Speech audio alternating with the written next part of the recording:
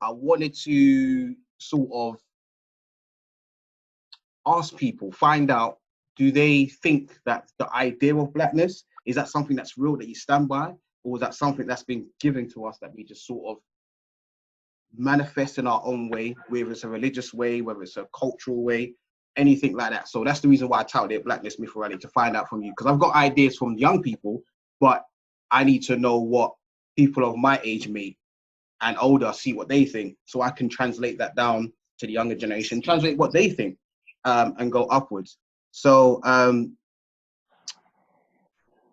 question for everybody, and you can unmute your mics if you want to speak, is themselves black? Who calls himself black? Okay, cool. Nice to see you, Dwayne. Shout out to Dwayne. He's got an incredible story. He actually was in the Guardian newspaper the other day about, you know, during the coronavirus, during this pandemic, you're starting to see a lot more racism, and he was stopped, unfortunately arrested, for something so small and petty that didn't even exist. So for those who consider themselves black, what does it mean to be black to you? Anyone can go first. Look at Jade's face. I'm happy to talk about why I don't. Greetings, B. Mr. Tribal, how you doing? Dwayne, I'm going to go to you because you're a powerful Yes, guy. people. Good afternoon all. It's a tough question, to be honest with you, and some that like myself now struggling to even answer it. But a value of self and being, and a collective as one, an understanding of self and where I come from, and where my forefathers and ancestors come from, and what they did as part of the struggle for us to even be here in this country, on this earth, and the representation of them. For me, and who I identify as a person and as a being on this planet. For me, it's a difficult one because I don't like to define and put myself in a box as one particular person, and as a definition of, and for people to think that I define myself as that. First and foremost, I'm a human, as we all are, and my skin color doesn't define who I am. But to some people it does, unfortunately. But for myself, I don't like to define it too, but I do see myself as a strong black man. Okay, fantastic. Mina says, it depends on the context for me. Mina, would you like to exemplify that for us, please, sister? Yeah, sure. Hi, everyone. Hi, Darrel. I was looking forward to this. For me, it really just depends on who I'm around and what the context is. So in a social space, I'm racialized as black, whether I want to be black or not. So in those spaces on a political level, I'm absolutely black. But I think because my parents are from the African diaspora, I feel it's more appropriate to self-identify as being somebody of African descent, because that gives me a root and it gives me an origin, whereas black is a social construct. It's something that was made up for a particular purpose. So I use it within that social construct space. So if I'm talking about racism, I use black explicitly because that's what it's referring to. But if I'm talking about my self-identification and my origins and my roots, then it's the continent of Africa. So for me, that's I try and separate it in those two different ways. Brilliant. I totally agree. And obviously, to get to the point that where you're at now, well, it depends as well, because some people have to go through a journey of understanding what blackness is. And it sounds like you've kind of navigated your way through society and through life, and you found out, you know what, blackness means different things depending on where you're located, and even classed as West Indian or classed as African, or you know, it depends on where you're going. So yeah, I totally agree.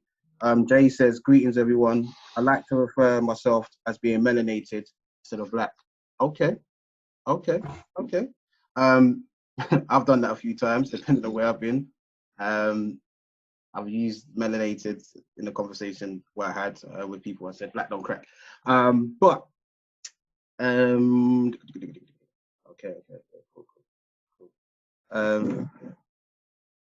Marlene says, hi everyone. Obviously, I'm not black as you lot can see, but I love to learn on this subject as my children are mixed race and most of my friends are black.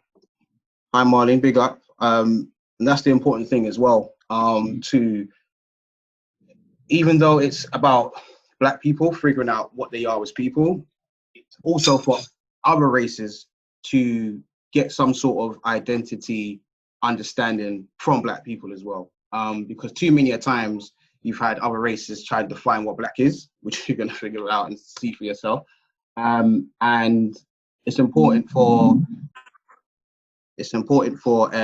sort of other races to kind of sit down and let black voices be the only voice or be the voice of reason and understanding. Too many times I've been told what blackness is from European people, and like, yeah, it's been uncomfortable at times, but you know, when I've been on my Malcolm X vibe, kind of put them in their place. Shout out to Renee.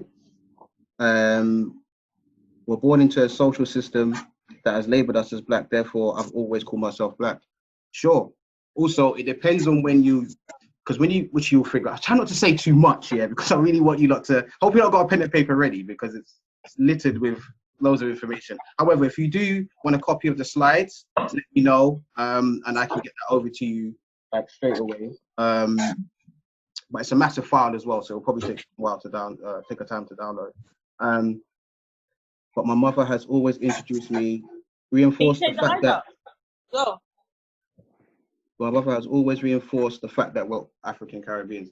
Yeah, sure. I mean, blackness, depending on where you're coming from and your generation as well, you've got to realize that Asian people were called black at some point. So during the freedom fight in Britain between the 70s and the 80s, a lot of Asians were labeled as black as well. But we'll get into that. Sure, Marlene, yep, I can give you a copy. Beverly, yep, I'll have one for you as well. Okay. All right, also, halfway through, we'll have a little break, a little 10-15 minute break halfway through. I'll let you know when that's coming. Kind of stretch your legs, or if we need to turn down the pot on the fire or whatever you're doing, yeah. I'll give you a little break and then we'll regroup and then connect again. We'll keep the link open. We won't sign up, but we will regroup and we'll go from there. All right, so what I'm going to try and do is, hopefully this works. It was working fine the other day. Okay. Hopefully we can get the slides up and running, and then we can go from there. Thank you, newcomers, for coming through.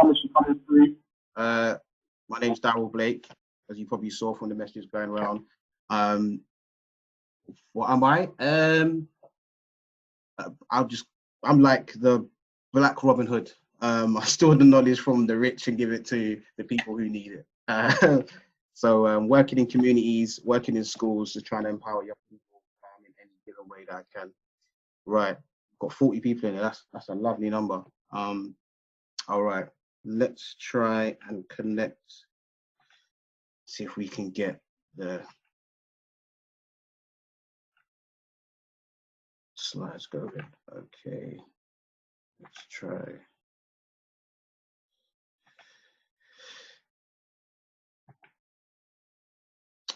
Okay,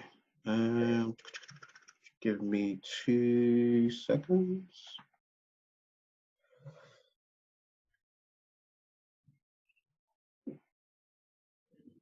All right, let me just keep that going whilst I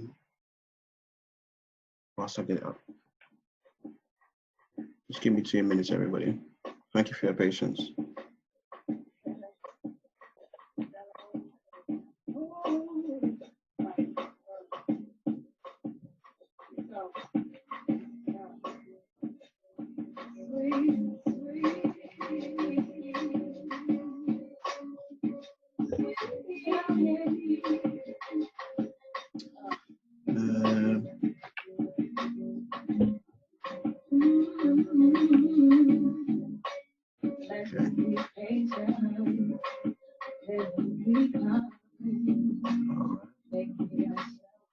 That's it.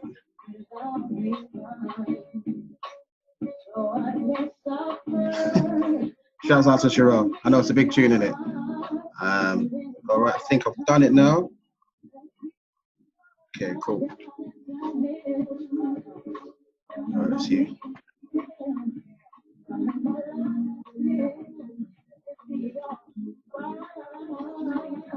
All right, I'm gonna try and share my screen. You'll only be able to see me though, but if you can see it, just anybody unmute their mic and then be like, yeah, I can hear it, and then knock off the mic here. All right, so here we go.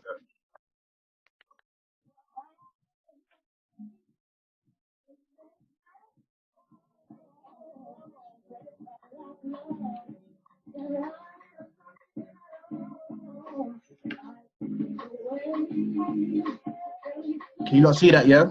It's coming up. It's coming up. Fantastic, fantastic. All right, thank you, thank you. Everybody can mute their mics. For those of you using their phone, if you turn it landscape, you'll be able to see it properly. Yeah. Because you might think, oh, it's too small, whatever. But I will be moving my mouse over so you can kind of like get an idea of what I'm talking about. But yeah, in between, when I want to talk to everybody, I will probably stop the share and then have a conversation with you, and then flip back and forth. Let me stop that. Right.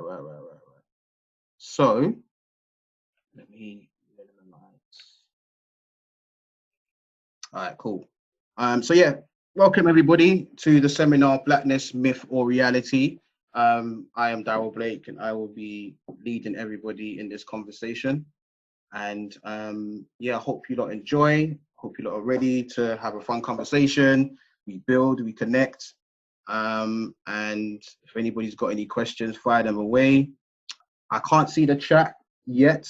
I'm going to sign in on my phone so I can see the chat. So if you've written anything and haven't responded, don't worry, I'm not ignoring, since I can't see it on this ting and ting. All right. So, question: for those who identify as being Black, could you, well, essentially, has anybody looked up the definition of Black in the dictionary? If you have, just raise your hand like so. If you've looked up the definition of Black in the dictionary. Seen one, seen two. Right. I feel it's very important that for us to understand about definitions, we kind of look at the etymology of words, but also what we need to understand is that when we use what we call the Queen's language, we have to be careful that we're using words that we don't know the full meaning of. So in the terms of being Black, a lot of people don't look at the definition of Black. So what I've done, especially with young people, is that I've looked it up for you. Now, what I've done is looked at the definitions, but what are the synonyms and the antonyms of Blackness. But before we get to that, here are the learning objectives, okay? If you want to take a screenshot of it, you can, that's no problem. But again, I will be passing it all around for those who want to. So learning objectives: to understand the cause and effect of systematic oppression of Black people via systems of identity crisis, double consciousness, and self-loathing colorism. And then your learning outcomes, hopefully by the end, if we've had a great time, and done a good job, learners will be able to show historical value to the African diasporic movement, to recognize the cognitive dissonance of imperialists and their pseudoscience influence on Black lives, to demonstrate how contemporary conditions understand the cause and effect of systematic oppression of Black people via the symptoms of identity crisis, double consciousness, and self-loathing colorism. Okay, so we move on. 1 second.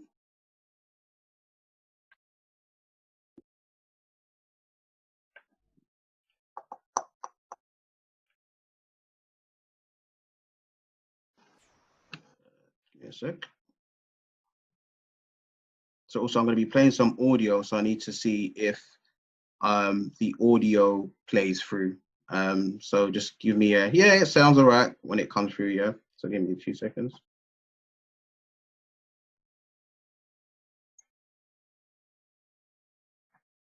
Okay, fantastic though.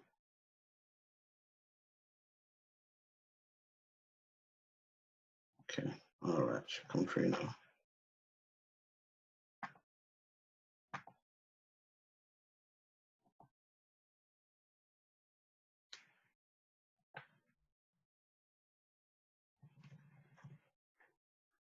So this is a guy named David Starkey, who's a well-known historian. He's having a conversation on BBC, I think it's Newsnight, where they're talking about chavs. And halfway through the conversation, a gentleman has basically asked him what is his concept of what chavs are and their behavior. So David Starkey is responding to someone asking a question about chavs, okay? So.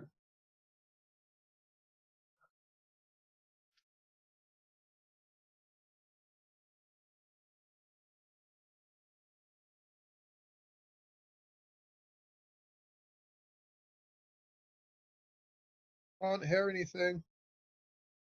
There's nothing coming through. Darrel, there's no audio.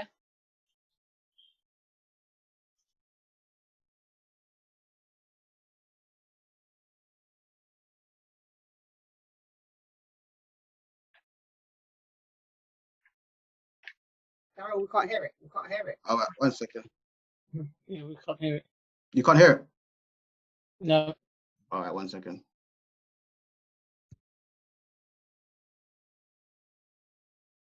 The phone for people watching. Can't see you. Hold on. Oh, can't see you though. I can't see you, yeah? Hold on 1 second. I can't see you.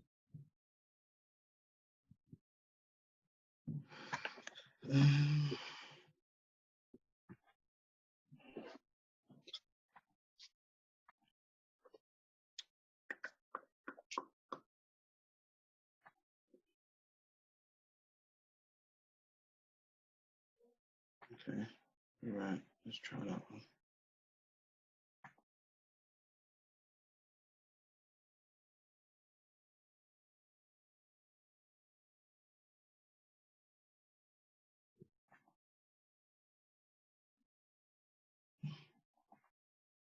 Okay. Yep.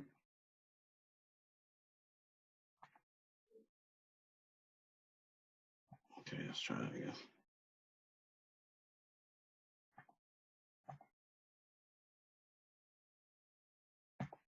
All right, we're gonna go again. All right.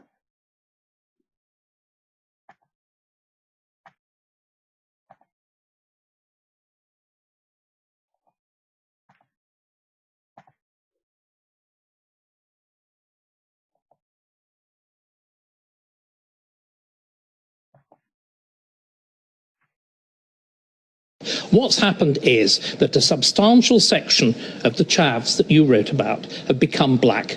The whites have become black. A particular sort of violent, destructive, nihilistic gangster culture has become the fashion. And black and white, boy and girl, operate in this language together.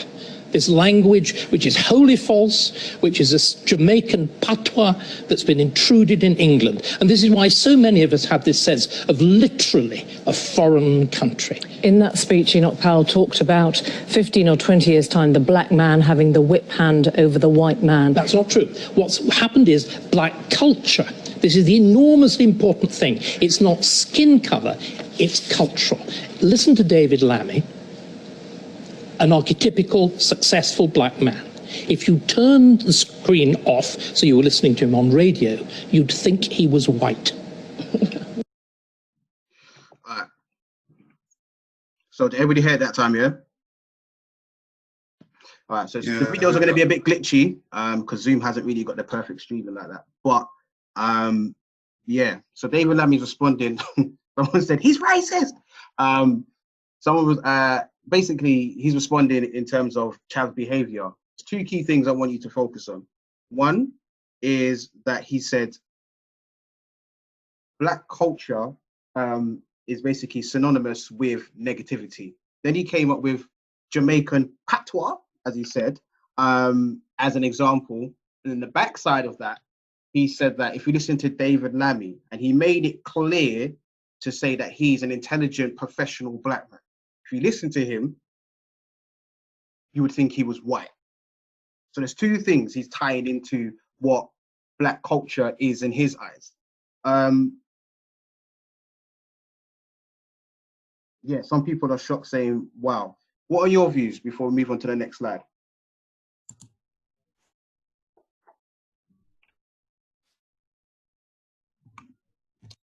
I see you looking, Jade.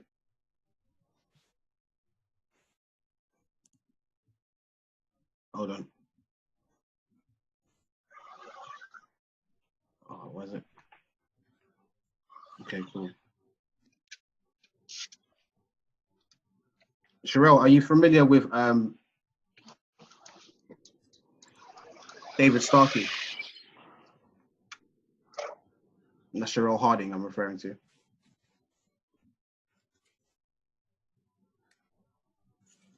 Yeah, and I've seen that interview before.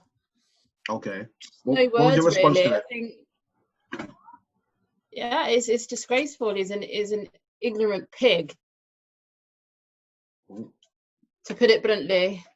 I don't really have much words, to be honest. Did you see who you was sitting next to as well?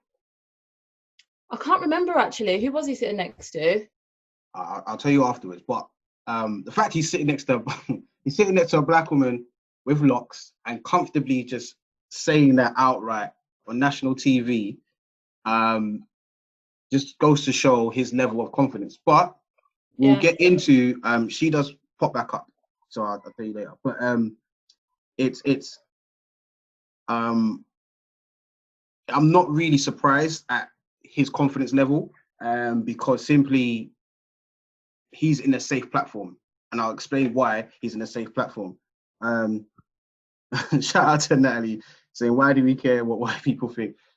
Yeah, it's true, but I think his comments are really damaging to people to Black people that are watching it, because it kind of continues to perpetuate this idea that in order for you to be intelligent, you have to be white or speak white. Mm-hmm. Definitely. I feel like the danger is caring what they think. It's not what they say, it's actually giving legitimacy to what they think. I don't care what no white man thinks of me. I don't care. I really don't care. And seeking approval through either what's that term, Darrel?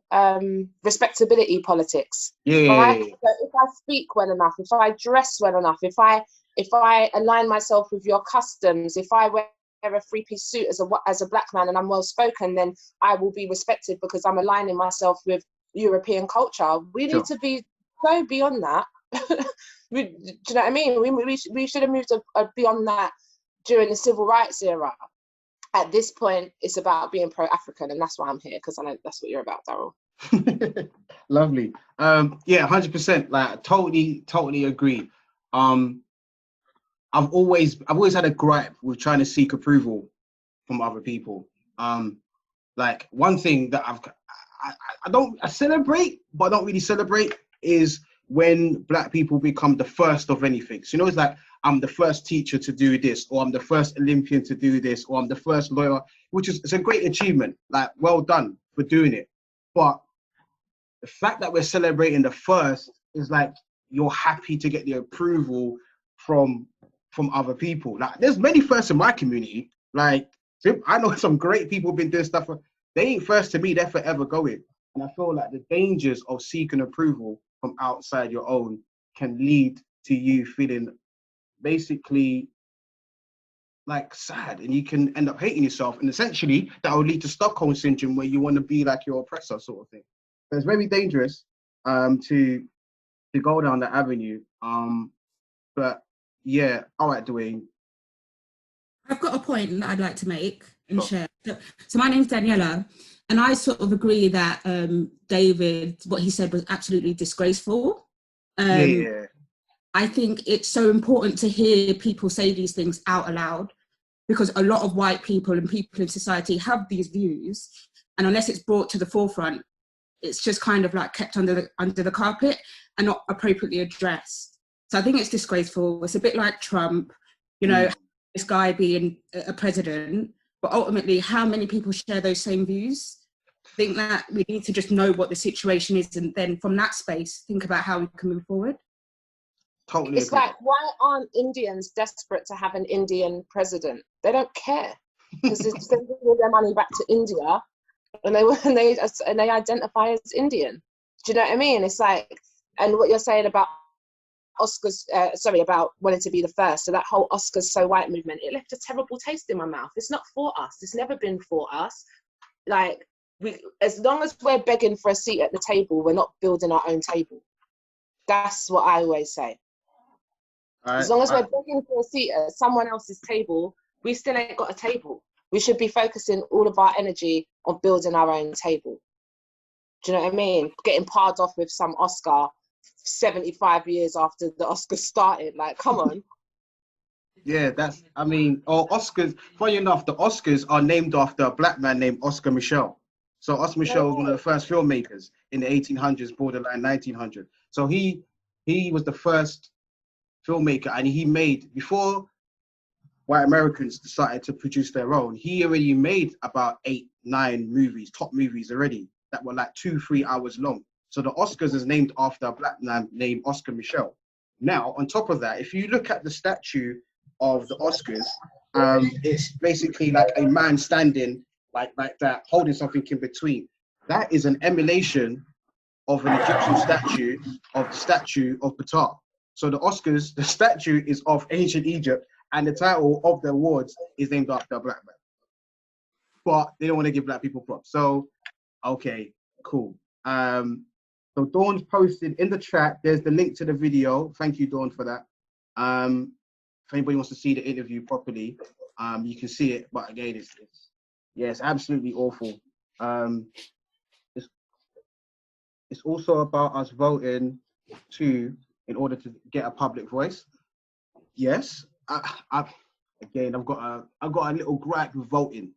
I like to vote, but yeah, that's a different conversation. There's politics with me and voting. It's just personal for me in terms of, like, if we don't get into local politics, national politics, you might as well forget about it. If you don't start in your local community, forget about it. There's no point even trying to deal with what's going on out there, because you have to get your hub right. Every other community gets their hub right because they deal with local politics. We tend to not even know who our MPs are in our boroughs. So we got to deal with local politics first. Forget national. We're not ready for that ball game yet. Deal with local politics, who your MPs are in your borough, and then build it up that way. Otherwise, like, prime example would be, even though Boris has done a horrible job, he will win again. he will win again because he's got that safetiness of whiteness, unfortunately, which we'll get into. Terry says, it's good we don't care, but people like him shape narratives of us because he's speaking to the status quo. Blackness has always been synonymous with negativity and any narrative that aligns with what people propelled. Totally agree with you on that, which ties into what the next slide is, going into the definition of blackness. Thank you to those who have just joined as well, and we will keep it going. So what are we doing? This one? Okay.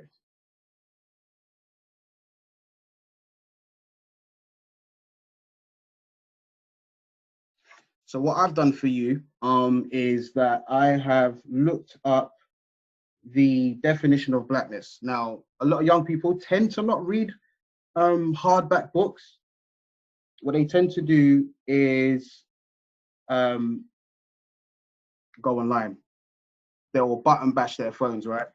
So I set them a task to then use the online dictionary, because there's a dictionary everywhere, so there's no excuse. And here's what I've come up with. So blackness, adjective, blacker, blackest. I'll try and go slow for those that want to write it down, or if you want to take a screenshot of the slide, go ahead. Remember to turn, if you're using your phone, turn it landscape, so you can get a wide shot of the slide. Okay. Point 1, being a color that lacks hue and brightness and absorbs light without reflecting any of the rays composing it. Sure, blackness does hold in heat, holds in light. Prime example is if you have a car and you park your car in the direction of sunlight and you got like black seats, for example, and you go and do your thing and you come back and the seats are piping hot. Yeah, it's basically absorbs light, absorbs heat, you know that. Point 2, pertaining or belonging to any of the various populations characterized by dark skin pigmentation, specifically the dark skinned peoples of Africa, Oceania, and Australia. Point 2, simply saying anybody that's got a darker hue complexion is considered black, depending on what continent they're from. Okay, great. As an adjective, that makes sense. Makes sense. This is where it starts to turn by dictionary.com. Okay. Deliberately harmful and inexcusable. Ill-boding, sullen, hostile, and threatening. Without any moral quality or goodness. Hold on.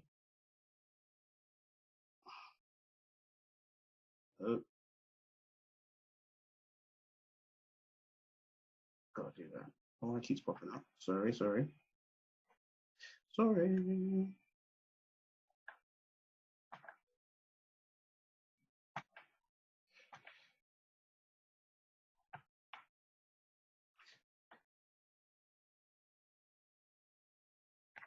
Right.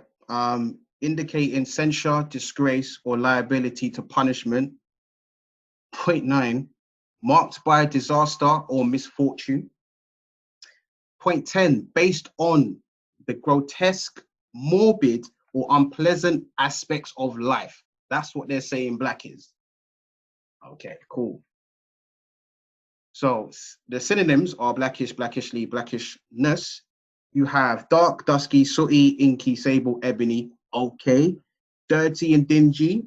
Okay. That depending on what it is. If you have like a white t-shirt, white piece of clothing, whatever, and you get dirt on it, like mud or whatever, yeah, cool, it's gonna be like that. Okay. But black, sad, depressing, somber, doleful, mournful, funereal, disastrous, calamitous. This is what they're saying black is. Okay. Sinful, inhuman, fiendish. You got monstrous there, atrocious, horrible, nefarious, traitorous, and villainous. These are, even though they're just words hold power, right? So when I did this with young people, before I even got to point 5, I was at point 3 alone. A lot of them were like, what? Are they saying that I'm sad and depressing? I'm like, well, you call yourself black, by definition, in England, this is what they're talking about. Okay, so when essentially people who don't look like you call you black, they're getting a definition, not from yourself, because they're not sitting down with you in your community, in your culture, in your faith, in your belief. No, they're sitting down with you and talking to you from a dictionary perspective of who they are, who you are, and this is what they think of you. So they was like, what? And then when I got to point 5, they was like, no, this is racist, man. So I was like, have you never looked up blackness or black in the dictionary? It's like, no, I just know I'm black. I'm like, well, this is what, by definition, what blackness means. So they're like, all right, cool, I need to switch it up. So this is what, anyway, goes underneath black, essentially, dictionary.com. You have an antonym, which means the opposite, which means non-black. So this is what they've got for the opposite. Point 1 is white. Point 2, clean. Point 3 is hopeful and cheerful. Now, what I've said to young people when I've done this session before is, like, raise your hand if you bathe your skin in the morning. Obviously, they're gonna. Then I'm like, put your hands up if you look forward to life, if you look forward to the next day. Are you gracious and grateful for your family? Do you get happy about things? Like, is that you? And they all put their hand up. So I say, okay, so if that all applies to you, are you white? They're like, no, I'm black. I'm like, by definition, this is what dictionary.com has down for blackness. When you look up white, you can imagine the amount of purity that you see in white. So what happened as well, I must add, is Black Twitter, there isn't a Black Twitter, but Black people on Twitter went ham at this and at dictionary.com, and they said that this is racist. So they was like, okay, we apologize, we're going to adjust it, okay, and we're going to create a revised version, all right? This is the revised version, by the way. Just letting you know. So last year, March, they changed it. So this, I need to make this point. This is what they changed it to. So you can only imagine what they changed it from. That makes sense, right? So that's blackness. If anybody's writing, I'll give you about 15 seconds. And then we'll move on to the next slide. Again, if anybody wants copies of this, I'll give it to you. It's not a problem. Again, though, Darrel, it's about etymology, right? Because we're not black, nor are white people white. These are colours, like spectrum colours, but we're not black, and white people are Don't ruin it, don't ruin it, don't ruin it, don't ruin it. Don't ruin it, because we're getting into that. I will get you to repeat that again in about 7 slides down. Yeah, there's a lot of slides, but I'm going to try and go for as quick as possible. You're so on point. Like, you're right. You're right. By definition, we ain't, but we will. Yeah, we'll get into that. Don't. Yeah. Apologies. But I will never refer to myself as black again. Like, you've definitely driven the point home. I'm an African woman. I'm a woman of African heritage. Right. Or a Nubian woman. This is it, because you'll see the idea of blackness, or the term black, has only been around for a short period of time. Like, very short period of time. So before black, what was there? But I'll give you the breakdown of the dates of when things came around. Yeah, so we'll move on to the next one. So what people seem to kind of like not understand, there's a difference between race, ethnicity, nationality, and culture.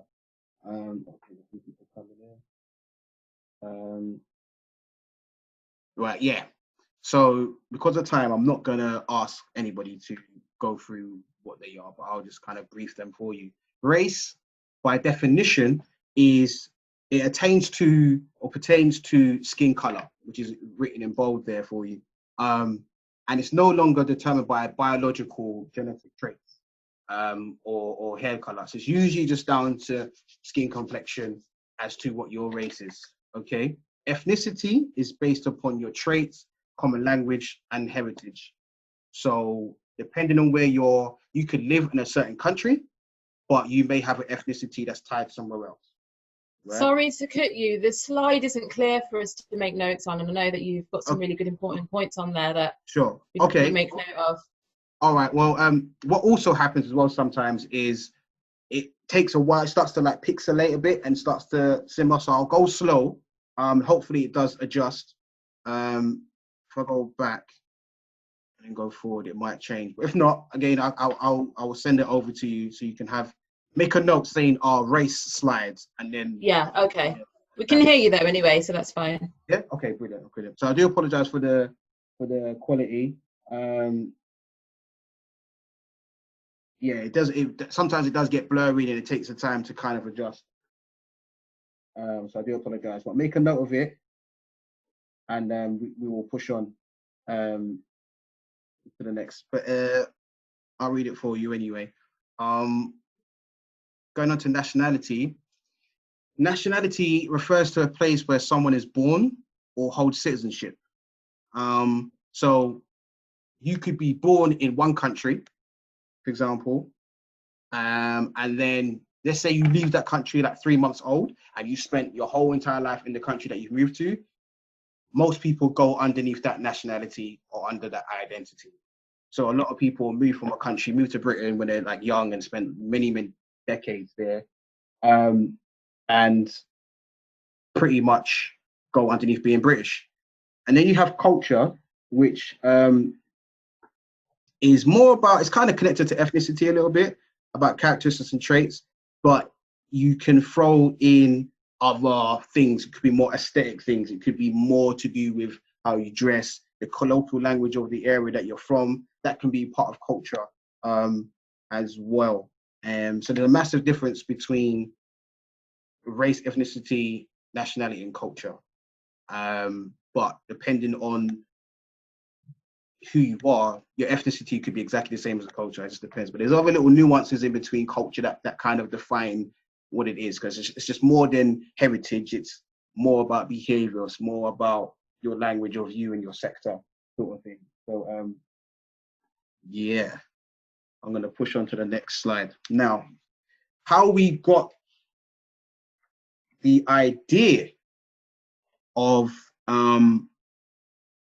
Blackness and culture, race, ethnicity, and nationality stems from this picture here. This picture, it might be a bit pixelated, but hopefully you can see enough of it anyway. This picture here defines... There's the whole heap of white people, that's what I can see. Yeah, right. This picture defines exactly where, how, who we got to where we are now. This picture here, this image, because it's pixelated, you won't be able to make it out. You probably won't make out anyone in there anyway. But this era of time, global time, is called the Age of Enlightenment. Okay, the Age of Enlightenment. Okay, can everybody see the Age of Enlightenment written at the top? Yes. Cool. So that's the Age of Enlightenment. I'm about to break down the Age of Enlightenment because this is a very important time in history, not just our history, everybody else's history, where things went from here to there in a short space of time when the whole world changed. The Age of Enlightenment.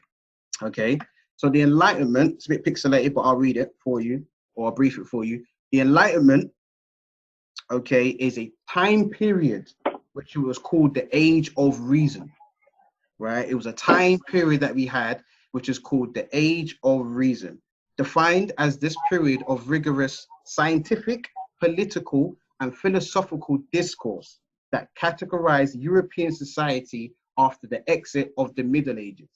The Middle Ages, right, is the back end of, let's say, between like the back end of the 1400s up until like the 1600s.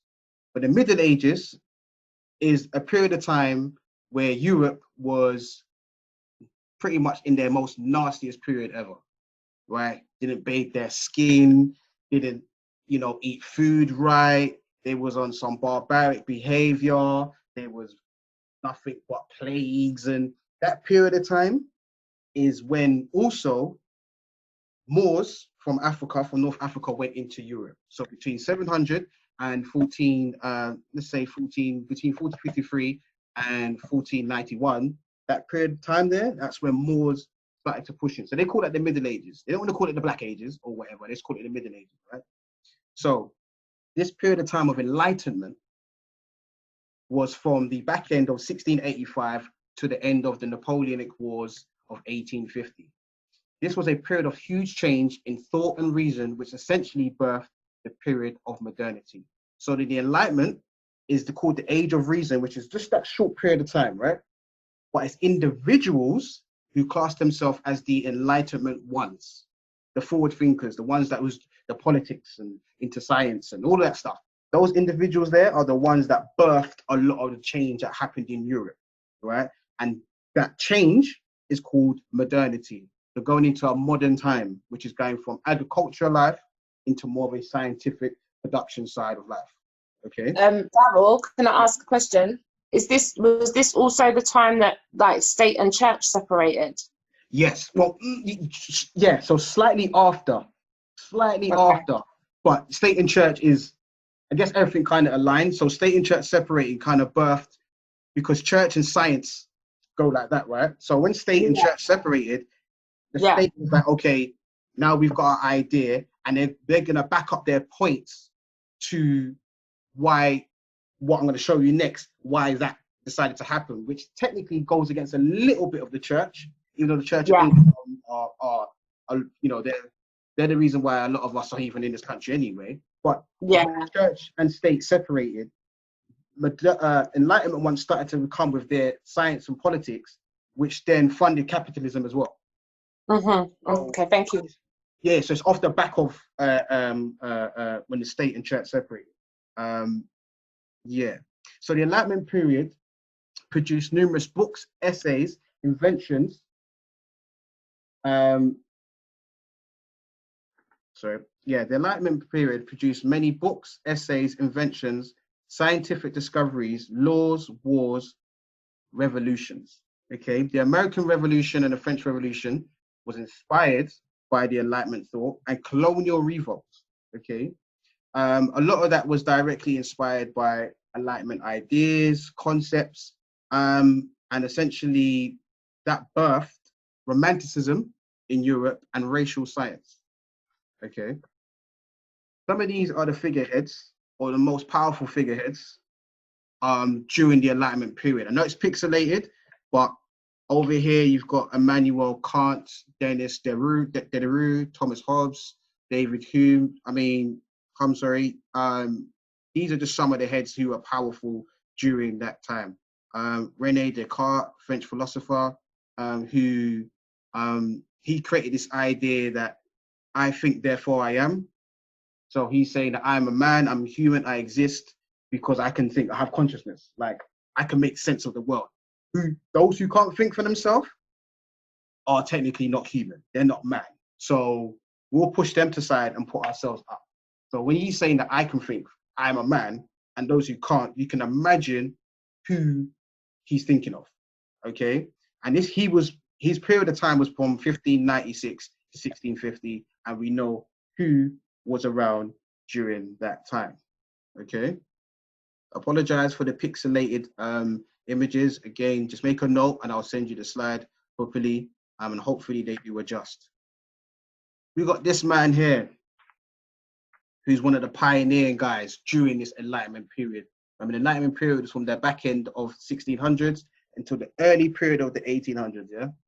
This is James Madison, the US 4th president of the United States, yeah? Born 1751, died in 1836. This guy, okay, says blacks are inhabitants but are debased by servitude below the equal level of free inhabitants, which regards the slave as divested of 2/5 of a man. What did he mean by that? This is the US president, right? He also owned slaves, right? This is the US president saying blacks are inhabitants but debased by servitude below the equal level of free inhabitants. What he's saying is this. There's two reasons why he said that during this period of time. Period one, he says, well, there's a 3/5 compromise. So what that means is each state in America has a number of representatives at the House of Representatives, yeah? The more representatives you have, the more power the state has. So what happened was the North and the South had a divide. And with that divide, the North was like, well, you don't consider slaves human, so you can't count these people. The South was like, okay, maybe we should count these people, because the more people you have on paper is the more representatives you can send off to go represent your state and, you know, get power. So the South was like, all right, what we can do, we can count 3/5 of the slave population under one number. We won't count them whole, just 3/5 of the slave population, and they will become man, and we can get more power in the South. That's how they managed to do it during that period of time of the 1700s. Reason number two, which is just straight up basic and raggle, is to justify the American treatment of slaves in his compartmentalization. He would have to agree with himself that black people are not human. For him to say they're 2/5 of a man means that because they're not human, because they're not man, I can beat them. I can rape her because she's not human. So she don't feel no pain. She don't feel no power. She's all right. She's cool, whatever. So for him to go sleep, wake up, go sleep, he has to tell himself that they're not human. He has to justify it. It's just like if you're going out on the street and you're walking and you accidentally step on an ant, you're gonna be like, oh, an ant. Okay, keep moving because it's not human. You don't have that emotional tie to it. Whereas if it was a human, you'd be like, wow, oh my gosh, what's going on? Sorry, I didn't mean to. So for him to justify his nasty behavior and his crassest behavior, he would have to say to himself that slaves, Africans, are not human. They're not a full, complete being. But remember, this is a period of enlightenment. So he's getting his knowledge, just like David Starkey, he's getting his knowledge from people that are pushing books, politicians, scientists that are giving him this information. A key person, John Newton, okay? John Newton once said, right, slaves are lesser creatures without Christian souls, thus not destined for the next world. This is what this guy said, okay? Another thing he said was when women and girls are taken up on a ship naked, trembling, terrified, they are often exposed to the wanton rudeness of white savages. The prey, this is what he's calling black women, the prey is divided upon the spot. Resistance or refusal would be utterly in vain. This is what John Newton said. You can't see the image because it's quite blurry, I understand that. But on the right-hand side there is... Who is he? John Newton. John Newton, I'm about to tell you now. John Newton, he's a poet. Okay? So John Newton is a poet. Now, he was on a slave ship. He was a slave captain, okay, during the period of the late 1700s. So he was going from like New Guinea, which is like the west, well, Guinea, the Guinea coast of Africa. So that goes from like Ghana, Benin, Nigeria. From that period, then he used to sail a lot to go to the Americas, right? And one day he was on a ship, right? And he was sailing and a storm hit the ship. And then he prayed, as they do, right? So he prayed and was like, okay, God, please save me. The ship is rocking left to right. I really want to be here. Please, please, please, please, please allow me. If you stop the storm, I'm going to turn my ship around and go back. Storm went, sun was out, he turned back, right? He then wrote this poem. Amazing grace, how sweet the sound that saved a wretch like me. I was once lost, but now I'm found. Was blind, but now I see. Amazing Grace was written by John Newton in the late 1700s. He was a slave captain when he wrote that. How many black people across the globe sing Amazing Grace? Enough. I've sang it at a funeral when I was a little bit. I sang it when I was going to church. Like, yeah, I've sang that. But it was from a slave captain. On the right-hand side, you can see it's a hymn, and it was written in 1779. That's his book there. Again, he got this information during this Enlightenment period where he's getting the knowledge from other people. I know the writing's a bit small, but again, if you want the slides, just let me know and I'll be able to send them over to you, or I can screenshot the one particular slide and send it over. Another pioneering figure is a guy named Carl Linnaeus. He's the father of taxonomy. Taxonomy is the ability to categorize things. So you've got like reptiles, amphibians, mammals, that sort of thing, and plant life and botany and whatever. He's the guy who's considered the father of taxonomy. He's one that labeled everything and put them into sections, right? So this man, what he decided to do is look at humans, okay? And what he did, he decided to put humans into categories. So he said, Homo Americanus, reddish, choleric, obstinate, contented, and regulated by customs. Anyone in the group, who do you think he's talking about? Homo Americanus, reddish, and regulated by customs. Latina. Yeah, close. Native Americans. Yes, Native Americans, right at the bottom there. Okay. And would that include indigenous Carib people? I would argue and say no, but you would tie Native Americans to the Caribs and Arawak Indians. You could tie it together, but at that time, I don't think he was talking about them per se. Okay.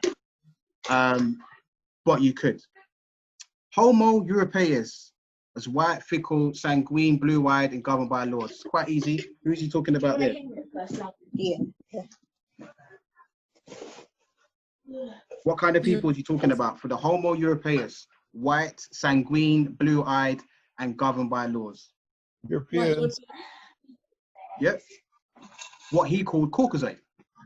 The Caucasoid name came from when what he did is that he decided that there was a certain set of people who came from the Caucasus Mountains, which is near Turkey, and he said that the mountains were so beautiful, they were white, they were glorious, and there are people who inhabited that space there and came from that space in that area.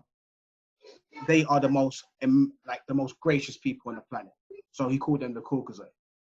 I don't want to sound stupid, yeah. I suppose this is the brilliant. Ready? Sorry, someone's got their mic. Someone's got their mic. Could you mute your mic, whoever's not talking, and then the person, so we can. Sorry, go ahead. You know, in the biblical story, God banished the sinners to the Caucasus Mountains? Yeah. Because I always wonder if it's the same location. Not that I'm a Christian myself, but I'm just asking the question to connect the two. Yeah, well, in the biblical sense, there were a set of people that was banished and cast out, and they went up. They was banished out of Africa and went straight up from East Africa, and banished straight up right up into the mountains. And then that's when they say, like, your features changed, your nose became more narrow, hair changed to cover your hair because you got to deal with the cold and whatnot. Right. But it is the lineage. It's the Caucasus Mountains. Okay. Yeah. That's near Turkey. All right. Homo Asiaticus. Sallow, grave, dignified, avaricious, and ruled by opinions. Who do you think he's talking about? East Asians. Yeah. Yep. That's what he's talking about. What they called them was Mongoloid. It wasn't even like Asian like that then, but it was like Mongoloid. They saw that the Mongoloid set of people, even though I don't like to use that term, but Mongoloid set of people were like the original Asian person, and then everybody else filtered. So when you go into more east side, those are the people who sort of like are descendants, but the reason why is because they traveled a lot through the snow. So when they saw Asian nations and Asian cultures that were navigating through snow, or like Eskimos, they were saying that they were people, and then they filtered down. All right. So Homo Afro, black, phlegmatic. Someone needs to mute their mic.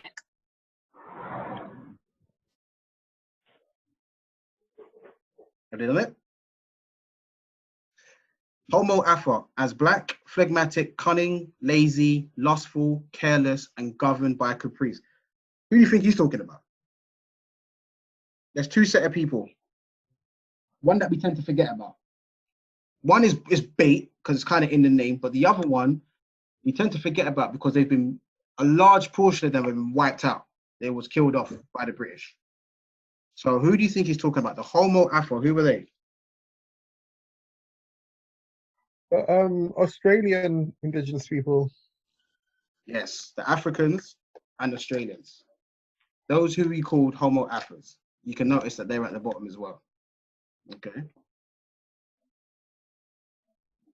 You had a guy named Johann Fried Blumenbach, okay, who's the father of physical anthropology. Essentially, that just means study of the human body. And this is what he had to say. But I'll simplify it because it's quite lengthy.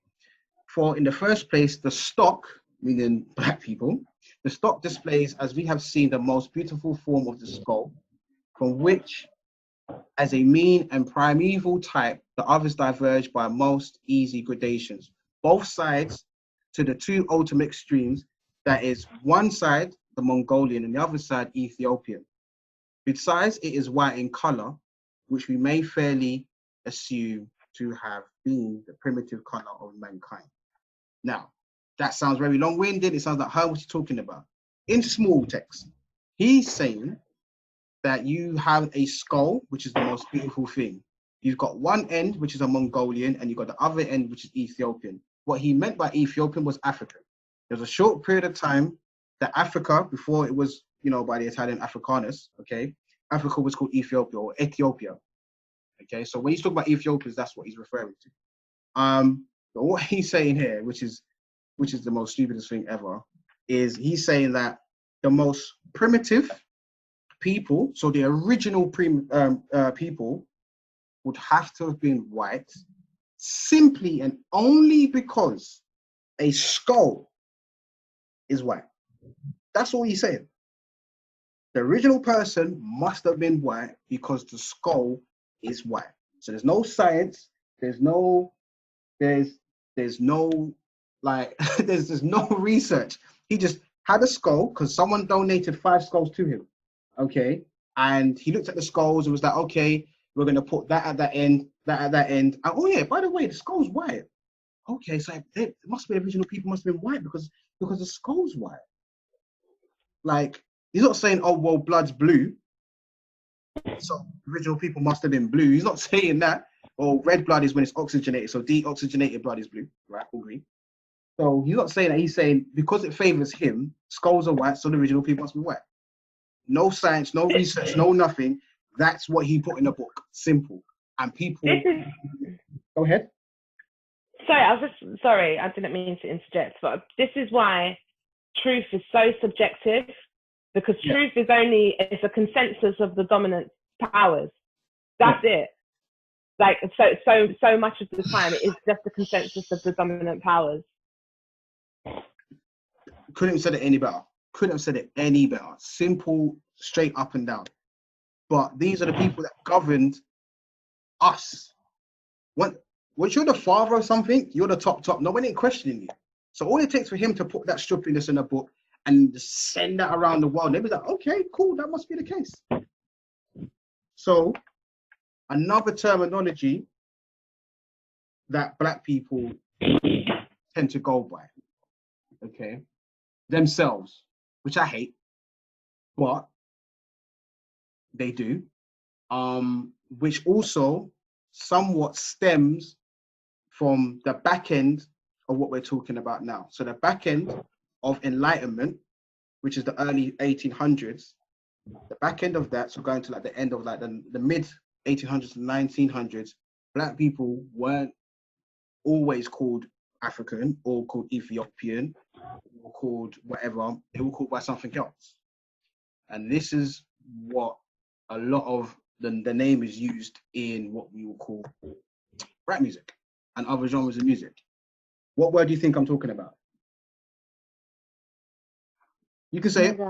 Yep. There you go. Thank you very much. That word.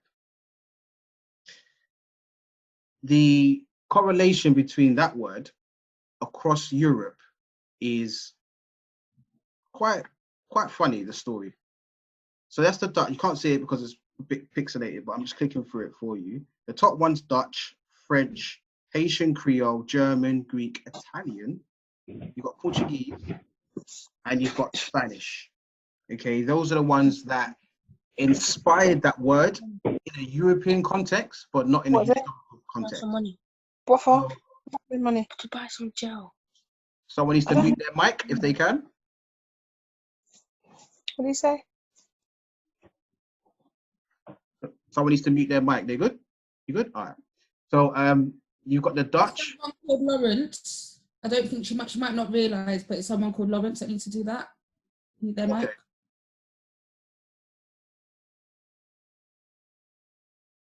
Okay, cool. We'll push on. We'll push on. So you've got the Dutch version, which is Neger or Zwarte.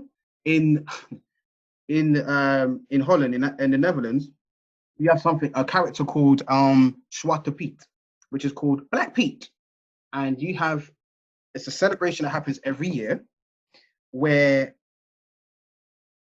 white people in Holland, in the Netherlands, dress up blackface and parade the streets every year, closer to Christmas time. The character is called Zwarte Piet, which means Black Pete. So they black up the face, wear these little mini afros, put on like red lips, and they parade the street and people are applauding and whatnot. Black Pete, the character story of Black Pete is he was Santa's little helper. He was the one who climbed through the chimney, and all of that is soot. Yeah, this is real. This is actually real. They dressed up, blackface, parade the street, and dressed up as Black Pete, and say that he was Santa's helper, and he came through the chimney and had blackface from the soot. Okay. So it's like, so hold on a minute. So if the story is that Father Christmas came through the chimney as well, how comes they don't dress up with blackface with Father Christmas? Straighten out Not racism. straight to the top, but Right, straight line. straight up and down racism. But Schwartz Peter's a real character. So I did a curve. I did a curve. So someone needs to mute their mic if they can. I Please. did a curved line. Yeah. So that's a character.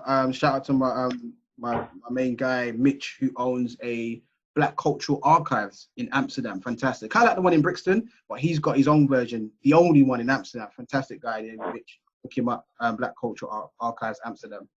He's been protesting against Black Pete for time, and they're not going to change that.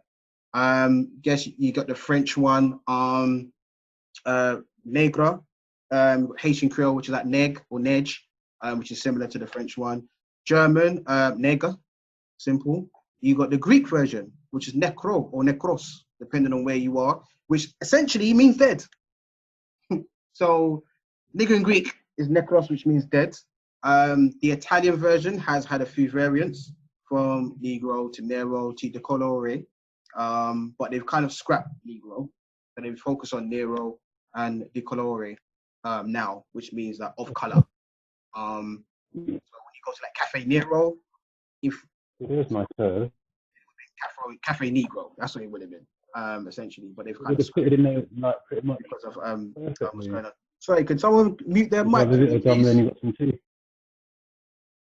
Mr. Lawrence. Lawrence, you need to mute your mic.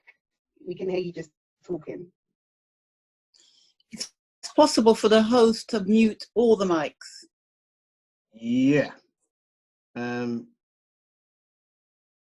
One moment. Okay.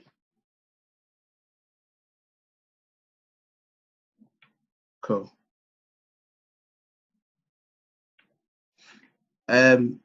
So yeah, those are obviously, you've got the Spanish version, the Portuguese version, Negro, we know that already. By just looking at some of the tags, I'm wearing a black t-shirt now, but it's got different languages of what it says as a black t-shirt, and Negroes on there. That's when I first established that, was like 15, 16 years ago. Oh, the Negro in Spanish, what? But realized it meant black. But the etymology, as Natalie was saying earlier, is very important. So I think we need to get into the etymology of what nigger is, because some people that want to call themselves black by dictionary.com definition, okay, where did that stem from? And then those who want to say, oh yeah, I'm a nigger, okay, cool. Where does that stem from? So we need to get into the etymology of nigger. Now, funny enough, the contemporary or the modern title of nigger is very negative. We know that. We don't need to go into that. We know where it comes from. We know the negative connotation. We know the history behind it. But the etymology is positive. So then when you've got like the Nazi nation that decided to take the swastika from the Asians and East Asians, right? And or essentially from Buddhists, and take that and then make that into their symbol. So we know the swastika is bad. It's like, oh my gosh. But the etymology or the history behind it is that it's actually really positive. It's about balance. It's about dealing with the four seasons as well. That's why it's shaped like that. It's a beautiful symbol. And then it's obviously, if you carve it as well, so you turn the edges and you turn it sideways, it turns into yin and yang. It's about equal opposites, right? But it's a beautiful symbol. Like so many beautiful symbols over there in East Asia. But obviously they've taken it, made it bad, and we're just like, wow, it's essentially racist. It's the same like the word nigger. Contemporary right now, negative, it's bad. Historically, on an etymology level, it's actually bigger than what we think. If I can,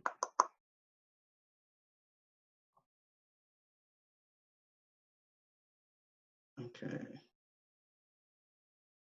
So I'm just going to bring this back in. Okay, cool. So going to the etymology, this is where we're at of the N word. I don't know how blurry it is for you, but I'm going to kind of give you the originals and say it for you. But again, I can screenshot it for you, or you can ask for the slides again. Thank you for the newcomers that's come through as well. I appreciate it. Don't touch anything. Okay, so the top one is a Kemetic and Egyptian pronunciation of the word God. Back in Kemet, they didn't use a lot of vowels, a lot of it was consonants. So how to pronounce the name for God or the highest deity was Ngr, which was pronounced Enga, Enga. Okay, same like with the Kemetic word for nature, essentially, a divine purity, was Ntyr, which was Netka, Netcha, Netcha. Okay, you've got king in Ethiopia, Nagash. You've got emperor in Ethiopia, which is Negus, or one of the rulers as well, during the period between 1682 1703, around the Ethiopian Eritrean area, was Nagasi or Nagasi Christos. Okay, you've got Nkosi from the Xhosa section, Xhosa brothers and sisters down in South Africa, meaning God. You got Ngozi. Anybody that speaks Igbo, we know that means blessing. You've got Ndaba, Zulu. Again, you've got South Africa there. Ndaba, which was a council. Well, it was essentially it was Ndaba, it was a king. But what it means is the highest person, presidential, someone who's official, highest council. When you go further up from South Africa, you've got Naka or Naga, yeah, which is essentially was a section, it was a people, but they were very important people during Sudan. This is like post, just after the reign of Jesus Christ. So probably say that from like 200 AD, there was a section of people called Naga, even though their DNA traces way back, but they were called Naga and Naka people. Then you've got Nagamata, was a section of people during the reign of the Mali Empire. So there was a section of people who followed Mansa Musa, who were called the Nagamata people of West Africa. And for those who want to see more about that, there's a guy who traveled, it was a guy from Arabia who traveled around West Africa, coast round to India, and he documented who he saw and what he saw during this time. And Ibn Battuta, you can get like his writings on YouTube, on Google, and you can read about what he said when he went to Africa. He went to North Africa, West Africa, what he saw, the buildings, the constructions, everything that he saw. It's fantastic, fantastic. It's a lengthy read, but it's actually really brilliant. So the etymology of the word nigger stems only to these words here. Remember, English is stolen from Latin, it's stolen from Greek, stolen from French, they borrow from each other. But prior to that, essentially, this is the terminology, and Napoleon writes about it as well. Napoleon, he writes about it during the 1700s, coming across the Negus people. Okay, I forgot there's an Italian king as well. He wrote about the Negus people as well. So the nigger in its essence, its purity, is borrowed from Enga, which is the original name for God, Ngr. You can just imagine Europeans just going into Africa, stealing people, and then having them wherever they want to create their own little colonies, and just being upset. I'm just, look at these niggers. Look at these niggers. They just get on my nerves. You're just a niggers. Yeah, you think you're niggers, yeah? And then it just manifests, and then it becomes you nigger, and it's like, whoa, hold on a minute. But essentially, the originality of it is the fact that it comes from these words. And the whole the n sound, the power of n, because your consciousness, your brain, your third eye knows that. That's why, all right, for example, when babies are born, they tend to say dada first, right? And obviously dads get excited. They're like, oh my gosh, like, yes, like he said me, like, back, cool, great. But the only reason why is because babies, for them to developed sound, the tip of their tongue reaching the roof of their mouth, it's a lot easier for them to say da, da, because you're just lifting your palate. So that little bit there, just behind your front teeth, it's easy for their tongue to reach. So it's da, da, da, it's easy. Da, da, da, da, da, it's easy. That's the first thing that they can really pronounce. Mum tends to come later because they're entering, when they start saying mum, that's when you know their brains have entered into a different level of consciousness to pronounce the that little structure there, is more powerful than saying that. So any fathers in there, yeah, I know it's great, but no, to say mum is more powerful than saying that. That's why you have what is when they're in the state of meditation and they go they hold that that m vibration is vibrating the waters in you, right? Just why the ancient hieroglyphics, you've got the m sound, but essentially the English stole from the Egyptians, was water. So it's the up and down, that vibration, that frequency, that's what they stole. And that same sound is what babies hear when they're in the womb. So when they're on the stomach, they hear That's why some people have said, well, parents have said that when they're starting to hoover, they're vacuuming and stuff like that, and they're pregnant, babies seem to be a lot calmer. It's because that frequency that's transmitting through the stomach, which that calms the baby more.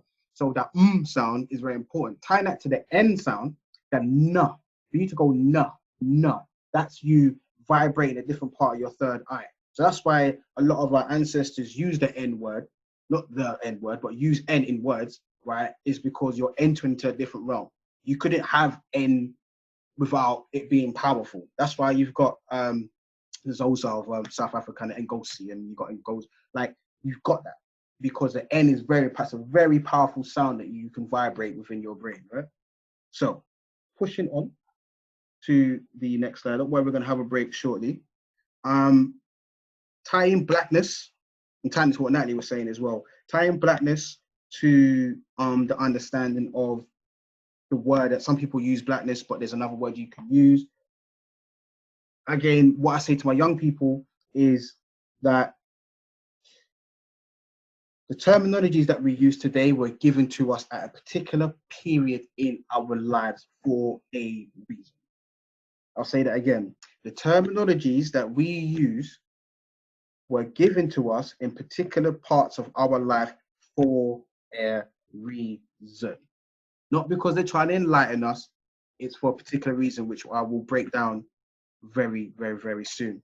So what I've done for you, I love this image. So I love it, it's powerful. I've given you the diasporic classification journey that Black people have used to identify with being Black. Okay. So from modernity, which was the Enlightenment period from the late 1600s to present day, that's what it's included in. But I've gone back to period of time with Christopher Columbus. Okay. So this is the identity of Black people outside of the continent of Africa, okay, have used, or labels have been given to them. Sorry. So in 1492, a lot in Europe of Black people were called Moors, and prior to that were called Moors. Okay. 1565 was a period of time. These are not exact dates of when they were used, pioneered or coined the first time. This is just when it became more popular. Okay. So 1565 is a period of time the Black people were labeled as Ethiopian. They weren't even called African or Ethiopian. Okay. With the progression and the kind of like manifestation of the transatlantic slave trade, that's when the idea of slave, mulatto, Sambo, or Zambo in the Americas came about. Pushing on from that, you got 1832, where it was more common to just label a slave a nigger. Now, in the Caribbean, I must stress this. In the Caribbean, when you go to the slave records in the Caribbean, Black people were hardly called niggers. I must say that again. In the Caribbean, Black people were hardly called niggers. They weren't. That's an American thing. That's way up north. Even though we're all one people anyway, in the Caribbean, niggas was not the name that was given. Okay, you might get you probably may get a Negro here and there, but it was mainly focused around being colored. It wasn't common. You get little bits and pieces because you had American rulers in the Caribbean, but it was more of the 15 states in the southern coast of America. Okay, Negro became big in America in 1865. Then you had colored in the UK, was more used during the period of 1900. Same with black in the UK. 1950 was a period of time when it was like, all right, where we probably should go underneath black. People used the term black before that date, but it was more used. So obviously this is after NHS period was created in 1948 by Neri Bevan, okay? And obviously that's the Windrush time as well. So we had no blacks, no those or Irish, cool. And then being more, because Negro was used a lot during the Civil Rights Movement, but it started to shift onto black. Okay, shortly after Malcolm X died, that's when black became more of a thing, which then turned into Afro-American at the decline of the Black Panther period, because Black Panther period is only, even though they were very powerful, technically it's only a 3-year period. Like from 68 to 71, you could say that was the period, right? When it was like the thing. But Afro-American was a period of time where black people in America decided to call themselves that. Multiracial was pioneered in 79. Multiracial was pioneered only in 79. It's only a new phenomenon. Then the year after became biracial when it was a journalist, a biracial journalist put it out there, where she's talking about the complexities of being black, essentially in America, but having a biracial identity. She coined that in the 80s. And then he changed it to African American. And then in the UK, you got ethnic minorities, which is morely, it was used prior to 1999, but I think it became more of an acceptance along everybody who weren't white during 1999. And then we've got Afro-Latin and Afro-Latina X.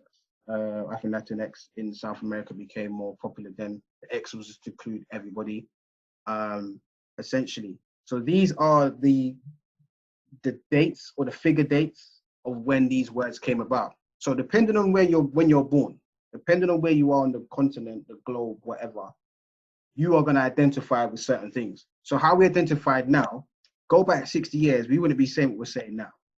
We probably wouldn't. Going back 80 years, we wouldn't. You speak to some of them old people down in the Caribbean. Some of my elders, yeah, who are like 80 plus, right? They will say that they're black now, but you ask them what did they call themselves when they was younger, and they will tell you they didn't call themselves black. It was either a nationality thing, or they'll say they were colored. That's it. They would say, yeah, I'm a British man, you know, yeah, and then it's a black man. But then before it became more of a thing to say you're black, no, they didn't call themselves black at all. It was more of a colored thing, and it was more of a nationality in British. They didn't call themselves white because they only went white. So we'll take a break here for like 5 minutes. I know that was quite lengthy, and then we'll resume. So we'll keep it to like 5 minutes, and then we'll keep going.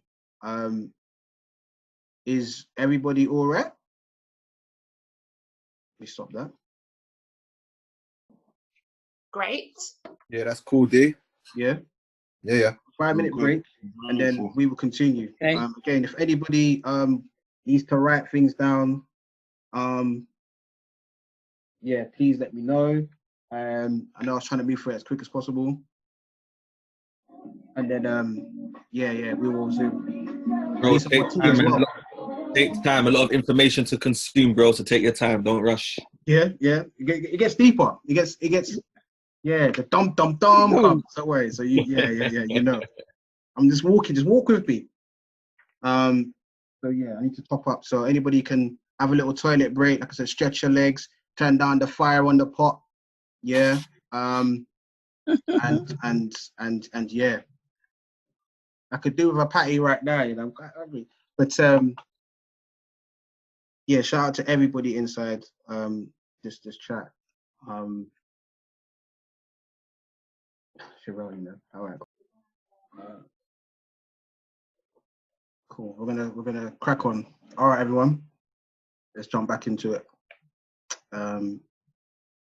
Yeah, thank you to all the newcomers. Appreciate it. For those who had to quickly dip out, no problem. You sent me messages privately, so we're all good. So yeah. All right. Let's get back to it.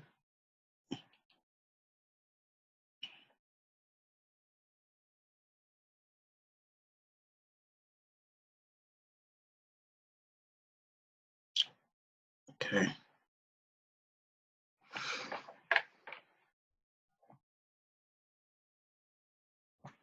All right. So there was a man named William E. Cross, or Dr. William E. Cross, and in his paper, there was an article he wrote, or a piece in an article, really, called The Negro to Black Conversion Experience. This was in 1971 when he wrote this. And essentially, again, Negro was a term from the 1800s. Black came out really during the 50s. But he's written a piece about Negro to Black conversion. And what he means by that, he says, as a part of research and development of a Black psychology, this article analyzes the stages and levels of awareness involved in converting from Negro to Black. Now, I can admit that I've had a Negro to Black stage in my life, okay? I've had a point where I've just been like, yeah, life is life. And then I had that moment where I was like, no, I'm more than just what people think I am. I am this. So it's called the Negro to Black conversion that he created, or he wrote about in 1971. And the image on the left-hand side kind of depicts where he's going with this, okay? So you've got the guy in the suit, parting in his hair, you know, cool. Then you've got the guy on the right, who's wearing essentially a dashiki, and he's got more of an afro. We don't know what book he's holding, but you can see the dress sense has changed. So the Negro to Black conversion experience is about going from one place to another, but there's a journey to it. And some of us have probably had that moment, okay? So he said the stage one, you have something called the pre-counter. Stage two, you have something called the encounter. Then you have the immersion or immersion. Okay, then you got internalization. And the last one is internalization, commitment. And each one is broken down into little small pieces, which I'm going to show you right now. Love this image, by the way. So stage one, which is the pre-counter. In the pre-counter stage, a person is programmed to view and think of the world as being non-Black, anti-Black, or the opposite of Black. The person's worldview is dominated by Euro-American determinants. So they just navigate around the world thinking, okay, that's Black, that's white, that's other, that's da-da-da-da-da, and that's it. That's for white people, that's for Black people. Cool, I already know my place, sort of thing. Then stage two is when you have that little bit of a light bulb moment. Something happens in your life where you start to think differently, / something happens where you have no choice but to think about something else. So it's about having experience or information or an event causes a person functioning at the pre-counter level to become interested or at least receptive to material that will contest a number of his or her basic assumptions concerning Black. So this is like when something happens and you're starting to question, hold on a minute. So, okay, that's not right though. That don't make no sense. That don't make no sense. So you might just be someone who's, for example, take a roadman. A roadman might just be navigating, doing what he needs to do, make his little money, whatever, right? Let's say he gets arrested and then he gets put in jail, right? Or he's on remand or whatever, right? Before he goes to prison. But he might go into prison and be like, hold on a minute. Bro, why am I seeing more Black people than anybody else in this place? That is a stage two. Yeah, that is what you call the encounter, okay? Stage three, that most people tend to be on their journey, especially in Britain, in Black Britain, this is the stage that people tend to hover around. They base themselves around this, which is called the immersion or immersion. Okay, in this period, the person immerses himself in the world of blackness.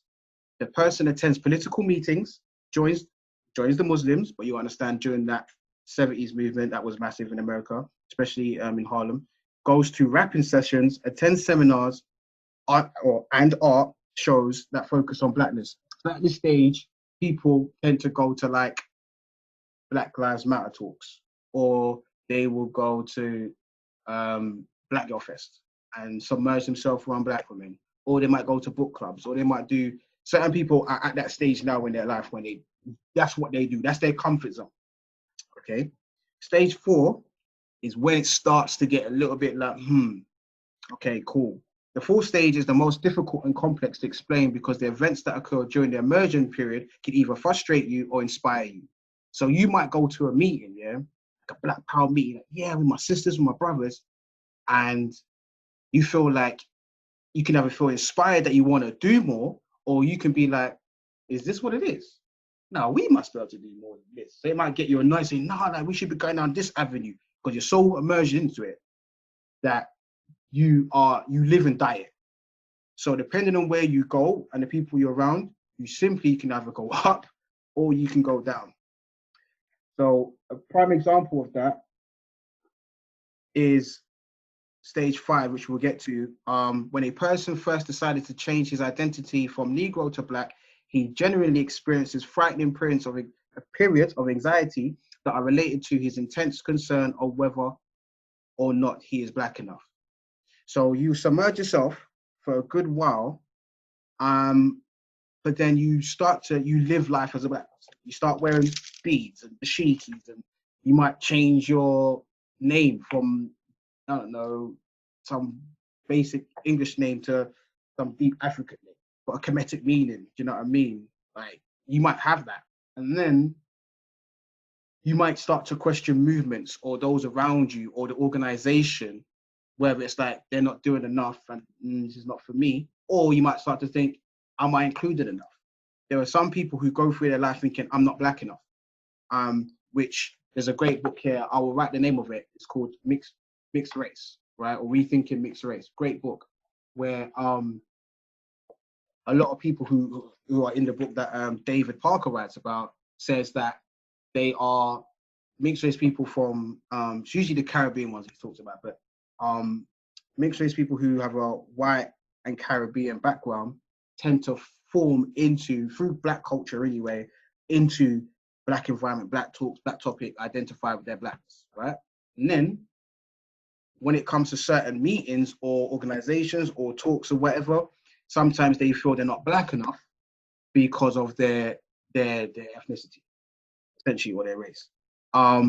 So that can make someone either want to cancel themselves out or rethink about life differently.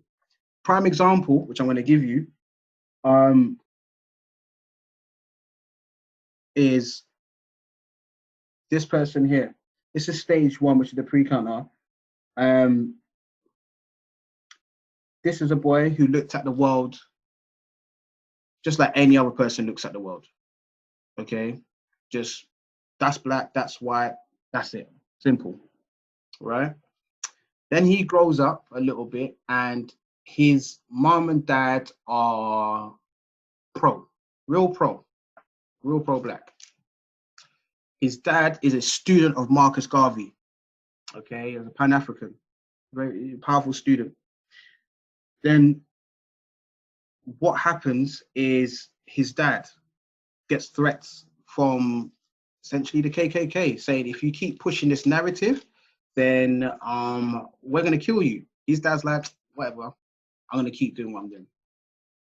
They kidnapped this man's dad, tied him to a train track, and the train went over him and killed him. His mum now, who couldn't believe what happened to her husband, her partner, she suffered deeply with second victim trauma and basically had ill mental health issues. She was sectioned, and eventually she lost her life. So him being, you know, a child of nobody at the moment, essentially like an orphan, he, even though he's got siblings, he resorts to the streets. He becomes someone who, a pimp, hustler, street dude. And what he used to, yep. Sorry, would it be possible to expand a bit on second victim trauma and mental health? Yeah. Do you want me to do that now, or do you want? Any point, I just think it would be interesting to speak about that and how, because I think that's so imperative to the trauma of our community and why we are where we are. And I think so many of us need to understand how to be compassionate with one another because of the second victim trauma that we all experience from day to day, just existing in this society. There, 100. All right. Yeah, I'll touch. All right. I'll touch on it a little bit now, but at the end I will expand on it more because it does tie into this person. Second victim trauma. No problem. No, thanks for highlighting that. Second victim trauma is very important when it comes to understanding that an event or an occasion can affect other people. Sometimes in the same way it affects the primary person. So, for example, if I have a friend who has a parent who lost their life, right? So my friend's parent died. They're going through what they're going through because obviously they lost a parent. So it's upsetting and it's a sad time for them. But me being their friend and being close to them, I can be affected mentally on two different levels. Level one, which is what a lot of people suffer with, is a level where they don't know how to respond to that person because they don't know if they're going to say the right thing, do the right thing, trigger anything. So they might tiptoe around certain issues or they may overreact. So some people underreact to things and then they overreact. Okay. And that happens a lot when you've got your friend, you might say, oh, do you know, I'm there for you if you need me. Just reach out. And I'll try and help you or whatever, you know. But then you're sitting within your own space where you're like, oh, that's crazy. I'm emotionally connected to this person, but I don't even know what to do. Plus, their mum was cool, and how they act now is going to affect me because I'm emotionally attached to them. So when it comes to being on, like, my bridges, all right, so I know some people who, unfortunately, due to gang affiliation, they lost their life, right? Now, when I had meetings with my mates, I was like, oh yeah, we're gonna go link up and just like pour a little, right? This is back a little while ago. The conversations we were having were not healing.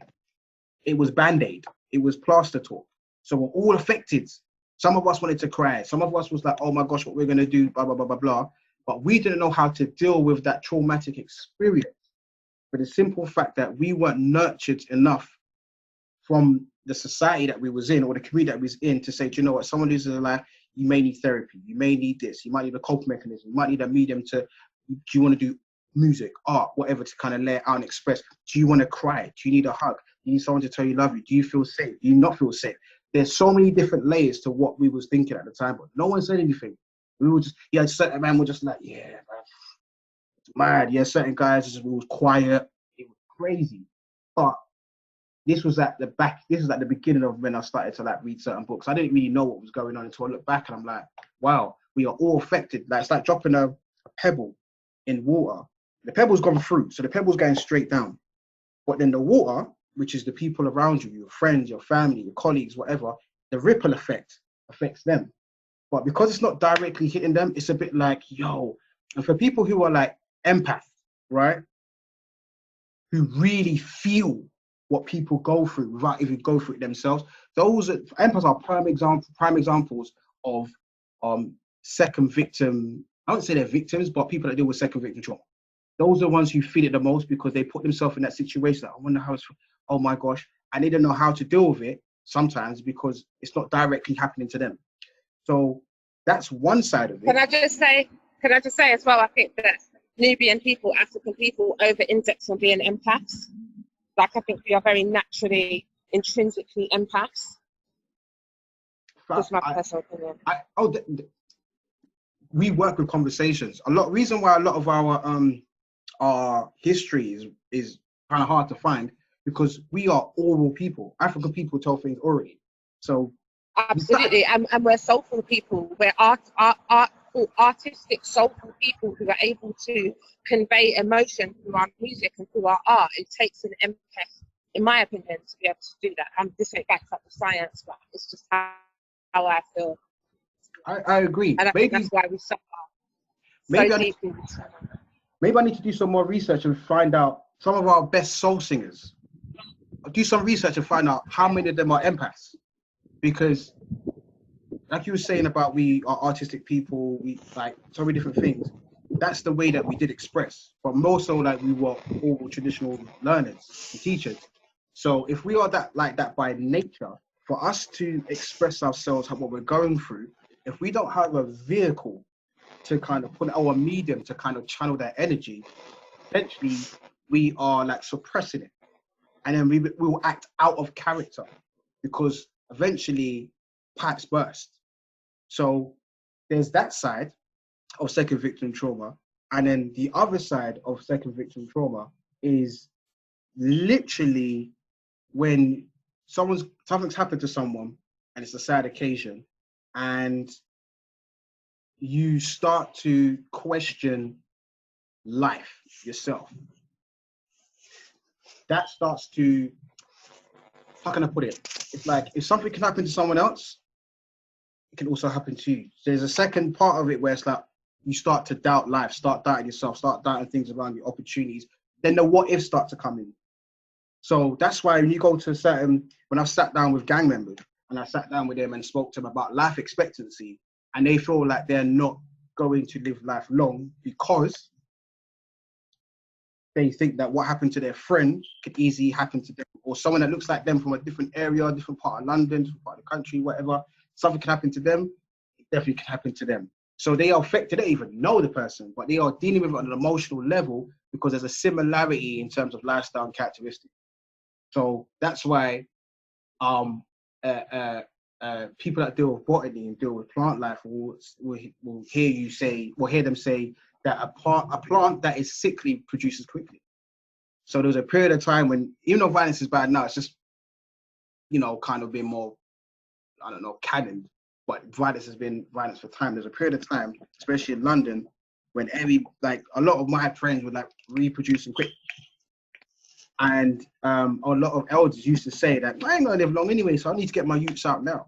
So that's just for the fact that they know some people that's gone through stuff, or they're going through stuff directly, but not too much, but they just thought they're not gonna live long. And life expectancy of young people is a scary topic to touch on when you sit down with them, when they can feel confident enough to open up. So there's a self-doubt and not knowing how to deal with a situation. Those are the two things that really can affect someone, just like this gentleman here. This gentleman was a hustler, he was a pimp, and on top of that, he decided to use women to rob people. So he would get girls would go to the club or bar or whatever, talk to a guy, bring him back to the hotel, and then him and his peoples will eventually go and rob the person. So that's what he used women for, this person here. Then there's at one stage, you get to the encounter stage, a turn of something happens in your life. He gets arrested, gets put in jail. Okay, and then it moves on to, what we call the immersion stage. This guy sits down. There's a guy named Bumpy Johnson, who's a well-known gangster in Harlem, who's just like, yeah, bro, this ain't for you. This ain't for you, bro. It's not for you at all. So he starts to read. Someone puts him on a book. He says, you need to read. Eventually, it was read the Quran. Okay. And he was like, yo, this is for me. But it was black people teaching him the Quran. So there was a powerful leader who was like, you know what, when you come out of prison, come check me. I'm going to reason with you. This person ended up being Elijah Muhammad. So at this stage now, internalization, Malcolm is empowered by what's going on with black people and people in the NOI, sorry. But he also starts to think, more can be done. So he's internalizing it, thinking, okay, I'm loving it. Like, okay, but we need to do more. We need to help this person. We need to do that. Then the last stage is the internalization commitment. So this is the shot. I don't know if you can see it, obviously it's a bit pixelated, but that was the last photo taken of him before he got assassinated on that stage there at that talk. And an internalization commitment part was the time when he thought that he was against the Nation of Islam because they were saying certain things, but when he went to Mecca and he saw everybody together, he's like, I'm seeing white people praying, I'm seeing Asian people praying, I'm seeing the Negro praying. Hold on a minute. So why are we talking that when this is going on? And he saw certain things with Elijah Muhammad, and there's more to the story. But in terms of the Negro to black conversion, Malcolm X is a prime example of someone going from the top left to the bottom right. And again, within that space, there is, you know, the second victim trauma going on because he did lose friends along the way, and he spoke about it. But I guess, I don't know, unless you speak to his wife, there was no way for us to know how he dealt with certain traumas that he was dealing with. Plus being kicked out of the Nation of Islam, I'm guessing that was a traumatic experience because they were essentially the ones that saved him coming out of prison. Okay. Now, going back to the identity of blackness, a key thing that affects us all is that word there. It's census. I'm going to brief this. It's quite long, but I'm going to brief it. A census is a procedure which is given to the public. Okay, it's a form that is given to the public, and within that, people get to tick boxes. So your name, your address, whatever, right? And it's usually, traditionally includes culture, business, supplies, agriculture, and traffic sector. Okay. United States census of 1790 was the first in the country, but in Britain, you had the Census Act in 1800 and you had the Population Act in 1800, which then kicked off the first census written in 1801. In the United States, every census since 1841, people have been asked to state their country of birth and in most cases their nationality. Going back to what we said about nationality earlier. Nationality is where you're born or where you reside the most for the most period of time in your life, right? The idea of ethnicity, which we spoke about earlier, which is more about your heritage, wasn't a concept in the 19th century, and anything other than white was a slave. So when people filled out the census in the 1800s, right, it was just white or slave. That's about it. White or slave. Now, what I spoke to about young people when we speak about slavery, I always ask them, what's the group of people that get left out when we speak about slavery? They always get it wrong. No matter where I go up in the country, they always get it wrong. The one group of people that get left out when we speak about slavery, essentially, is disabled people. Yep. Some of you are like, wow, for real though, we don't really talk about it. Yep. Because you don't see it in films, you don't really write about it in books. Okay? Disabled people get left out on purpose. But in America, this is how peak it is. Even though they left ethnicity out and it wasn't really a thing, it was like white or a slave, that was the only options you had on your census, when the people were filling out. There was another section, okay? And in 1840, this was the first time they included disability in the census. However, as you know, with most racist forms, okay, the census was shown to have severely overcounted the number of free black people who were insane or idiots. Obviously, this data that they have from the census was propaganda in order for Americans to argue that black Americans were unable to handle freedom. Okay, loosely, insane could refer to a periodic condition of unusual behavior, and idiotic could refer to a permanent learning disability, but there are no precise definitions for these terms. So I know it's small, it's hard to see, but I'm going to tell you. On the left-hand side, this is the slave census of it's from 1950, but it's a pre-record from before, right? Now you've got Virginia, South Carolina, Louisiana, Mississippi. Over here, these are the 4 columns. Virginia, South Carolina, Louisiana, Mississippi, right? These are percentage records, okay? On the 1840 census for disability, you've got deaf and dumb, blind, insane, idiotic, deaf, dumb only, multiple other, and unknown. So imagine now, right? You have a census for slaves and obviously their masters. Masters will fill out how many people they live with, and then they got a section for slaves. There was a section for disability. And the options that they have for disability are deaf and dumb, blind, insane, idiotic, deaf only, and dumb only. Imagine that. Like, proper box that they would tick. And obviously, for them to push the narrative that, again, remember, this is during the back end of the Enlightenment period where all these scientists and philosophical people started to create these notions of Europeans being high and being better. Black people, Africans or slaves or whatever you may have it, being deaf, dumb and blind, they're going to say that they are, just so they can say, yep, well, what's the point of trying to make slaves free? Look how dumb they are. They can't fend for themselves. You might as well just keep them in the state. So census records that we fill out today, where you want to fill out your passport, when you fill out certain things for your birth certificate and rare, essentially, the origins of it are racist. Super racist. And nothing's really changed in the sense of, I guess, how it is now, which we're going to have to go into. United Kingdom census. Okay. The 1991 census was the first to include ethnicity in the question for both England, Wales, and Scotland. And what in the ethnicity section, it consisted of 9 boxes, 7 labeled, and then the other ones you can write your own ethnicity or whatever.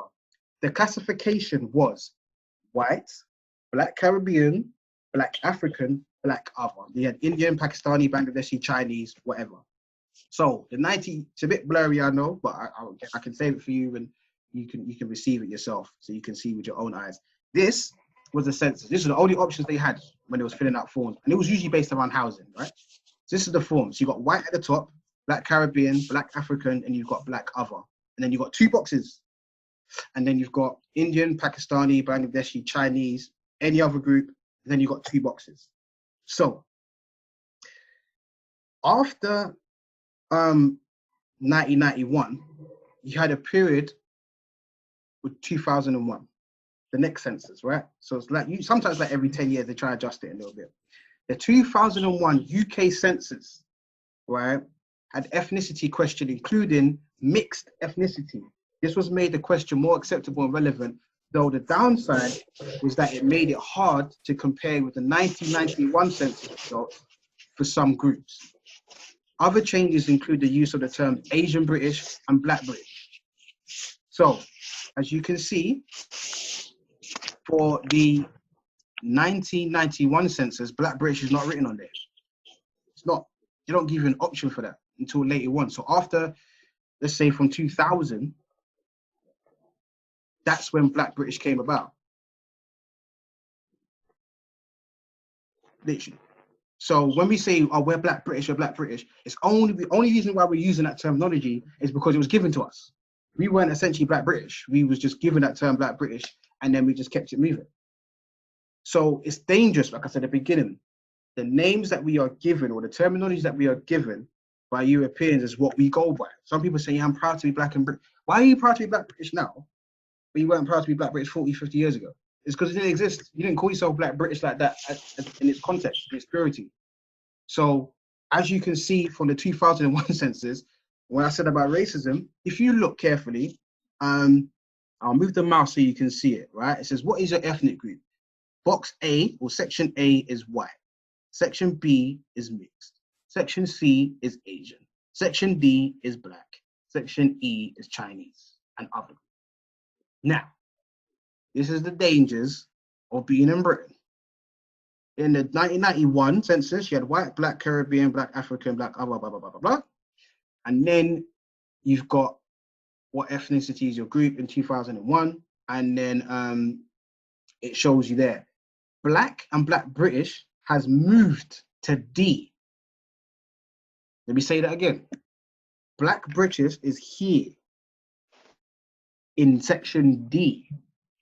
White is first, then it's mixed, then it's Asian British, which contains Indian, Pakistani, Bangladeshi. And then you've got Chinese and any other group.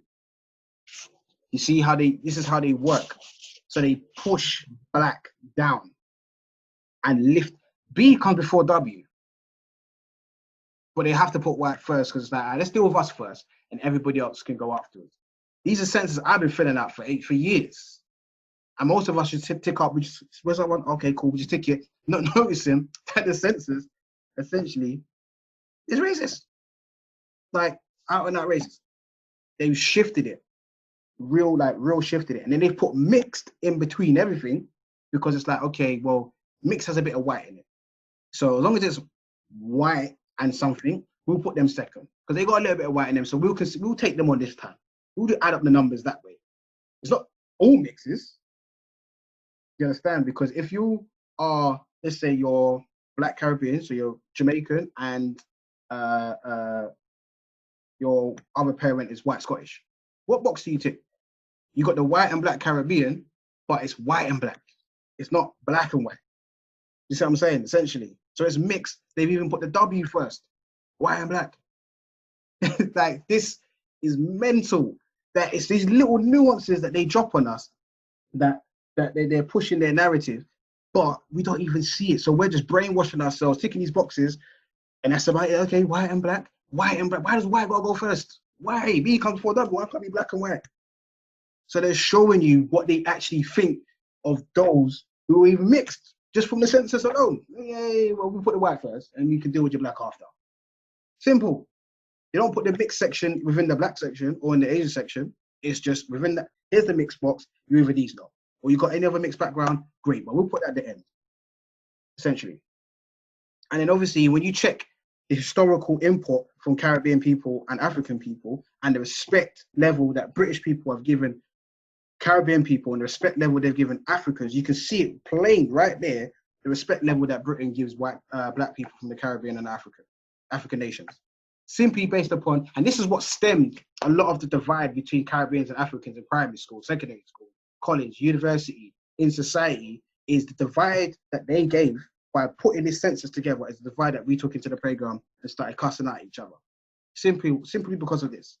Why has Black Caribbean got to be first? A comes before C. So I can't be Black African and Black Caribbean. They put Caribbean first, mainly based upon population. Some people may argue, but that's just nonsense, isn't it? To me, it's just simple, outright nonsense. But they're showing you they're creating a divide. So you got some uppity Caribbean people who will class themselves as better or not connected because they separated us in those little boxes there by putting Caribbean first. So these little things you think, where did this all come from? These are subliminal messages that we do every day. Every day we fill out forms and do certain things. It's right here, it's clear as day. Okay? But in terms of, let me guess, in terms of the idea of being Black and being classified and the separation and division goes back to slavery, as we know. Which brings me to here. This book, The Making of the Slave by Willie Lynch. Now, some people have debated and argued whether Willie Lynch is a real person or not, right? And to me, I don't know if he existed around, but what was said about Black people, essentially Africans, essentially slaves, still like bugs my head. So he was a slave master. I know you can't read the writing, so don't worry about that part there, the middle piece, yeah? But this is like a page. So here's the book here, and I have the book, right? So in the book, there's a piece that says in 1712, he was a guy who went to James River in Virginia in 1712, and he basically owned slaves in the West Indies. Not let's say West Indies, but let's say Caribbean. But you know which kind of part of the world he's coming from. So he went to Virginia to help out because slaves were running away. Remember, you got 1712 slave revolt in New York. I know it's split up, but still, there were many revolts happening during the early 1700s. And slave masters were losing slaves and losing crops, X, Y, Z, right? And he came over. He's like, yo, listen, you see in the Caribbean? Yeah, I got it sorted. This is 1712, yeah. I got it sorted. I got this little method for you lot. Use this method, and I've got you. I've got you. So on the right-hand side is a little piece by Willie Lynch, part of his speech, okay? And I've highlighted this section because this is the most important part of the speech that he makes to a bag of slave owners in America, okay? I'm going to read this part to you, okay? It says, this is deep, right? I shall give you an outline of action, but before that, I shall assure you that distrust is stronger than trust and envy. Is stronger than adulation, respect, or admiration. The black slaves, after receiving this indoctrination, shall carry on and will become self-refueling, self-generating for hundreds of years, maybe thousands. This is what he says, right? Don't forget, you must pitch the old black male versus the young black male. You must pitch or use the dark-skinned slaves versus the light-skinned slaves, the light-skinned slaves versus dark-skinned slaves. You must use the female versus male and male versus female. You must also have white servants and overseers distrust all blacks. But it is necessary that your slaves trust and depend on us. They must love, respect, and trust us. Gentlemen, these kits are your keys to control. Use them. Have your wives and children use them. Never miss an opportunity. If used intensely for 1 year, the slaves themselves will remain perpetually distrustful. That's what he says during his speech. Now, let me stop the share for this piece here, right? Now, you've got the male versus female, female versus male. You've got light skin versus dark skin versus light skin. And you've got young versus old, old versus young, right? That's what's going on right now. Show your hand, or you can use, at the bottom of your thing, you've got something that says reactions. You can use the reactions to do like, if you agree with something, it's like, yeah, you can do that, right? There's a little reaction section where you can, it's got like emojis and stuff, right? You could use that, yeah? But if your camera's on, cool. For those who think that the most prominent thing from that time, then we're going back over 300 years ago, right? You got three things: old versus young, young versus old. You got light skin versus dark skin versus light skin, and you've got male versus female, female versus male. Okay, with the slaves, right? Raise your hand if you think that old versus young, young versus old is the most effective one out of those three today. Okay, not seeing many hands. Okay, all right. Raise your hand if you think that light skin versus dark skin versus light skin is the most prominent thing today. Okay, 1, 2. You have to keep your hand at 3, 4, 5, 6, 7. Let me go back. There's bare people. Wow. Okay, cool. And if you think the last one, male versus female, female versus male, is the most prominent thing that happens today, raise your hand. 1, 2, 3, 4, 5, 6. 7, 8, 9, 10.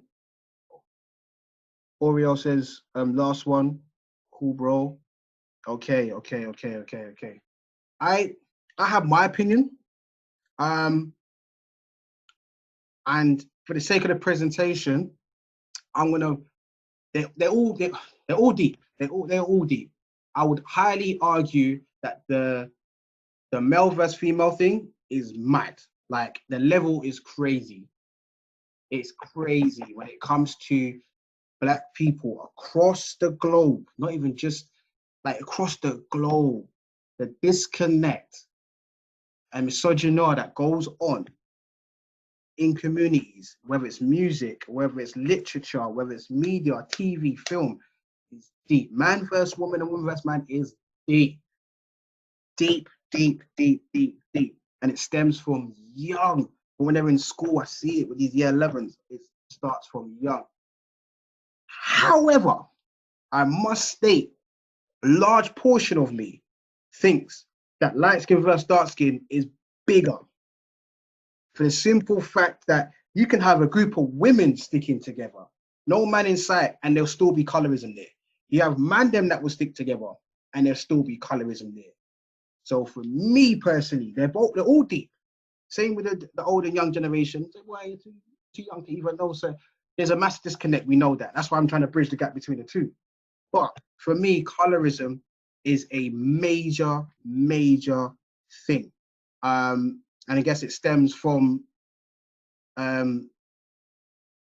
slavery. But the reason why I say that is because we can't help ourselves, especially as men, to push the colorism propaganda. As men, we have a massive part to play. Sharon says, I feel like colorism can stem from the disconnect between men and women. I agree. I totally agree with that.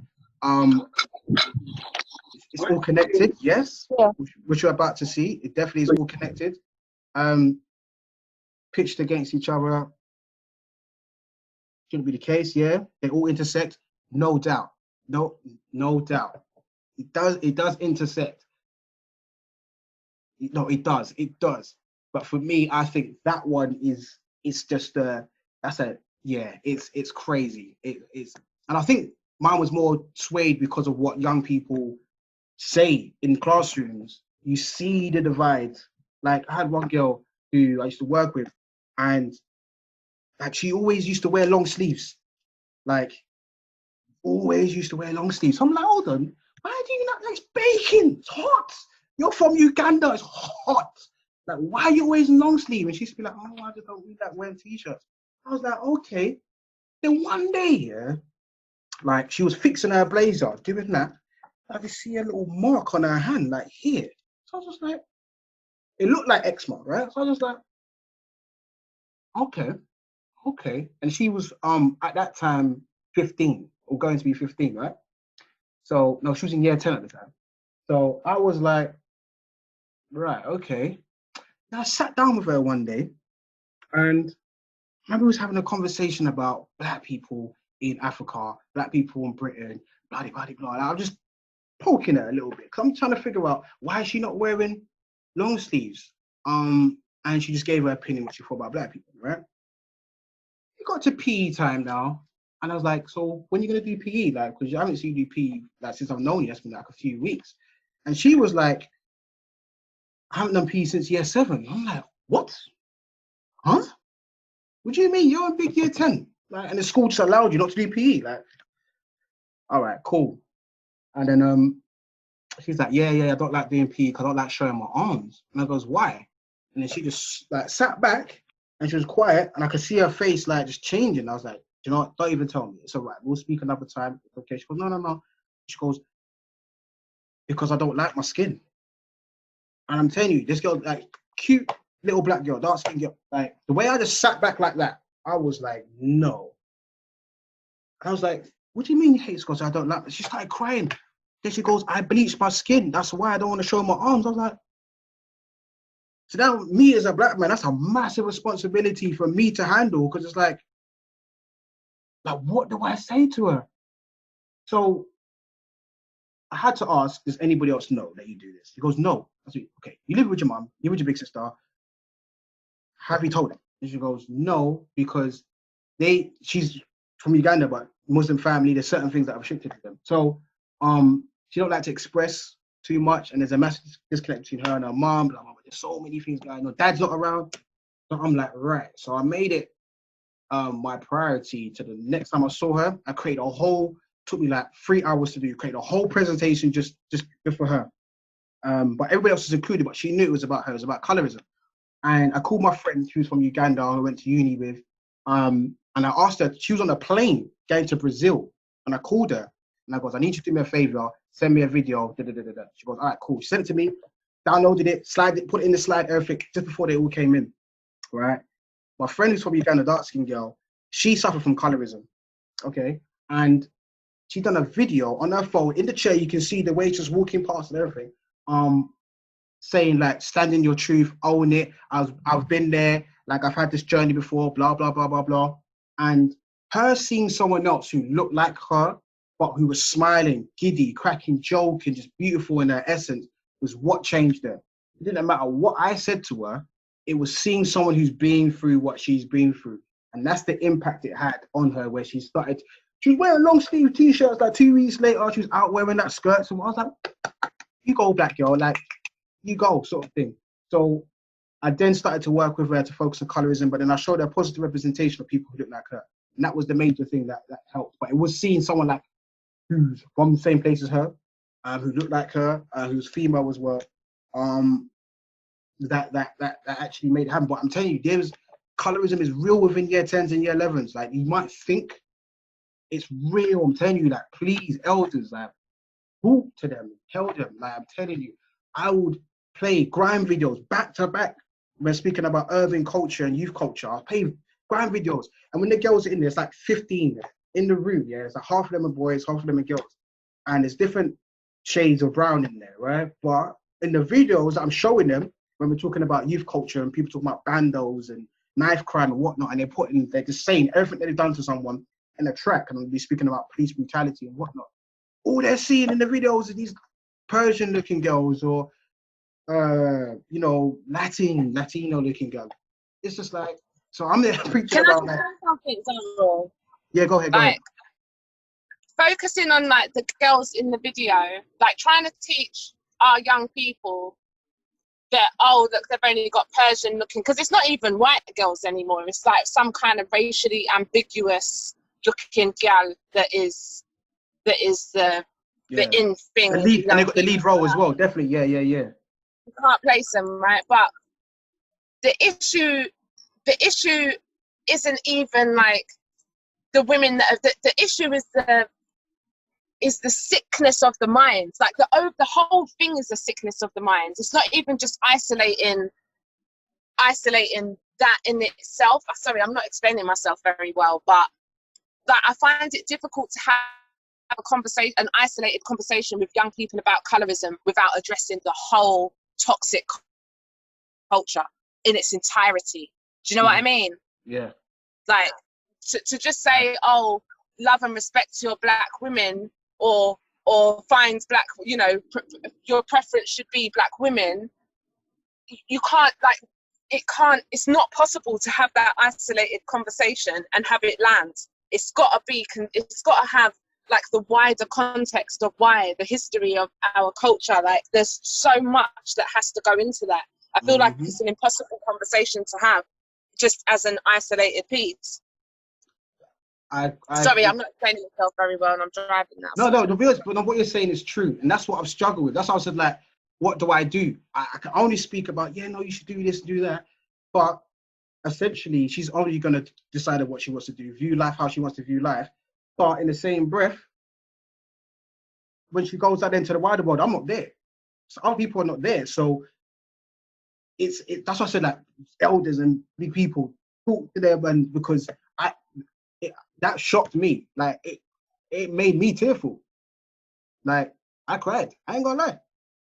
I cried because she cried. She pulled out the bleaching cream there on the spot. I was like, what did?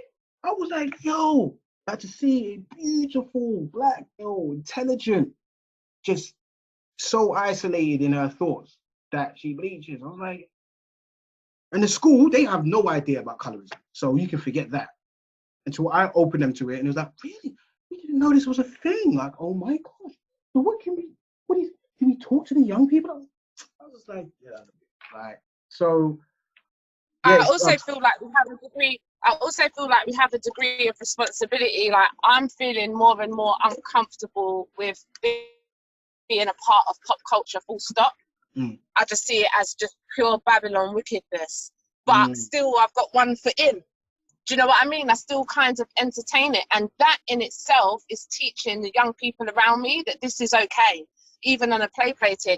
And it's not okay, actually. I think that's what we're coming to realise. Even on a play plating, it's not okay. Like, it's almost like we have to just turn our backs entirely on the wicked Babylon culture, pop culture. I can't be in the car with my god's kids singing along to Cardi B. It's so funny, it's so fun, da da da da da. But then in the same breath try and tell them why this culture is toxic and deadly to our people. But you're right. You're right. I have a firm backbone, and I can see it in myself, and it makes me mad.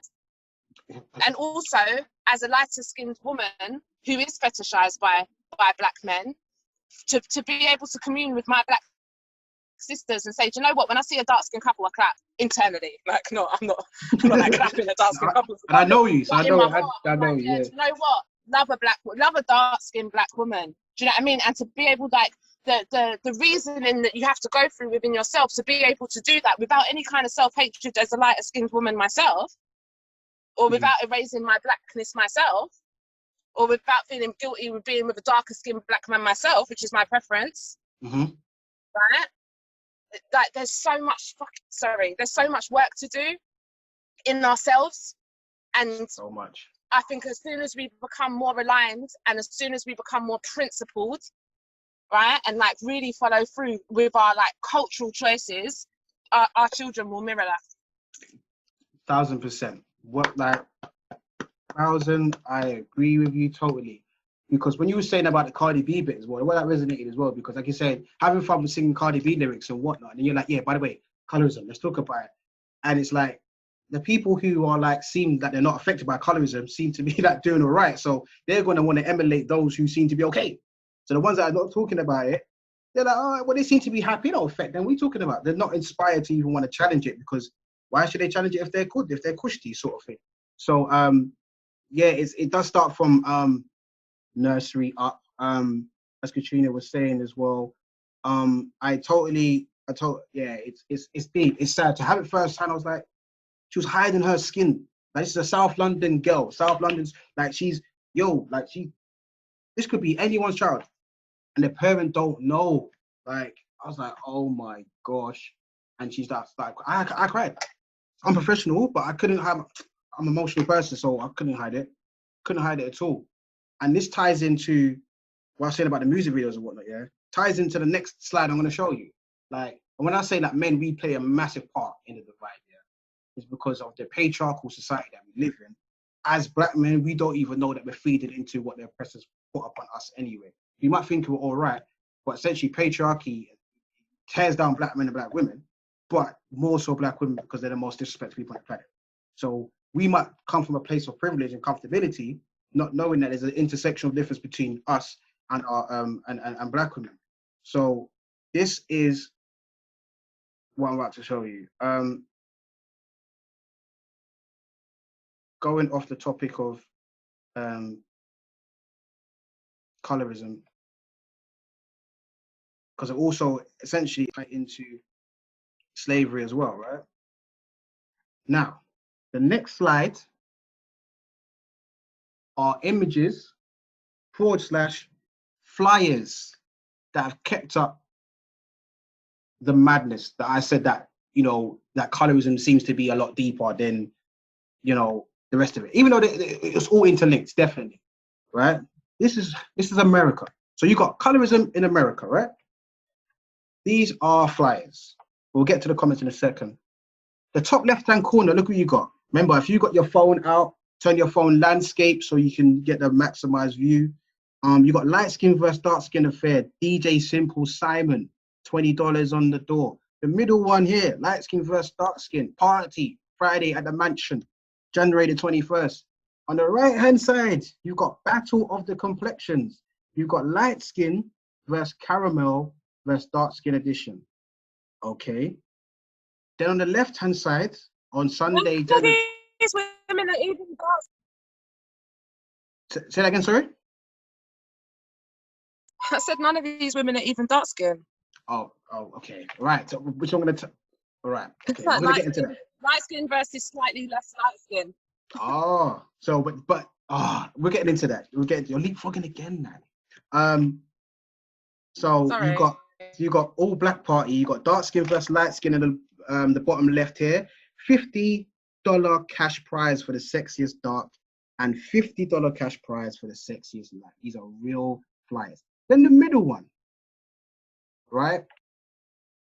DJ Lish and PYT Entertainment present Light Skin Libra Birthday Bash. Friday, October the 12th, 2007 at Club APT. The bottom, which you probably can't see, written in white, it says light skin women and all Libras free entry all night. Let me say that again. Light skinned women and all Libras entry free all night. Now, this is, imagine the madness to put on a flyer to say light skinned women free all night. Do you know how much damage that's going to do to a black woman's psyche? All right, you got a group of girls turning up to this rave, right? Different shades of brown, different shades of black, what have you, right? Security, because these are the people who are going to be letting people in, right? He lets the first three in. Cool.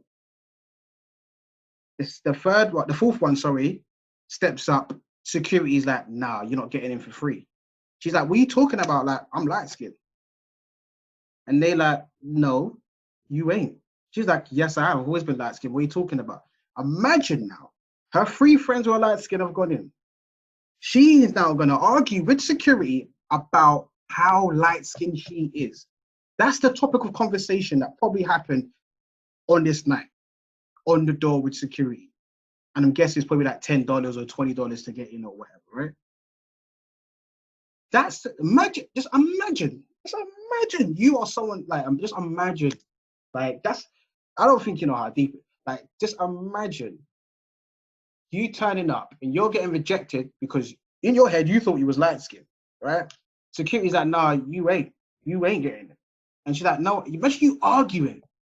And then your friends are like, just pay the $20. Like, and you're like, no, we talk about, I am light skinned. And then imagine that they had hair. They had it in America, but they had it here as well, the brown paper bag test. Imagine they hold up a brown scale and was like, now you're darker than this, sorry, you're gonna have to pay.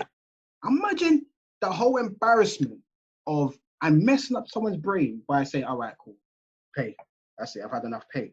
And then they go and pay to get in. They're the only one that paid out of a group of 5, right? And they've got to spend, keep doing that. Sorry, 1 second. They've got to spend the whole entire time thinking, wow, maybe I'm not as light skinned as I thought I was. Like, imagine dealing with that on a mental level. And again, these are flyers that man them put out. These are man them. We have to hold our hand up. We did this.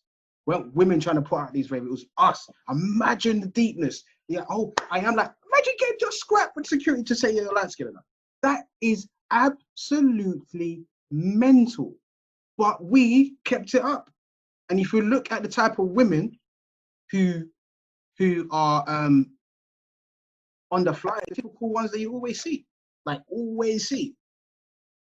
Like, that is dangerous. That is so, and it's just, again, back to the slave mentality of Willie Lynch from the book. Okay, making of a slave, you're pitching each other against each other. It might be fun and games to them on the party goers and on the DJs and whatnot, but it's not funny at all. Like, that's deep. These are real flyers. So that's America. Okay. So what about the UK? Okay. Well, that's something that we have to kind of like really think about, because we have to bring it home. Even though this is America, we still have to consider them. But most of our thought processes have come from America. The same doctrine, the same complexities of colorism really boils in America, because that's like the black part of the world. If it ain't happening in America, it ain't happening nowhere else. So that's why some African Americans seem like they're the be all and end all. They're like, oh, there's black people in England. Like, do you know the Queen? Do you drink tea? All that ignorance is because essentially they feel like there's nothing going on over here.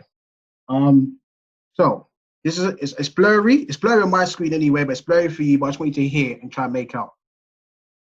Listen to this. This guy interviews a couple of people. It's old footage, but he interviews some people up and down the country, but mainly in London, and he asks them what their preference is for boys and for girls. Listen to this. So you got America with their flyers, right? This is Britain. What kind of girls are you into? Light skin. Well, light skin has a little bit of highlights in the hair. So what kind of girls are you into then? All of them. All of them. Curly hair, light skin, all of them. No dark skins, no dark skin. So what kind of girls are you into? Light skin, big back, big titty, yeah. One for pet wood, damn girl there. No like black things like my shoes and shit. So what kind of girls do you slide into? Obviously mixed race girls, oriental girls. Yeah, that's pretty much it. What kind of boys do you like to slide into Snapchat? Chocolate ones and light skin ones. Don't be dark though. What kind of girls are you into then? Light skins or Latinos, isn't it? So what kind of girls are you into? Light skin, innit? Light skin, big back, big titties. Get me the juicy ones, innit? What kind of girls do you like then? Oh, alright, cool. First of all, curly hair. It has to be curly hair. Light skin, Colombian, Brazilian. I don't really fuck with black girls like. Yeah, what kind of girls are you into? Me, mostly light skin and caramel, innit? What kind of girls do you like sliding in? Light skins, always light skins, man. Well, light skins with curly hair? Yeah, brunette and shit, yeah. So what kind of boys are you into? Light skins with long hair. So what kind of girls are you into? Light skins. I love my light skins and Latinos. Latinos are the ones. And it's obviously going to be them light skins. They know how to... They're stressful, but they're confident. What kind of girls are you into? You know what I mean? The light skins. They're Latinos, innit? Because like, when they say papi, ooh. You know what I mean? How about you? Light skins. Yeah. So what kind of girls are you not into? I'm curly hair and that. See that? Well, curly hair, light skin? Light skin, obviously, fam. A little like brown highlights? Yeah, fam, you know that one. You know that.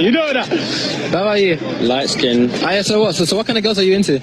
Light skin, big back, yeah, big back. Light skin with a big tits and a big. So what kind of girls are you into? Mixed race, Latino, Portuguese, and Spanish. Colombian, a little bit of Colombian. All of that, yeah? Yeah, Colombian. How about you? What kind of girls are you into? Quarter skin, light skin, anything got a nice back, nice body, nice face, nice personality. Yeah. What kind of girls are you into? Nah, not lighties. You're not into lighties? No. You're the first person to say that, you know. Right. Before I say my piece on it, Dwayne, what are you thinking? Because your eyes are like, you're just like... Before we even get onto colorism though, look how they just objectify women across the board, full stop. Right. Yeah, that's what I was going to get into. That's exactly what I was going to get into. How they objectify and how they're describing. These are young people. Yeah. Like, sorry, Dwayne, because you work. Sorry, I'll let you talk. Because you work in school, so like hearing that it was a little while ago, but yeah, I've seen it before. It's a video that I have seen before, and I know that the young people have seen in various schools that I've worked in. But it's how disillusioned they are and disengaged, and the narrative that's put upon them within the media and society that makes them potentially that makes them think that way, and to have that be so subjective towards people of their own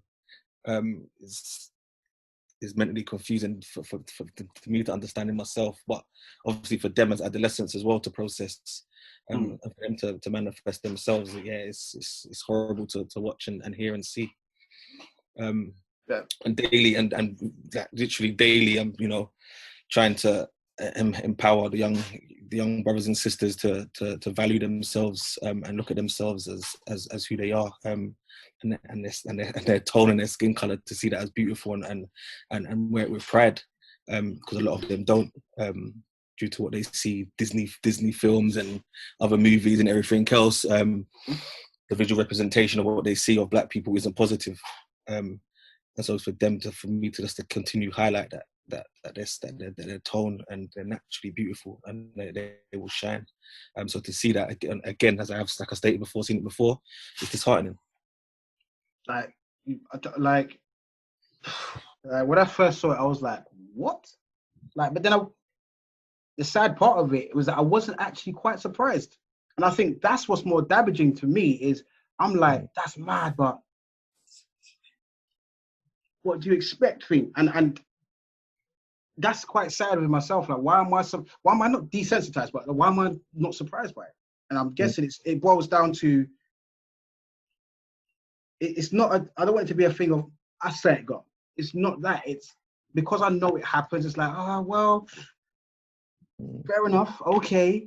But it's how they're describing, what they're describing, and the young mindsets, everything. I mean, you had hair type. And as Jade was saying as well, that hair plays that's a massive divide. Oh, yeah. Yeah, we know. Totally, I totally agree with that. And these young boys are probably like now, they're probably about between the age of, I'll probably say they're probably the age between the age of 17 and maybe even 25 now. Between the age of 17 and 25 right now as we speak. Yeah, and I think even I'm not going to presume, but I would assume that everyone in this chat is potentially over the 25, 30 ages. And even when I was in school, because I'm 32 now, there was that misconception of, we had that African and Caribbean banter that was going on in school, and Jade's nodded. And the hair and the looks and the nose and everything else. And it wasn't until you really dig deeper into yourself and understanding who you are. Even for me at 14, like I was looking up the malls and everything else, and my uncle's deep into it and everything else. So it wasn't until then I started to identify for myself and research and look into it myself that I really chose to understand who I am as a person, and then stem away from those negative stereotypes that was happening within the school and in society and where I lived and whatever else. So it's happened. It's generational because it happened when I was young, and it's something that's constantly being passed down through the generations. And it's for us to keep educating the parents and everyone else. Definitely, I totally agree. And what HP was saying, that the music industry has a massive part to play with it because they're controlled by white people. 100%.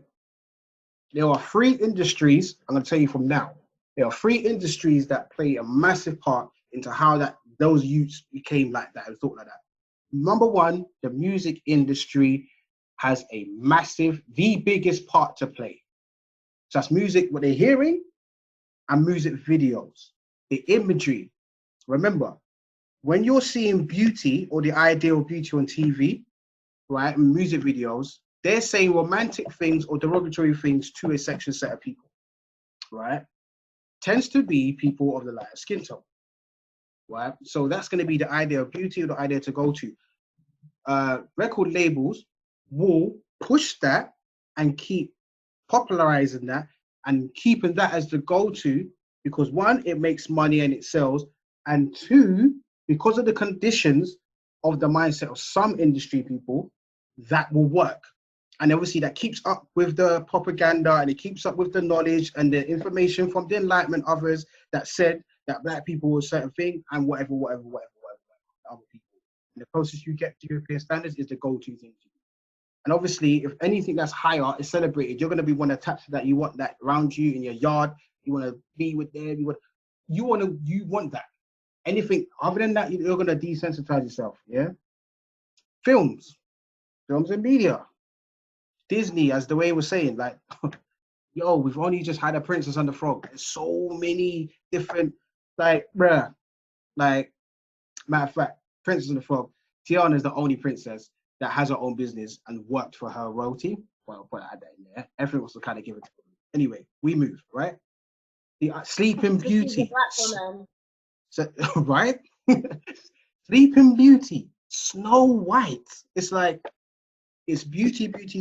Like, you watch Shrek, right? And Shrek's got a part, I don't know which one it is, but Shrek has got Princess Fiona and you got the other characters from Disney, and they're in it as well. They play a little part. But even Shrek alone, like, film and like kids see it all the time. You go to Disney World, it's just white. Do you know what I mean? White. And the lead, obviously, of Disney is obviously Mickey Mouse. Mickey Mouse is just blackface, right? That's a different conversation. Second, sorry? For personally, yeah, these conversations, like, Disney did this, and the music industry did that, and this person did that, and this industry did that, but more for us for looking to white industry and white culture to show us who we are. Isn't that just a part of our sickness? Oh, yeah. Like, I know obviously it's important for us to have this conversation now and reason on it, but the solution is never ever going to be trying to get these people to recognize the humanity in us and include us in their world and their art forms, or nor to present our own art forms back to us because they own the platforms and the distribution methods and everything else that is required for industry to thrive. We can't keep having these same conversations that white people did this and they did that and they presented us as this, and it's only the first Disney character was Tiana or whatever her name is, because just opt out. We like literally, I feel like the solution for our people is like, do you know what? I opt out. I'm just not part of this. It's not for me. Like the Indians are never scrambling to get into Hollywood because they've got Bollywood. They don't care. Bollywood is a multi-billion-dollar industry. They don't care about getting an Oscar. They don't care about being a leading lady. They don't care about how many times they've been nominated. No one's keeping track. Like, they literally just don't care because they have their own thing. Part of our sickness is appealing to white people. James said Indian people have their own country. So do we. But we don't care about it. Indian people have their own designers, high-end designers that they spend big money on. Like, not to say that they don't also covet European designers, but we don't spend money on our own people's clothing lines because we don't see any value in it. Yep. It's ranting, but no, you're speaking facts. No, it's the thing. Like, and I've told young people as well, like, boycotting works, you know. Don't get it twisted. Boycotting works. It works. Like, that's. It needs to be an effortless boycott. It needs to be. It needs to be. Yeah, but why are we looking like? I'm using Indians as an example of a people who are together, and it's like automatic response is, oh, but the Indians are this, the Indians are that. No, what we just need to recognize is that the Indians stick together. Their money circulates in their economy more than our money does. They have their own film industries. They spend money on their own luxury products. Like, no, they're not perfect, but they are way more cohesive than we are as a people. And even boycotting, like, it shouldn't be like, oh, we're boycotting. Just silently boycott. Just opt out. As soon as our money is gone, people will start to take notice, and then we're gone. It's like, we don't want you to take notice so that all of a sudden you'll change and you'll include us now. No, we're just gone. That's when I think it changes. Like, to echo what you're saying. I'm not comparing Indian people to black people. I'm just saying that Indians are doing a few things right that we're not. That's what I'm saying. No, I agree. To echo what you're saying is, I've always said when I've done talks and panels and whatnot, I've said, listen, let's all right. White people only care about three things: the power of money, power of life, right, and the power of land and property. If you want to get them talking and we want to sit down, affect one of those three things, innit? They only care about life, money, and property and land. That's it. Forget trying to boycotting, affect their money. They don't care about that. Every other group knows it. They want that politician to listen. Okay, I'm gonna buy him. I'm gonna put money into him, into his campaign. Oh, you need £10 million? Oh, well, we've got that. When do you need that? Tomorrow? we'll pattern that for you. It's not a problem. They will just give it. We will want to like protest and sit down and try and say, Master, can we have some? Where other people, they've got it figured out. They only care about 3 things. Historically, when you go to secondary school and they teach you about King Arthur, King Henry, when you learn about Magna Carta and all that, yeah, life, money, land and property. When you watch them Viking films and you watch them Knights films and you watch Game of Thrones, right? What is land, life, money? That's it. That's it. And they stick by it. That's it. They haven't changed. We're the only ones that don't work with the people. That's the only thing they care about, unfortunately. And yeah, like it's a mad subject to cover because there's so many nuances to it in comparing. Again, someone said Nollywood. We've got Nollywood, but a lot of people don't even like Nollywood. So, but Nollywood is big. It's big. And go ahead. So, and I was just going to say as well, we have so many incredible Black filmmakers and Black screenwriters and the like, but the epitome of success is making it within white industry. No Black filmmaker literally wants to go to, no Black filmmaker wants to go to Nigeria and make, not none, but very rarely do Black filmmakers want to go to Nigeria and make films. Or even like Tyler Perry's just built in Atlanta, the first Black studio lot, right? That's a major move.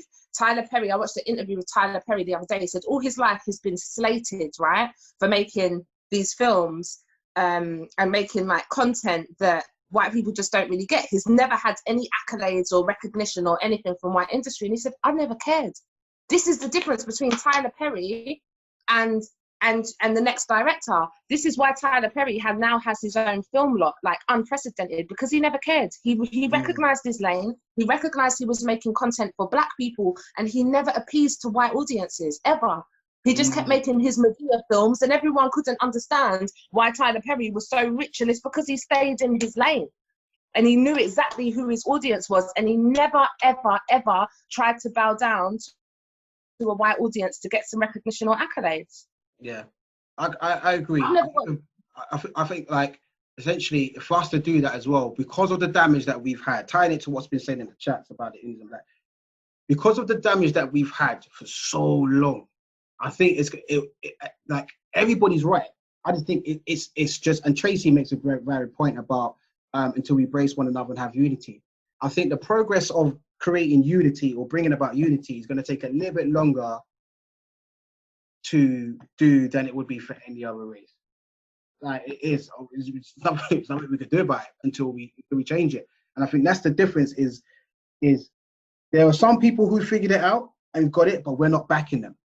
We're not backing them. Tyler Perry is a prime example. Like we laughed at Tyler. Well, a lot of the industry, this is the thing as well, to say what Natalie was saying, a lot of the industry has laughed at Tyler Perry, you know?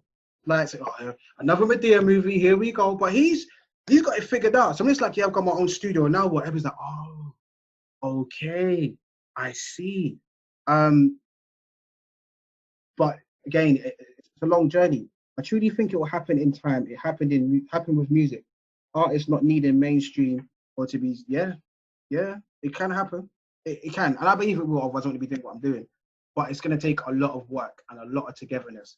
But it has to be a global unity, not just like a few of us in Britain. Like there's only like a couple of million Black people in Britain. Only a couple of million.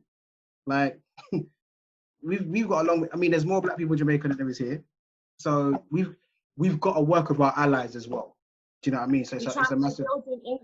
Are we trying to build in England, or are we trying to build and go back to Africa or go back to the Caribbean? Because I don't feel like trying to build here. I feel like part of our unity is a love for our land, which is rich and beautiful and abundant. And do you know what I mean? So part of that unity as Black people has to be, you know, coming together and investing in our home countries, which we're not doing. I was looking the other day at how I can invest in some minerals, right, in Africa. I don't know where to start. I don't even know where to start. I don't even know one. Like my auntie sent me something, and the website was so broke down. I was like, I can't give these people not even a pound of my money. Like it was just so shocking. Yeah, It was shocking. I'm sorry. But this has to, like, all of these skills and this great education in inverted commas that we get here, we should be taking this back home. I honestly believe that. But and then also part of the issue as well with me is like, where's home? Because I don't have any roots anywhere outside of this country, right? How do we commune and come together and love each other enough for me to commune with other Black people who are not necessarily my blood family, but say, do you know what? I'll build with you lot. I'll build a house with you lot. I'll start a business with you lot. That's what I think the next practical step has to be. And I feel like it's finding people that you genuinely want to work with, because I feel like sometimes this idea of us coming together in unity, we don't, like when I look at like Indian communities, they don't all like each other, but they have that same vision. And I think that's what's important. You don't have to like everyone that you work with, but if we both got that same vision, that's what we're working towards. So I think that the idea of coming together, people get a bit off, are off put by that. And so it never happens. Is that, I hope that makes sense. No, it does, definitely. Like, and with that being said, like, I've always said as well, like, not everybody's gonna, I was speaking to Wade about this the other day, that not everybody's gonna want to follow suit as well. Because of Stockholm Syndrome, a lot of people are gonna be like, is that even a good idea? I always say, not all skin folk are kinfolk. You know what I mean, as well. So, is that, you want the same mission? All right, cool. We can roll. I agree. Exactly, you don't have to even like the person. You could just say, we're going this way. Oh, you coming? Cool. And that's about it. Like, and then because we're so westernized, when you go to like the Caribbean, for example, right, you could be driving a truck. You see someone on the road, so where you going? Downtown? All right, come, jump in. You don't even know them. Just, I'm going to take you down the road, then you might drop them a little change, or you just slap the truck as you get off, and you just keep it moving, because it's not even a big bit change. As long as you get there safe. We don't have that mentality because we are submerged within our oppressors. And this is a massive thing when it comes to Brexit. Brexit is going to lick Black people harder than anything else. Harder than anything. Do you know what's mad? There's in Jamaica, slowly they're creating this visa process now. You're going to have to get a visa to get in, even if you're from there, right? I have to laugh because it's like, when we will learn? Do you know what's mad? The longer we spend in Britain, is going to be so hard for us to even get into where our family come from. Where your ethnicity is, it's going to be so hard for you to even get in there. This is why I encourage young people, I say, go home, find out who your grandma is and where she's from and where. Do that. See now, D, to cut you. See, even now, my grandparents live in St. Lucia. I'm already applied for citizenship for St. Lucia already. Because that's what I'm talking about. You never know what's gonna happen over here. Bro, I'm telling you. Do you know how you could be bro, it don't the way how they've got it set up now, we're so submerged in Britain and we're not tying ourselves to land that our grandparents have left back home. So when you disconnect from your land and your culture and your history, okay, 20 years time, I say you're gonna go, yeah, you got to fill out bare paperwork to go back to a place that your parents might have been born in, or your grandparents might be born in, is because they've kept us in here for so long. The reason. Meanwhile, the Chinese will walk right in. The Chinese will walk right in with deeds to lands and mines and everything, because they've got the business minds as well. I'm not even blaming Chinese people and anti-Chinese migrant tip or anything, but it's because they understand business. Do you know what I mean? They understand business. When Shaka Bars is in Congo, he filmed the queue at the airport to go to Congo. All Chinese people, but I'm scared to go Congo on my own. Do you know what's magic? Do you know? Sorry to interject, but do you know what's crazy? I didn't know until a couple of years ago. I went to Kenya, and another thing regarding getting your history about our backgrounds is even maybe just starting off getting your Caribbean or wherever you're from passports, because what people may not know is that when you got a dual, basically two passports, if you say you got a Jamaican passport, St. Vincent, wherever you're from, if you go to most or African countries, you don't need a visa to go in.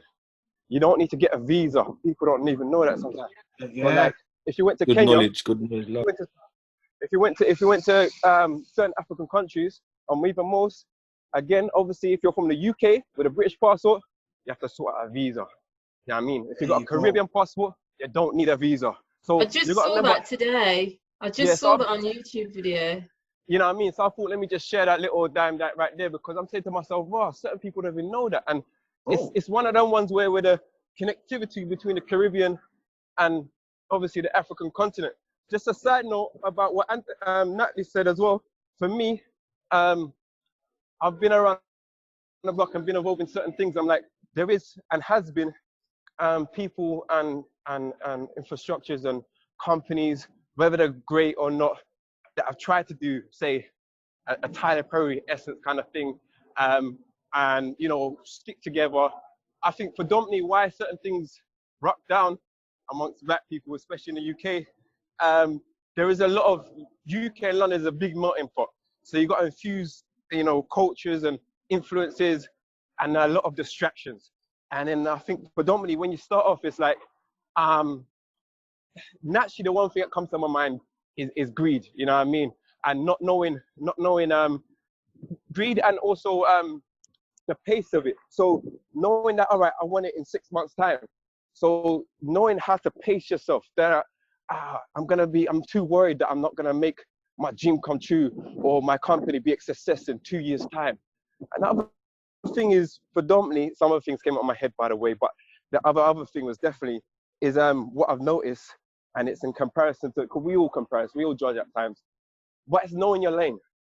It's knowing your lane, because sometimes, as much as it sounds a bit rude, but when you're in a company, when you're amongst people or you're in a team, know your position and just give your best at it and know what your set goals are, whether it's daily. So it's like if you're in a company and you're doing a Tyler Perry, because I've been involved in theatre companies when we've done a thing similar, and it's like, just everyone play your position and learn off each other.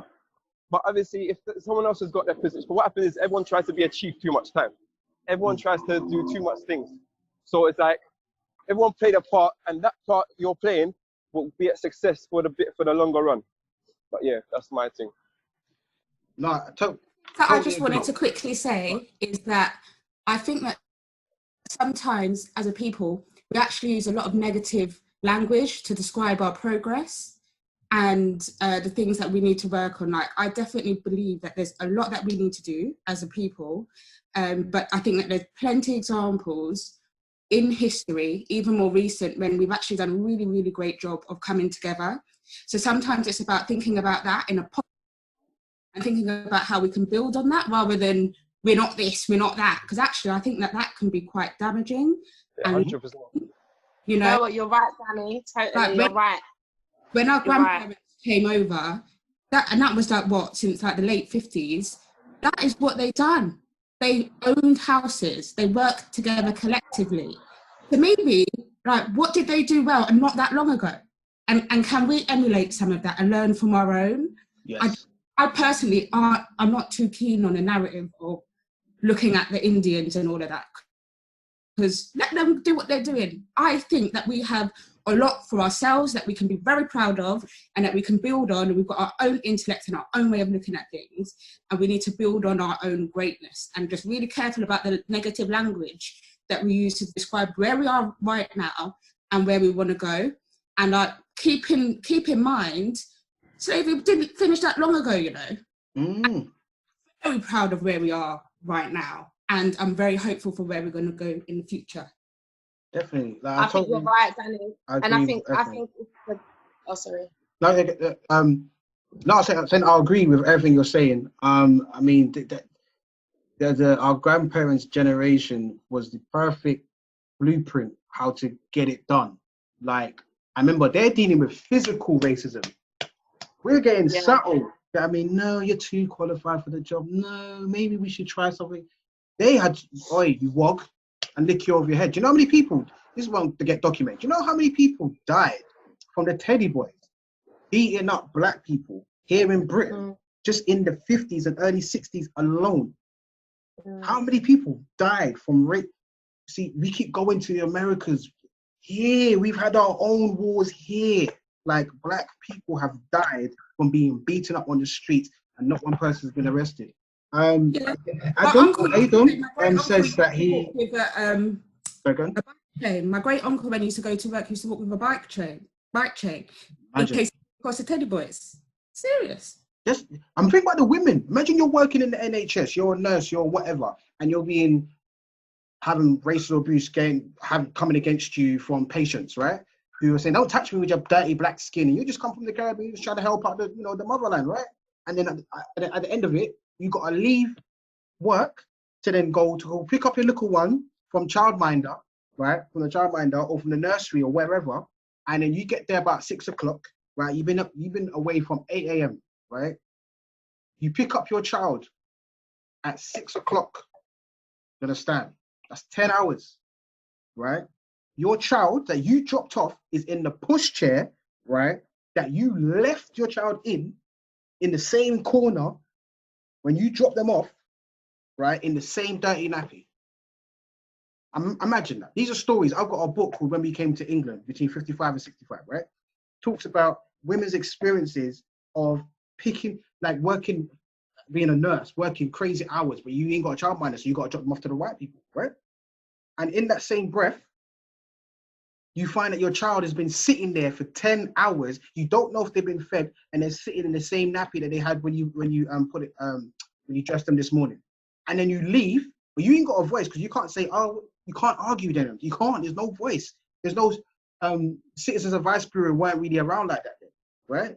So you can't argue nothing. Then you leave, and on your journey home as a black woman, you have to be careful where you walk because the teddy boys or other skinheads or whatever, they're going to come for you and beat you up, especially if you're around Nottingham area, Notting Hill, sorry, right? If you're around those areas there, it was worse for a lot of black people than it was in places like Brixton, Harleston, Hackney. Notting Hill, imagine that. You have to go down a different road, go down that road, take the long way. So you're not even getting home certain times until come 8 o'clock, depending on where you're living. Imagine that experience. One thing that bothers me though, right, as someone that's very sensitive, right, is I keep hearing all my life, all of our lives, we've heard stories about the brutality that we faced, but very few. I'm not putting it on you to give us all the solutions right now, Darrel. I'm just saying, generally, as a culture, right, that the stories of the brutality are just reinforced and reinforced and reinforced and reinforced, but just with not much else. Do you know what I mean? And that's why I had to, Danny, I took note of what you said earlier, and what I think it was Tony said as well, about not comparing ourselves to the Indians, and being a little bit more compassionate and having a bit more pride about how far we actually have come, rather than constantly using negative language about ourselves and where we are, right? And actually having some pride in where we are. But in keeping reinforcing these stories of the brutality that we face, what does that do for us? That's my question. Just as a sensitive person, because I hear these things, it makes my heart break. It makes me want to cry sometimes, you know. And I just don't know for how much longer we keep retelling these stories, and I don't think we should I don't think that we should stop telling these stories, but maybe that's why people are doing so much work to try and, build monuments to people that we've lost, and to have a day that we can celebrate our martyrs and our ancestors that gave their lives and stuff for us. I just struggle sometimes to hear these stories and without any kind of solid concrete plan of action going forward to get ourselves out of this cycle of perpetual misery, basically. I think that what you said will resonate with a lot of people, certainly with myself. I feel like years before, I would read up and research a lot about the really, really traumatic sort of experience that we've been through as a people, and we continue to go through as a people. And I feel like what you said, I feel like there's some value in having an awareness of that. But I think then you need to kind of, at least on an individual basis as well, kind of know where your limits are, and know when you need to say, do you know what, actually, that's enough. I know what sort of happened there on a surface level. I don't need to go any deeper than that, because it is incredibly re-traumatizing. And like, how many times will we have conversations like this? There is no easy solution, and there's no quick solution. It's not going to happen overnight. And like, when, like, instinctively, when there's a problem, we can just feel like, all right, and cool, what are we going to do to kind of sort this out? But it's hard. It's incredibly hard, and it is really traumatizing. And sometimes, you know, like, where there haven't been that, like the reparations and things like that, there's not really that acknowledgement of the impact that this can have to us, like mentally, and how it has generationally over the years. So, yeah, just thought I'd add that. No, I totally agree. Yes. To like, it does. It's the bad side of that is eventually people will become desensitized.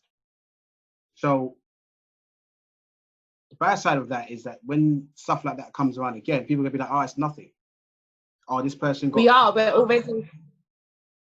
Yeah. We are already. Yeah, we're already desensitized to brutality.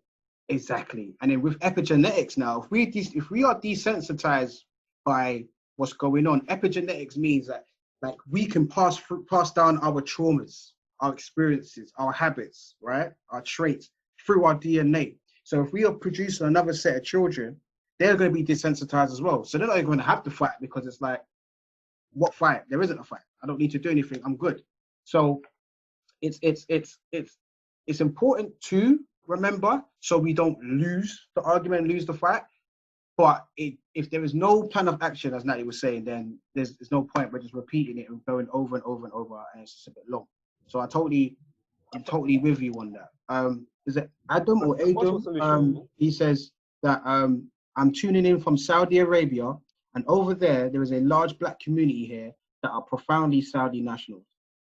Well, thank you for tuning in all the way from Saudi Arabia. I appreciate that, brother. I really do. Yeah, when I came to England, Dawn. Yeah, thank you, Dawn. Yeah, Z.N. Reynolds. I've been trying to find other books, but I can't find. That's the only one I think they've done. Positive reinforcement. Yeah, fully on board. Right, I'm gonna play one more video, and then we're gonna have a quick break, and then it's the home stretch. Okay. Salute quickly. Yeah. So just a quick side note on the two things that you two just said. A possible solution, not a solution, but just a suggestion. I totally agreed what you guys just said just now. But also, so when there is obviously you wanna create more success naturally, as anyone wants to do in any community and any individual, and possible solutions to that is actually giving space for people to breathe and be creative and show their talents and show their expressions, whether it's young people or not, allowing them to express themselves. And for them to allow them to express themselves is to give them confidence as well. And to give them confidence, do you know what I think it's not enough? We could do is praise ourselves more and praise our immediate people more. So whatever it is, the small steps, celebrating and praising them for the successes that they make. The whole world might not see it, but do you know what? Just that little bit of that respectful blessings, kind words to that individual can make their world, it can make their day, and can enlighten them and spark that light to create something else. And it starts the ball rolling that, you know what? I've been kind to that person. I've been, you know what? I've heaped praise on you, and I've praised someone else, and that gives them that confidence. You know, I'm going to do something else. So I just think we should, just basically praise more and share each other's successes more. That's my little facts. Appreciate that. Even the little steps. Even yesterday, my cousin had an anniversary. Sorry, and I said that again. I said that even just the littlest things, just because we will get caught up in this cold world. But like, I'm not talking about, all right, you see a post and then, all right, yeah, congratulations. No, I'm talking about the simplest things, your day-to-day lives, and just showing gratitude to, I'm going for that bird. So just showing gratitude so much more. You know what I mean? I'm saying it might be easier said than done, but you know what? Just smile to the world, smile to that individual, and just giving more encouragement basically and more consistently. You know what I mean? But yeah, man. Love football. Words is powerful. It's valid because we have been. Sorry, I was just going to say it's valid because I think part of some of our cultural norms were only 3-4 generations from slavery, and how we speak to one another and how we treat one another, how we raise our kids, how we beat our kids, all of that is something that we've got to unlearn and relearn, especially for people and people who came from enslaved colonies. Yep, facts. It's a real thing to have to be more gentle and love and nature and nurture. Soft and compassionate with each other. Yeah, exactly. Right. So I'm gonna off the back of Caribbeans and Africans can dish out some of. Off the back of what we saw the flyers from America, and then we saw the video of the interviews with the young boys here in England. I want to go to another place that has a high population of Black people in Europe, which is France. So France has the highest population of Black people in Europe, pushing United Kingdom to one side. All right. So what is the idea of colorism in France? Now, what I did is I took a day out listening to French music, essentially French hip hop, French R&B. I think I listened to about 36 songs. And it was like songs of in the past. Songs of in the past. Ooh, what was it? Past 4 years. And I saw a common theme. But there's just one artist I like. Oh, I forgot his name. It's JLC? I think it's JLC or JC, something like that. Anyway, I picked his song because his song was a prime example of what I saw across all of these videos, right? So I'm gonna play this video. We have a quick 2-minute chat, then we have a break, and then it's the home stretch, yeah? So again, some of you that are washing up, love that. Some of you that are just seasoning food, loving that.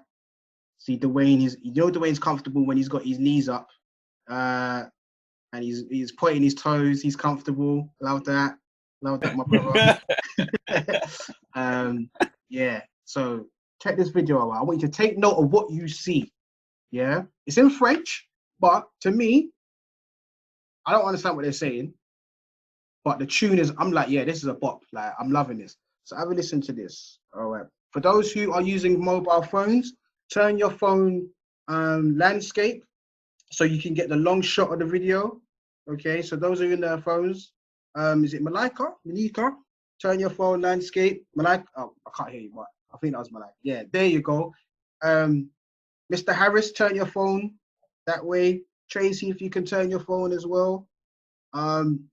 Turn it phone landscape so you can get the full shot of the video, and everybody else. Cool. All right, let's do this.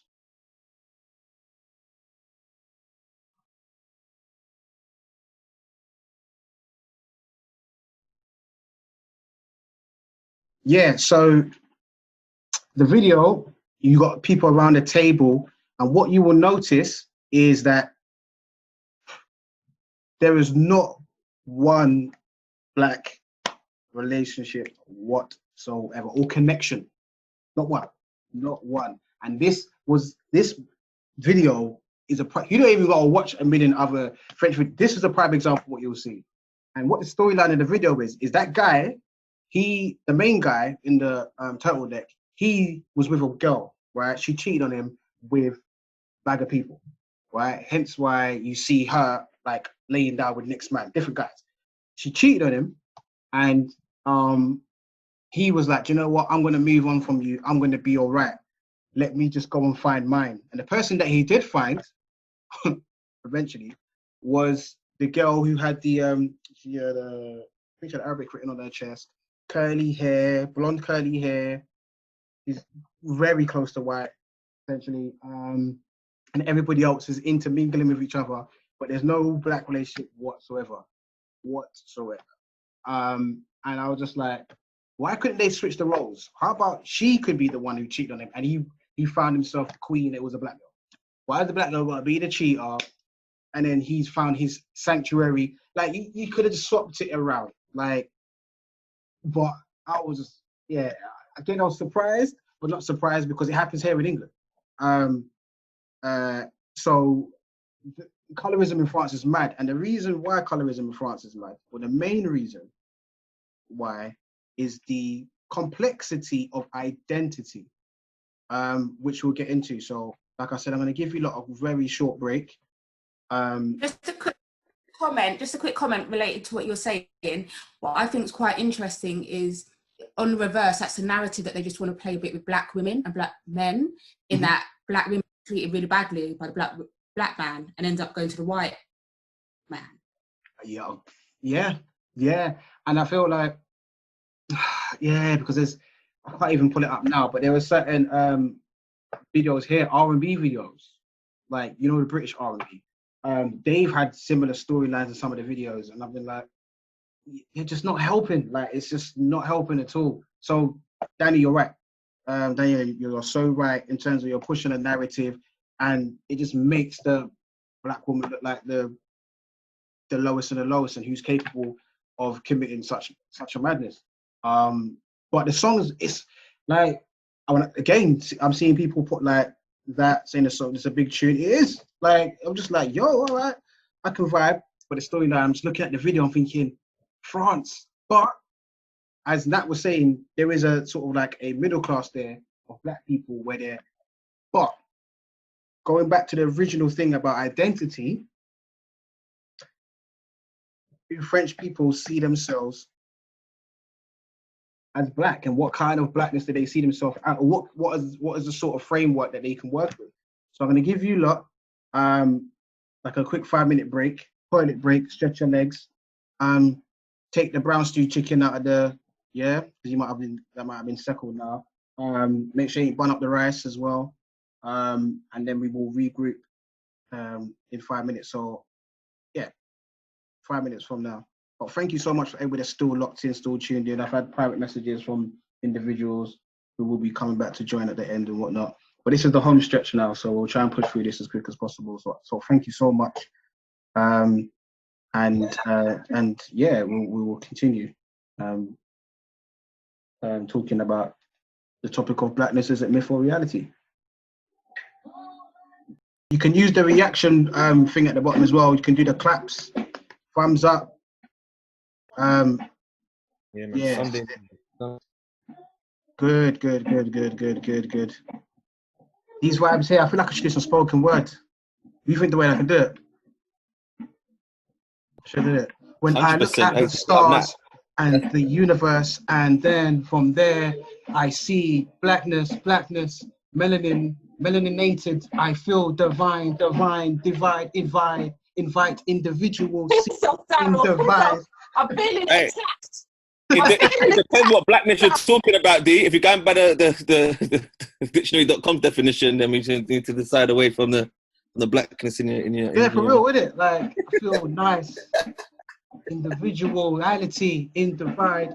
Individual, 3 words in divide, dual, in meaning one. That. Divide, then dual, 1 divided by 2. Talking about my left brain and right brain, my left heart, right heart, sync 1. Hey, listen. Darrel, I actually do have a poem I would like to share. Why you not ask me, man? Just do it. No. All right, I'm gonna get it up. All right. Okay. Also, with your mic though, you're cracking up a little bit, Natalie. Just a fraction. Just a little fraction. Okay, I'll go in the living room. Natalie's on that dial-up. He said, "Teddy Riley, yeah." I live in the state. In it. Can you hear me? Can you hear me now? Can you hear me now? Start dancing like that, innit? All right, cool. All right, fantastic. You gonna do it now or at the end? Yeah, it's called Till It Ain't Cool, right? I wrote it yesterday. Well, I padded it out from a previous poem that I wrote, but I wrote this in full yesterday. I cannot make you understand whether I shout or softly whisper, asphyxiation and severed spines on vine. Appease us with a day like, but look at MLK. So what is it you ask of me? Do you have the answers? Do I die Christ-like for the sins of my oppressor? Stop looting and shouting and fucking up your day. Well, fuck your system and fuck your day. I cannot run fast enough from the ridicule or the anger. I cannot come close enough to elicit your empathy. My community you speak of is a closed ghetto from which we try to escape, to infiltrate your world and find we are not welcome. Racism hangs like strange fruit on loop. Riddled with disappointment, do I turn my loathing inwards? Do I hate myself for being hunted? I'm a menace to society before I set my intention for the day. And the narrative is not mine to define when you talk of black on black crime.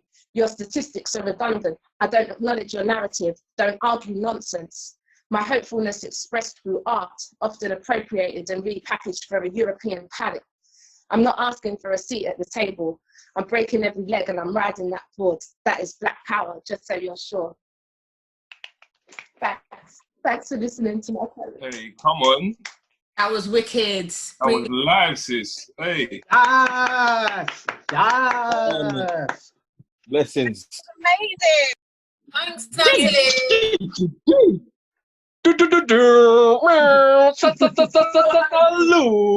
See, listen, don't get it twisted. Before we begin, don't get it twisted. Don't let Natalie fool you. All right?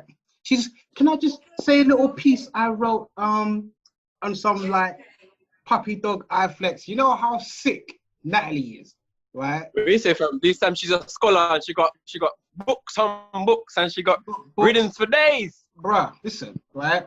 She's released music, yeah, under a different name. Yeah. Hey, right? promotion. Promotion. Don't let them fool you. Natalie. Hey, D, you know one Sunday, D, you know one Sunday, all it's gonna be, we're gonna have a section called Nat's Kitchen Chronicles. Oh my God! You? All right, stop it now, stop it. Thank you very much for listening to my poem. You put yourself on the spot. You put yourself on the spot. You did. Everyone clapped, everyone embraced. It's an amazing. Hold your corner. She's dope. You got your Sunday spot. She's dope. Thank you so much. Listen, she's dope, right? She's dope. She's released music, bangers, right? I didn't want to say anything, but considering that you decided to do that piece, Nats, I just thought I might as well just blast you up. So don't let her fool. She is cold. Poetry, she is cold. If it wasn't for Nat, right, I would have been able to. I released music, right? I produced the track, but Natalie blessed the track with a piece that's just phenomenal. She performed it in Portugal. I ain't even gonna go into it. I'm even gonna go into it. Don't let her fool you. I love you, Darrel. I love you. Thank you. I love you. I got Her alias name is iTunes. Ayaba. Don't get it twisted. She's all that. No, she's Ayaba, right? Don't get it. That's her name. That's her. Thank you. Tell her, Dawn, man. Tell her. She's been too cute with it. No, sir. I'm Natalie. No, her name's Ayaba. Don't get it twisted. Anyway, we push on. We move. So this is the home stretch, yeah. Right. So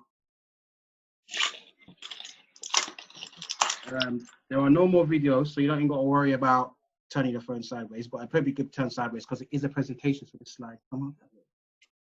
Okay. So we continue. Right. So when we think about blackness at its scale, these are the countries with the highest black population outside of Africa. What people seem to forget, and it's due to media, film, music, we assume that America, United States, has the highest black population on the planet. It's a lie. Brazil has more black people than the Americans. I say it again. Brazil has more black people, yeah, than you do in the Americas. Haiti's next. And that boils down to the simple fact of how many, like the French kept on sending a lot of people to Haiti because the death rate in Haiti was high because the Caribbean, not to be negative again, I do apologize, but the Caribbean plantation slavery Holocaust, right, was worse than it was in America. So the reason why the population wasn't big is because in America, they was allowed to marry, reproduce, have families, blah, blah, blah, on a large scale. In the Caribbean, they were worked from sunrise to sunset, right? So with that being said, a lot of people were sent to the Caribbean. So I've been to the slave graves in Jamaica. You can see the ages of the young people there from 5, 6, 7. These people are dying. These are slaves that died. They work from sunrise to sunset.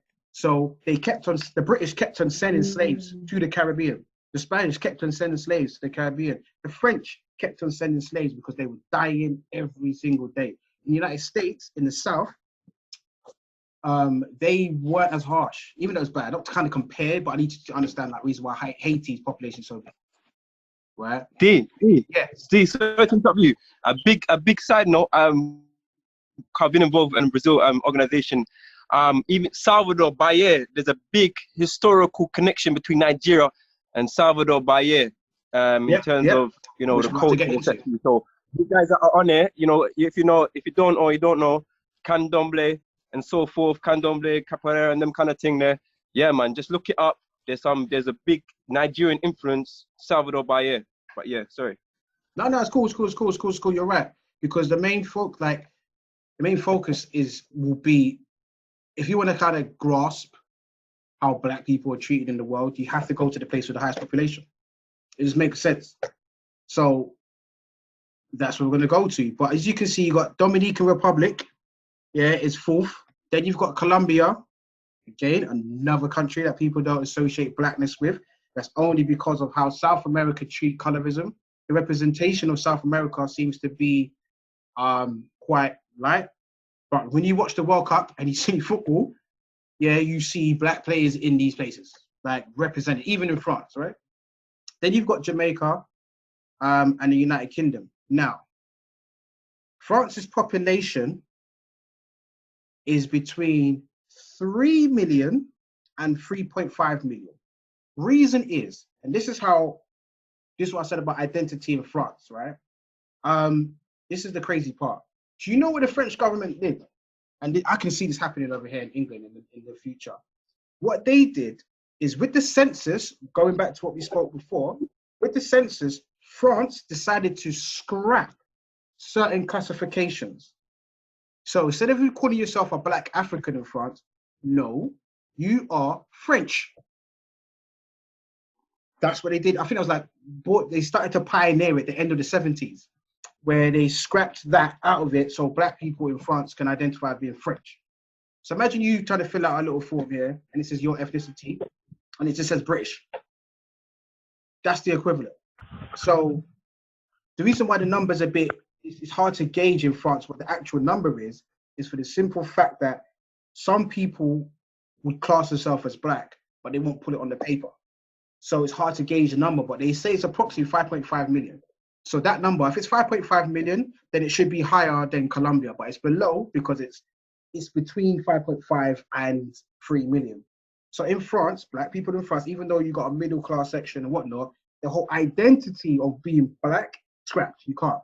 Which also essentially is hard to prove racism. If you are in an industry or you at work and your manager says, oh, you're pretty for a Black girl, can I touch your hair? And yanks your hair and says, oh, it's like cotton wool. And then you're like, oh my gosh, that's so racist. You then go to the superiors and be like, she was racist. And what did they say? And you repeat what happened.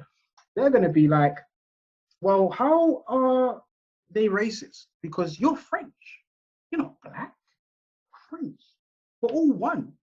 So how can that be? That doesn't make sense. So it's hard to prove certain cases. That's why, especially when it comes to like police brutality,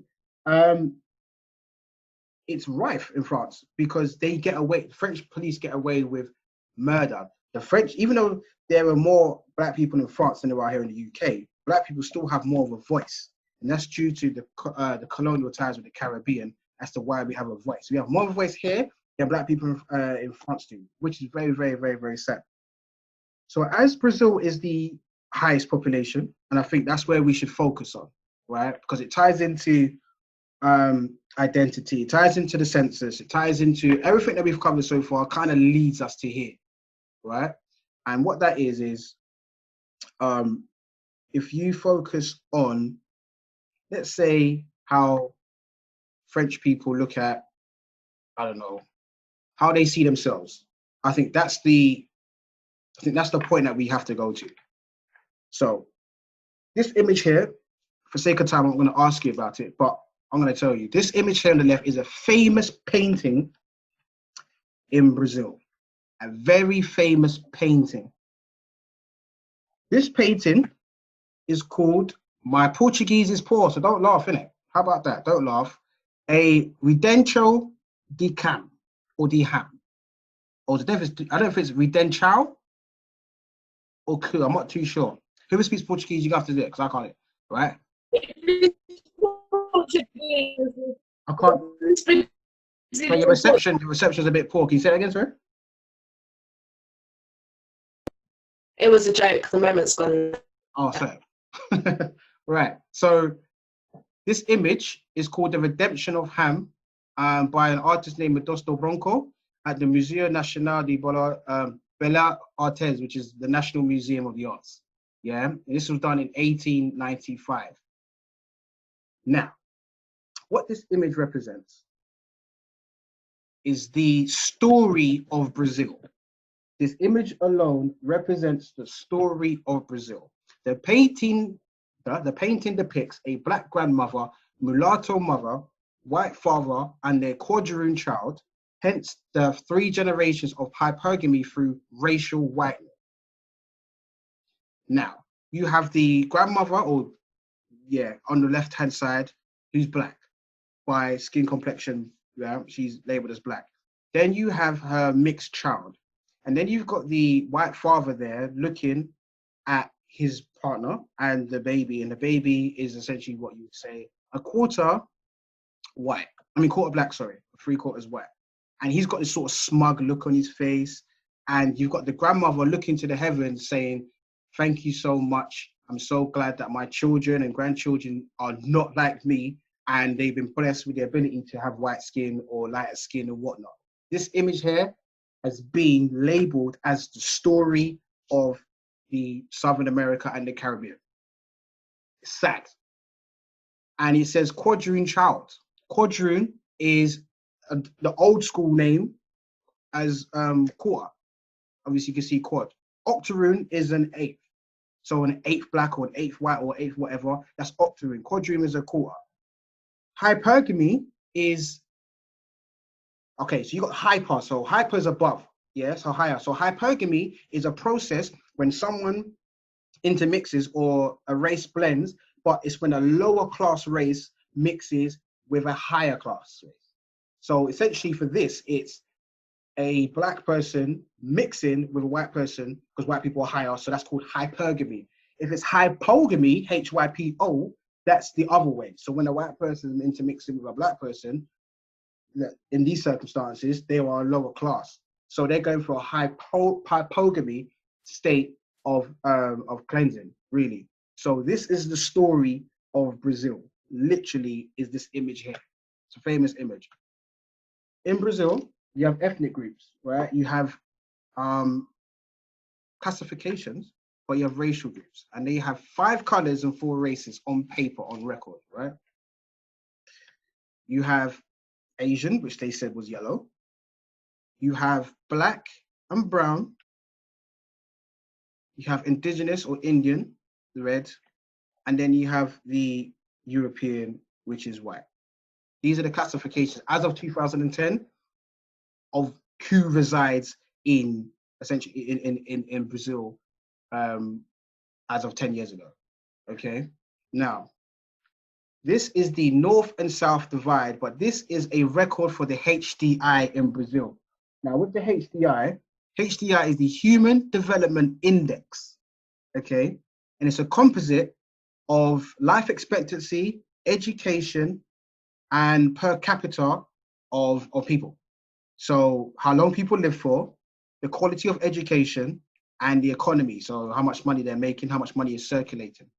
On the right-hand side, I don't know if you can see it, but there is a yellow line that runs around a part of Brazil, okay? And that line is the marker, okay? Now, anything above the yellow line is lower than the national average of the HDI. Remember, that's the education, life expectancy, and capital, money, right? So anything above that is lower than the national average. Anything below that is higher than the national average. For the sake of conversation, I will tell you that the darker the brown sections are the color of the people.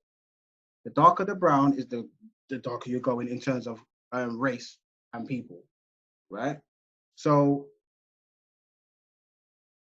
Black people take up more than 50% of the population. So in the preliminary results for the 2010 census, it shows that 97 million Brazilians, or 50.7%, define themselves as Black or mixed, compared to 91%, or 91 million and 47.7% label themselves as white. Now, before I even click the next section, I have to ask you this question. Over here in the UK, you have about 15 different classifications you can get in the UK. So you got Black Caribbean, Black British, Black African, then you've got white, Irish, Scottish. Sometimes they don't even put Welsh in there. Then you've got Asian, which is like Pakistani, Indian, so on and so forth. So you've probably got about 15 in total classifications that you can have in Britain. Do you know, does anybody know, or actually I'll take the first two guesses. How many classifications, you've got 15 here in Britain. Think about how it is in Brazil. How many classifications do you think? You can write in the comments. If you don't want to speak, write in the comments, right? How many classifications do you think they have in Brazil? There's 15 here. Let me say that again, 15. Didn't you say there was 5? Yeah, there's racial classifications, but in terms of identity, underneath, like, you know, you got yellow, you got red, you got black and brown, you got white. Within that spectrum, there's still a different level of classification. So now you've got Black here, that's one, isn't it? But then you've got Black Caribbean, so that's kind of like 2 essentially. So in Brazil, how many do you think there are? You can write, so you got 3. That's one answer. You can write in the comment section, or you can say it. You got 10. I'll take a couple of more. How many? You got 6. I'll take one more. And there's tons, maybe like 30 or more. All right, cool. Cool. 7, we've got. All right. I'm loving it. I'm loving you lot's answers. Okay. Well, you are about to find out.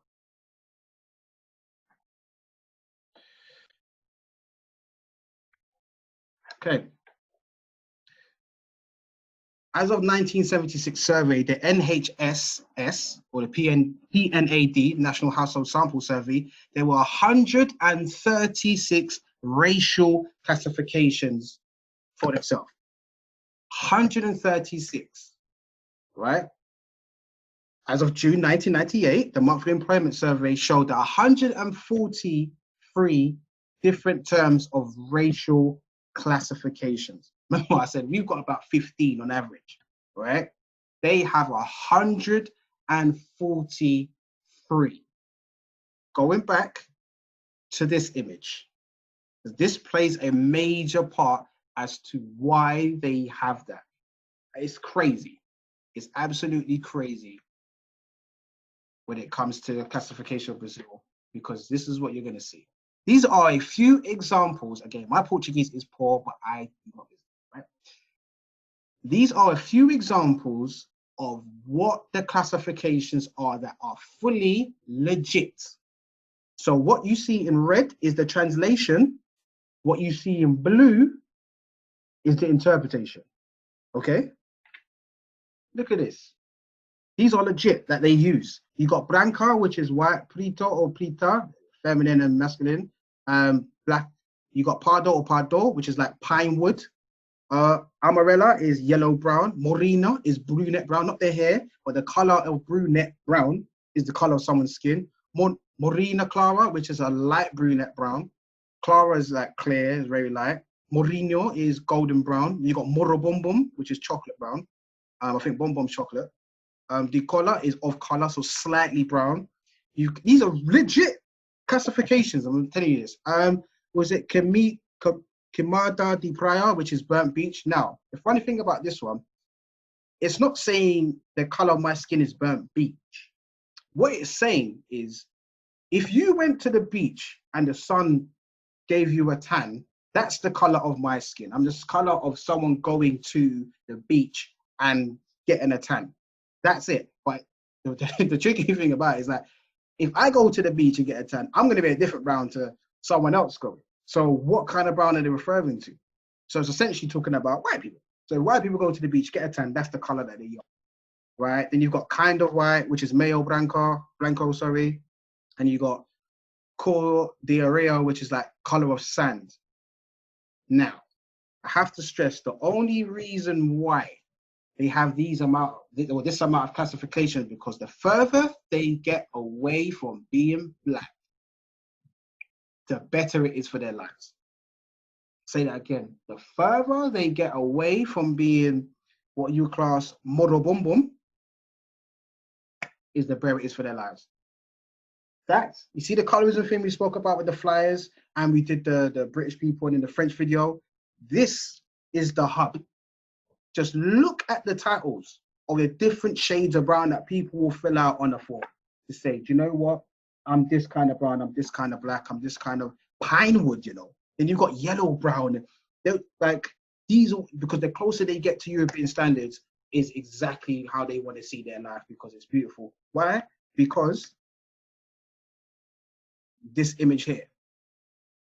So a lot of people want to be like the mixed mum because it seems like to be the best standard, isn't it? Like the Brazilian project is where the Portuguese whitewashed out, rinsed out everybody as much as possible, but they forgot that science works, nature works, and obviously with melanated people, always dominant. So eventually it's going to get darker again. But they tried to whitewash by interbreeding on purpose and creating breeding houses to kind of clean out darker skin hue, or let's say the Africans that were there coming from Nigeria, as Nate was saying earlier. But these are the classifications that they have. Like, this is legit crazy. Imagine writing on the form saying kind of white, Mayo Blanco, kind of, like not white, but I'm like sort of, you know, like I'm like, imagine negotiating those terms. I'm kind, like, how you put your arm against a, like, deluxe color. This is psychotic. Like, this is a ill mental health mindset that you're seeing right here. Brazil is bad. And the population of Brazil is high. Brazil has more black people in the country, right? Brazil is the highest population of black people than anywhere outside of Nigeria. So think about that. All the countries in Africa, not all of them, but not together, but individually on their own, do not have as many black people as Brazil does. But Brazil don't even get a look in, don't even get a check in like that, and this is carnival. But our brothers and sisters over there are dying at alarming rates. They're being killed. I got another presentation. I talk about police brutality around the world. And you know, in 2010, do you know there was, I think for that whole year, I believe, there was about 110 killings of black people from police every single day. Every single day for the whole of 2010. It was crazy. I think it was called, like, their translation was like Doomsday. So like Doomsday, it was like crazy. It was mad. But that's another presentation.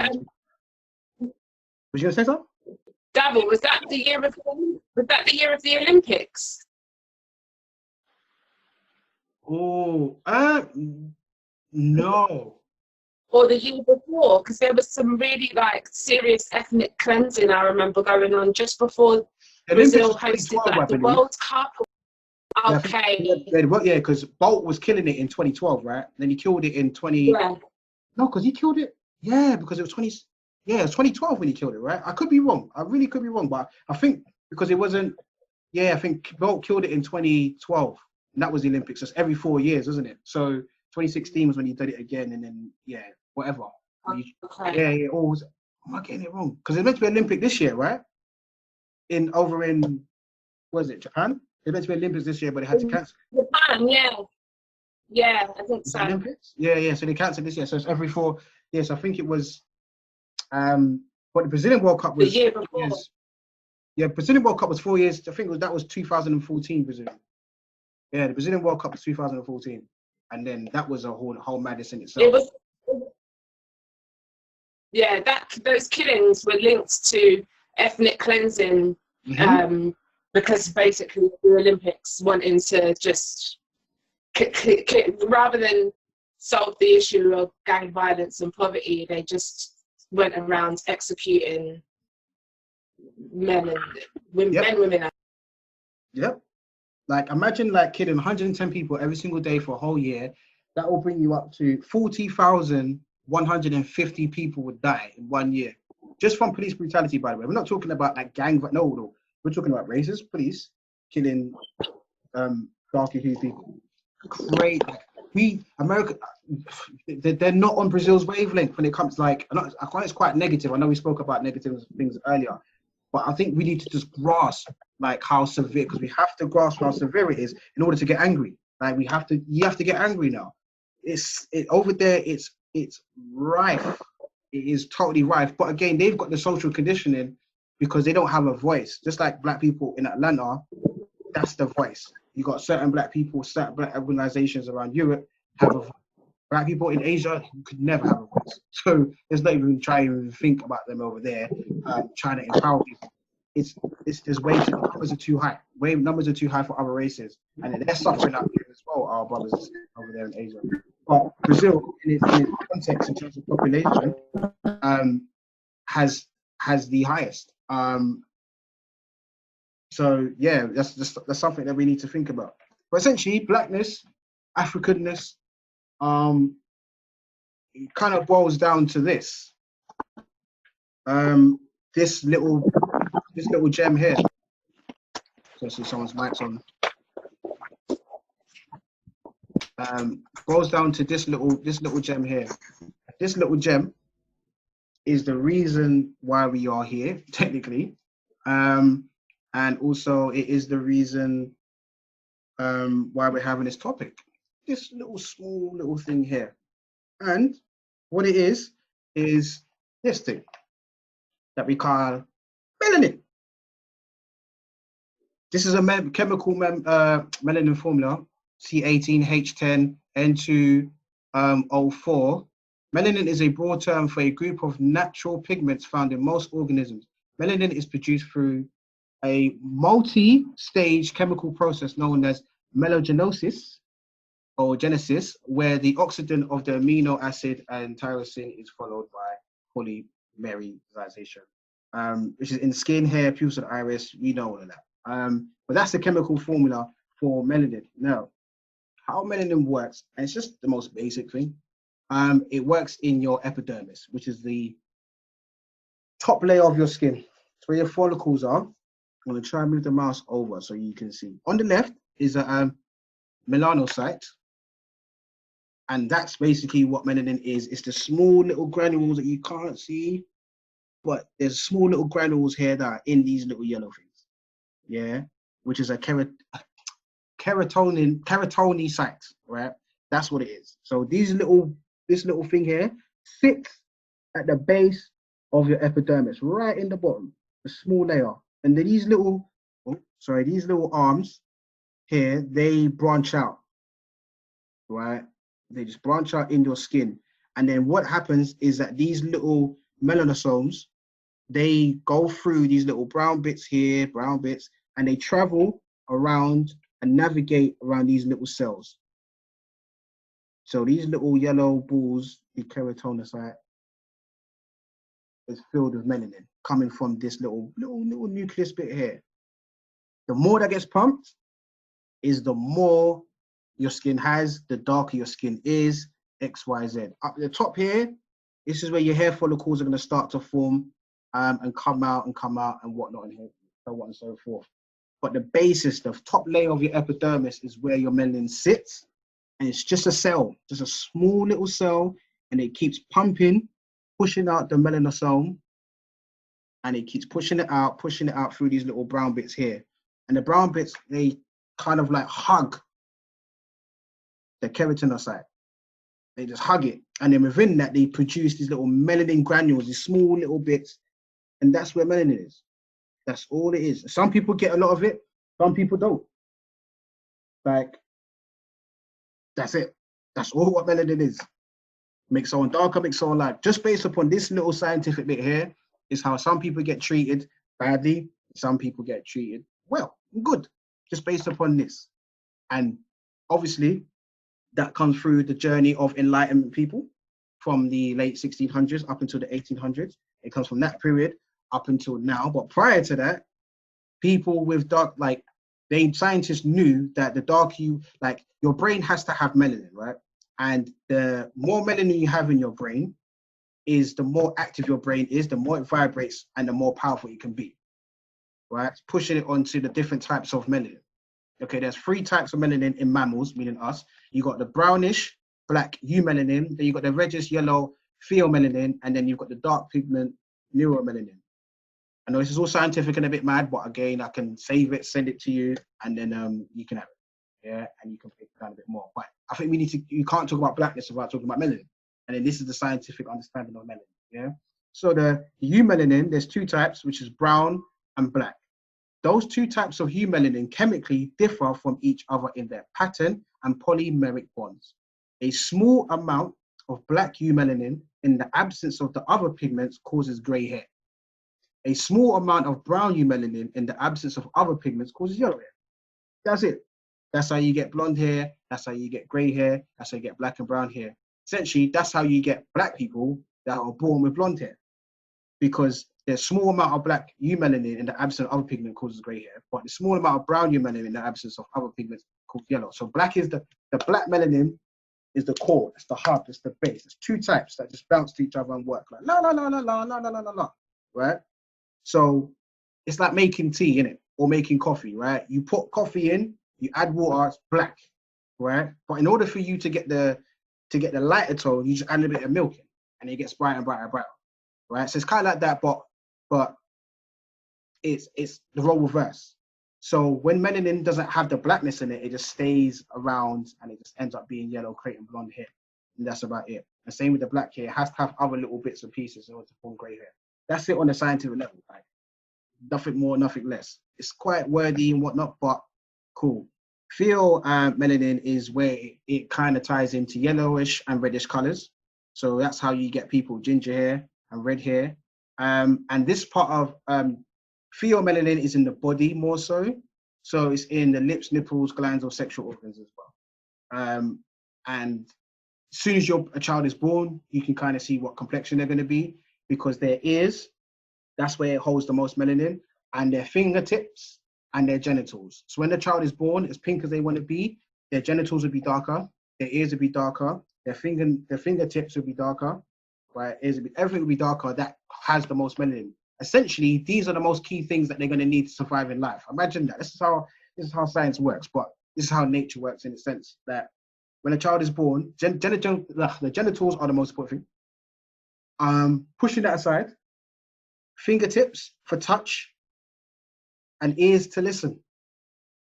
So when a child is born, nature's dope. When a child is born, melanin is automatically injected in the highest points that they need to survive. So they need to listen and be able to touch. And obviously genitals results to later on in life reproduction, and to be able to defecate, urinate, whatever. But that's how nature works, okay? And then you've got neuromelanin, is a form of melanin found in different areas of the brain. The loss of this melanin can cause several neurological disorders. This is why you have organ harvesting, okay, where you've got a large amount of black people disappearing around the world, okay, because their organs hold a certain amount of melanin. Some people have said to me, yo, D, I've always wondered, why ain't Prince Philip dead yet? He always gets sick here, and he's always like, why is he not dead yet? I'm like, bruh, do I need to tell you? Like, organ harvesting is deep. This is why I'm not really for Red Cross and other organizations going into Africa and whatnot, because they come up missing. And the reason is because they organ harvest. They want to take the brain, the heart, the liver, the kidney, because it holds loads of melanin. Imagine that you still have it in America where there was that woman. The woman, her son was a basketball player. He had an accident at practice, and he died. The mum got told that your son died. They was like, what? What do you mean? So they ran to the hospital. By the time they got to the hospital, it's only been a few hours, you know. By the time they got to the hospital, she went to go check on her son. Her son's dead. When she got to see the body, he was all stitched up. This is hours. Stitched up. So she's like, what's going on? Oh, yeah, we had to do an autopsy. What? They open up the body. Wasn't the body stuffed with newspaper? Imagine that. She was like, what? What happened? Oh, no. This was like probably like going back 10 years ago. Oh, no. She has not been given the organs of her son that dead. Like, organ harvesting is real. Dick Gregory talks about that a lot. He says that in the, especially in Chicago, because Chicago is like the gun capital of America, right? In Chicago, he says that he did a study a long time ago where he looked at some of the autopsies of some of the people, the victims of drive-by shootings. And he made a claim that this is professional shooting. He said the way how you're moving in the car and driving past, if you've got a submachine gun, you're spraying everywhere. Everybody can get it, essentially, right? But he said these are head-topping shots. He's like, there is no way in a moving vehicle you're going to be able, no, and you're turning the gun sideways. No. Organ harvesting is real. A lot of people, especially that I hear dying, like,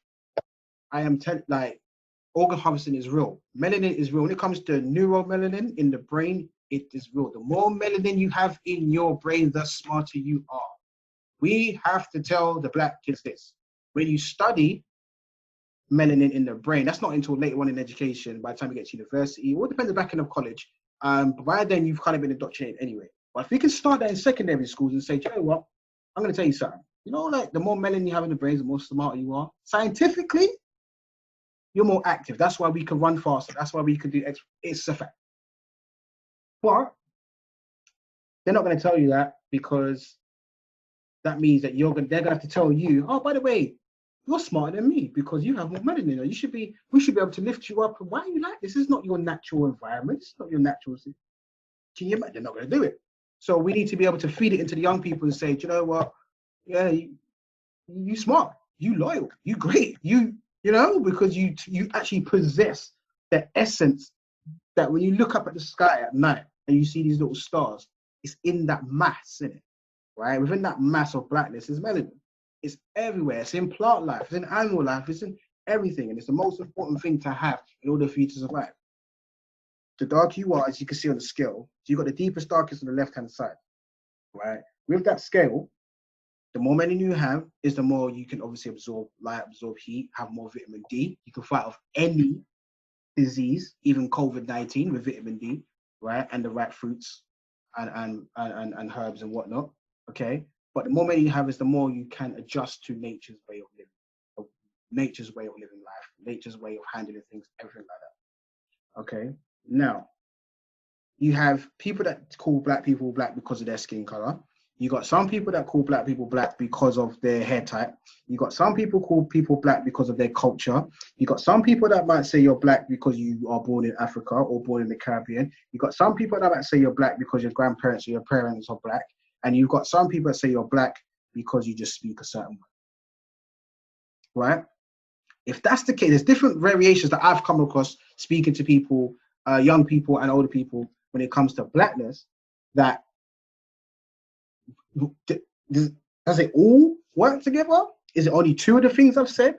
Or is it none of them at all? Like, what is it? Because if we take it into consideration, right, about, let's say the most common thing is, the obvious thing is race, right? If we take race into it, okay, you're not going to mute your mics for this,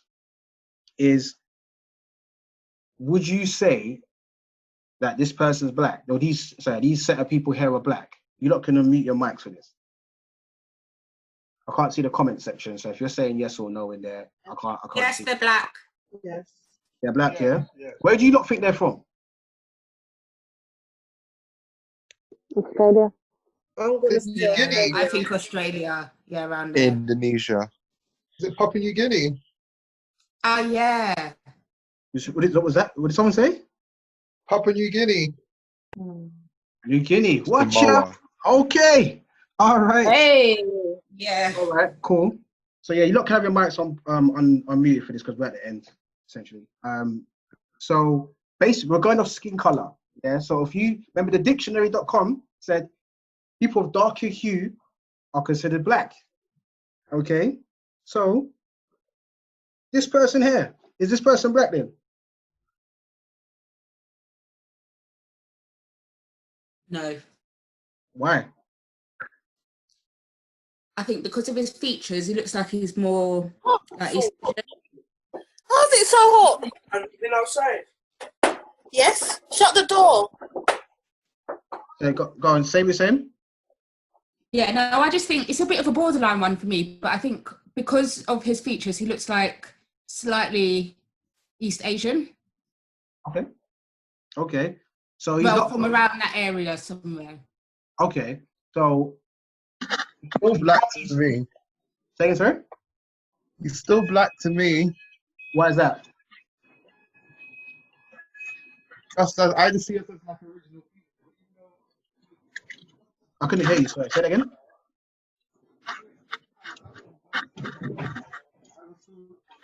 Hello? Okay, I don't know if they're mics. If you can hear me properly. But okay. So the person's not black because they look like they're from East Asia. Okay, cool. I don't think so either, but I think it's more because I've been conditioned to what is black, what blackness is. Well, if we go off skin complexion alone, that I know this person here is darker than a lot of my friends who are identify as black. Do you see what I'm saying? So it's like, is blackness down to skin complexion alone? If it is, then this person's black. This man's black. Just on skin complexion alone. The eyes and other features, you go down to, you got the Xhosa people or the San people of South Africa, who are based around just the tip of Africa and South Africa. They have similar eyes, more of like the slanted eyes that a lot of East Asians have. They have been like labeled. hair is something that we don't talk about a lot, because if this person had an afro, for example, I feel like that might change opinions on it. Yeah, that's true. And the eyes, I think, if the eyes were different. Okay. The eyes and the hair. Okay, well, what about these brothers? Are they black? Now that you said hair. Yeah, they're black. Yep. Okay, where do you think they're from? Somewhere in Africa, maybe. Okay. That's big. I'm not sure, maybe India. Where? Maybe South America. Okay. Any more guesses? India. Okay. One more guess? Sri Lanka or something. Okay. They're from Fiji. Ah. Got brothers over there in Fiji. Going back to skin complexion, would you class them as black? Can't see that one so clear. Okay, well, they are darker hue people. They're dressed with saris on. They're not black. No. They're not black? Okay. Well, this is a city village in Dandeli, India. These are Africans, an African village in Dandeli, India. Dark-skinned people too. All right. What about these young kings and queens? Yes. Are they black? You see the Yeah. hair type? A lot of curly hair. I'm seeing a lot of blonde as well. Yeah, they're black. Why are they black?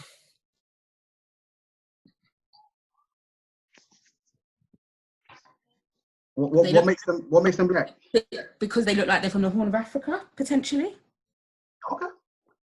Cool. Where do you think they are from?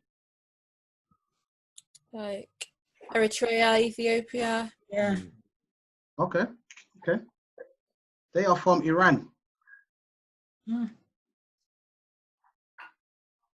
Yep. Exactly. What about this sister here?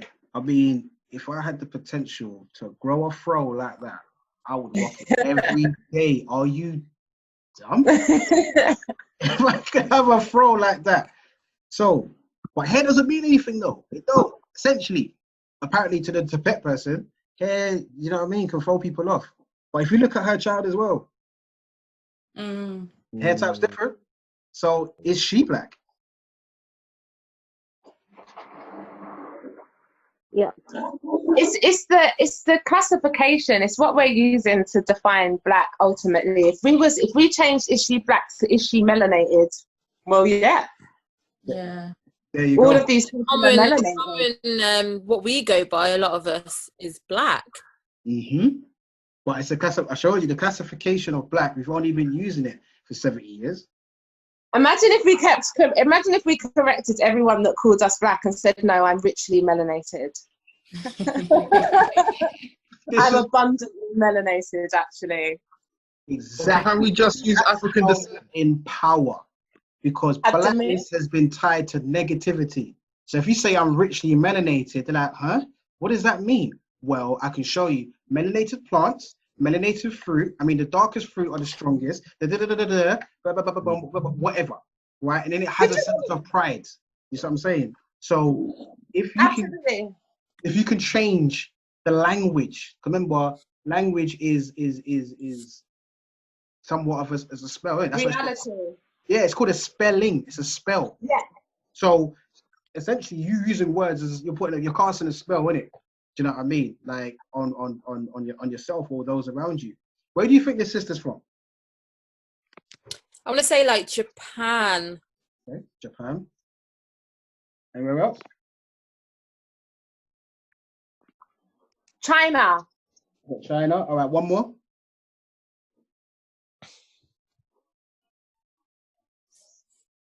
Where else? I can't see the comment sections. If you said in the comments, someone's going to have to read it out because I can't see it.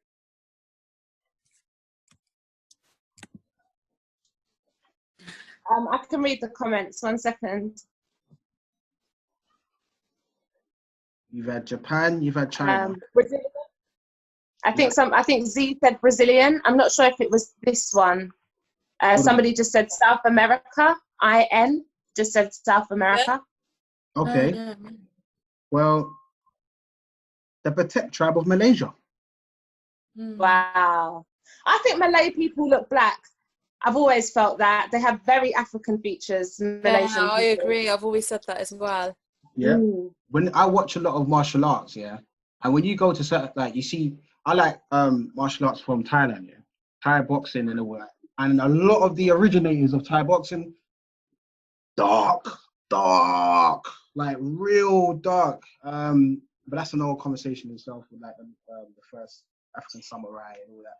But a lot of Malaysians that you don't see, obviously, due to the racial whitening, a lot of them are dark-skinned people. Look at that. That's an afro. That's an afro. Like, that is phenomenal. But look at her nose, her lips, how clear her skin is. That's an African woman. Just over there in Malaysia. We migrated there like 5,000 to 10,000 years ago. You got the Andama tribe, which is between India and kind of like Mauritius. That little section there's an island to themselves. And they're dark skinned, like, and the Jawa people of India as well. They're dark, I mean, like blue, black, like real dark as my t-shirt. They are living out there and they're meant to be the first inhabitants of India, essentially. So, bringing it to the last question of this talk, which has been fantastic.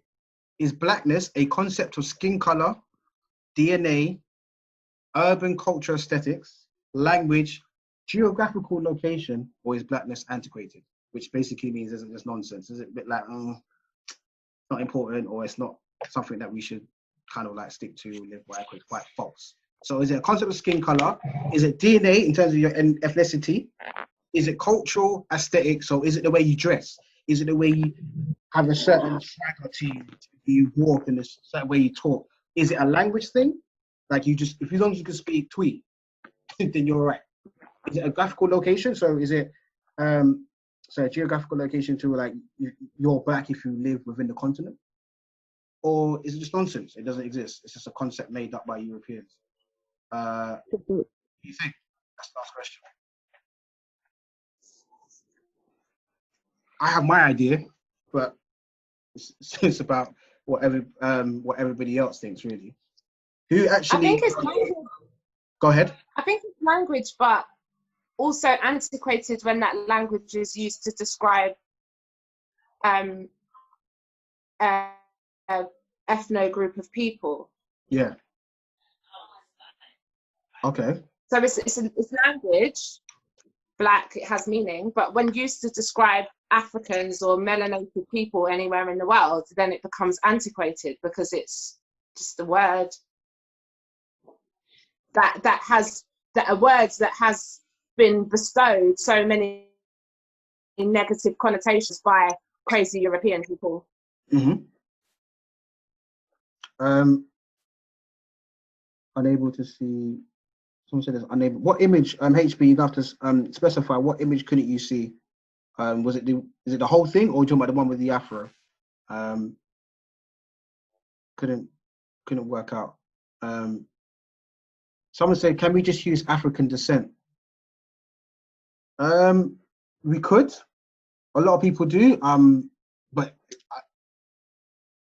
what tends to happen with using African descent, something usually comes beforehand. So it's usually like, I'm black of African descent, or I'm such and such African descent.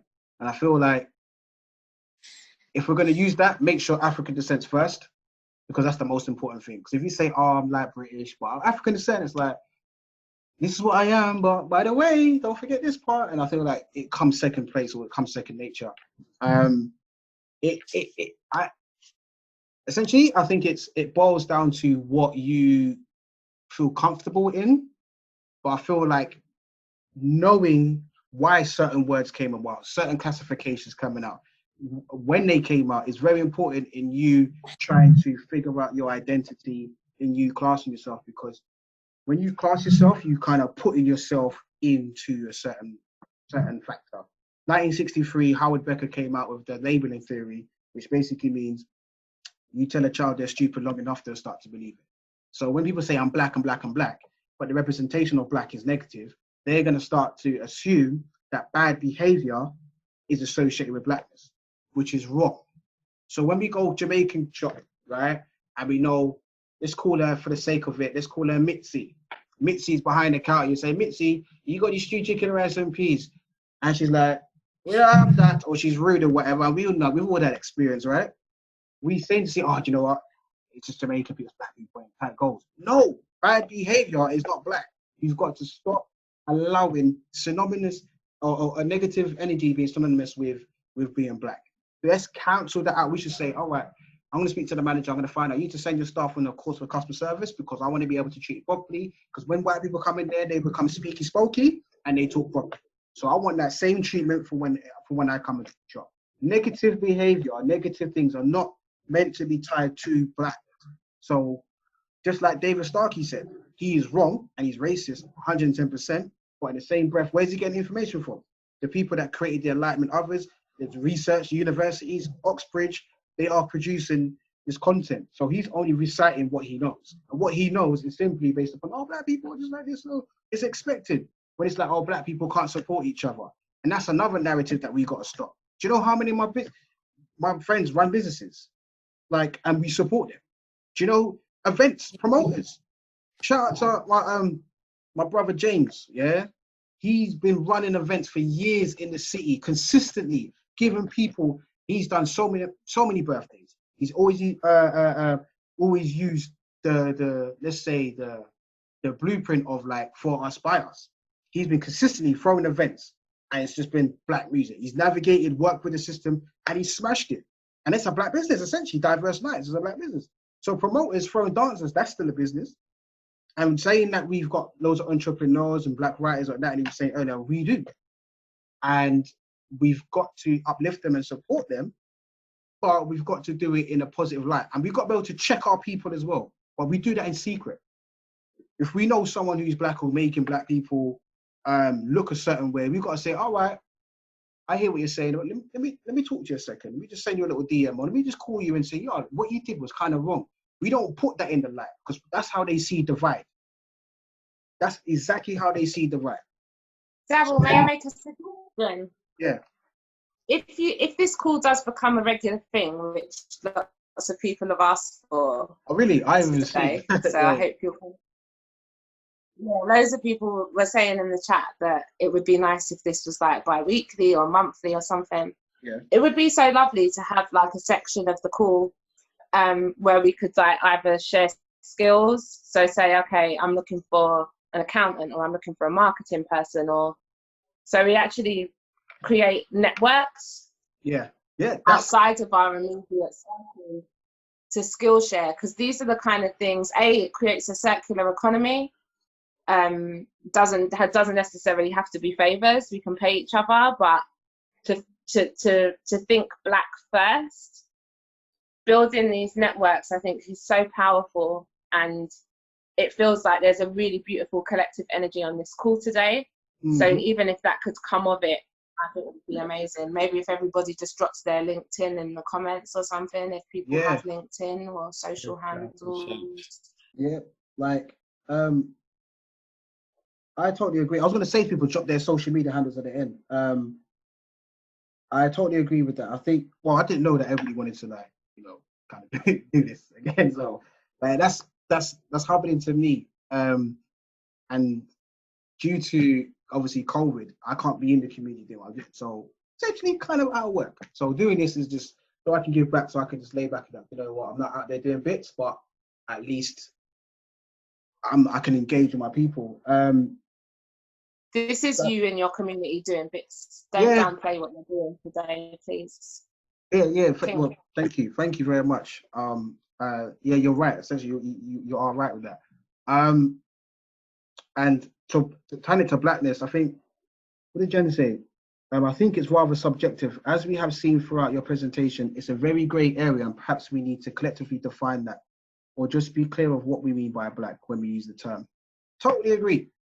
Totally agree. Blackness is only a short period of time, the word black, and it just meant politics. Yeah, scientifically it meant skin complexion, but here in Britain, it was only down to politics. When you had the New Cross fire, right, 30 years ago, right, where, the racist arson attack when it killed young people, right, Asians were rioting with black people and everybody got called black. You had Asian and Indian writers and politicians that used to go to Rolton Road in Brixton and used to go to meetings and with Olive Morris, who's a fantastic feminist freedom fighter as well. She doesn't get spoken about in terms of feminism. She was doing this from the 70s. She was part of Black Panthers.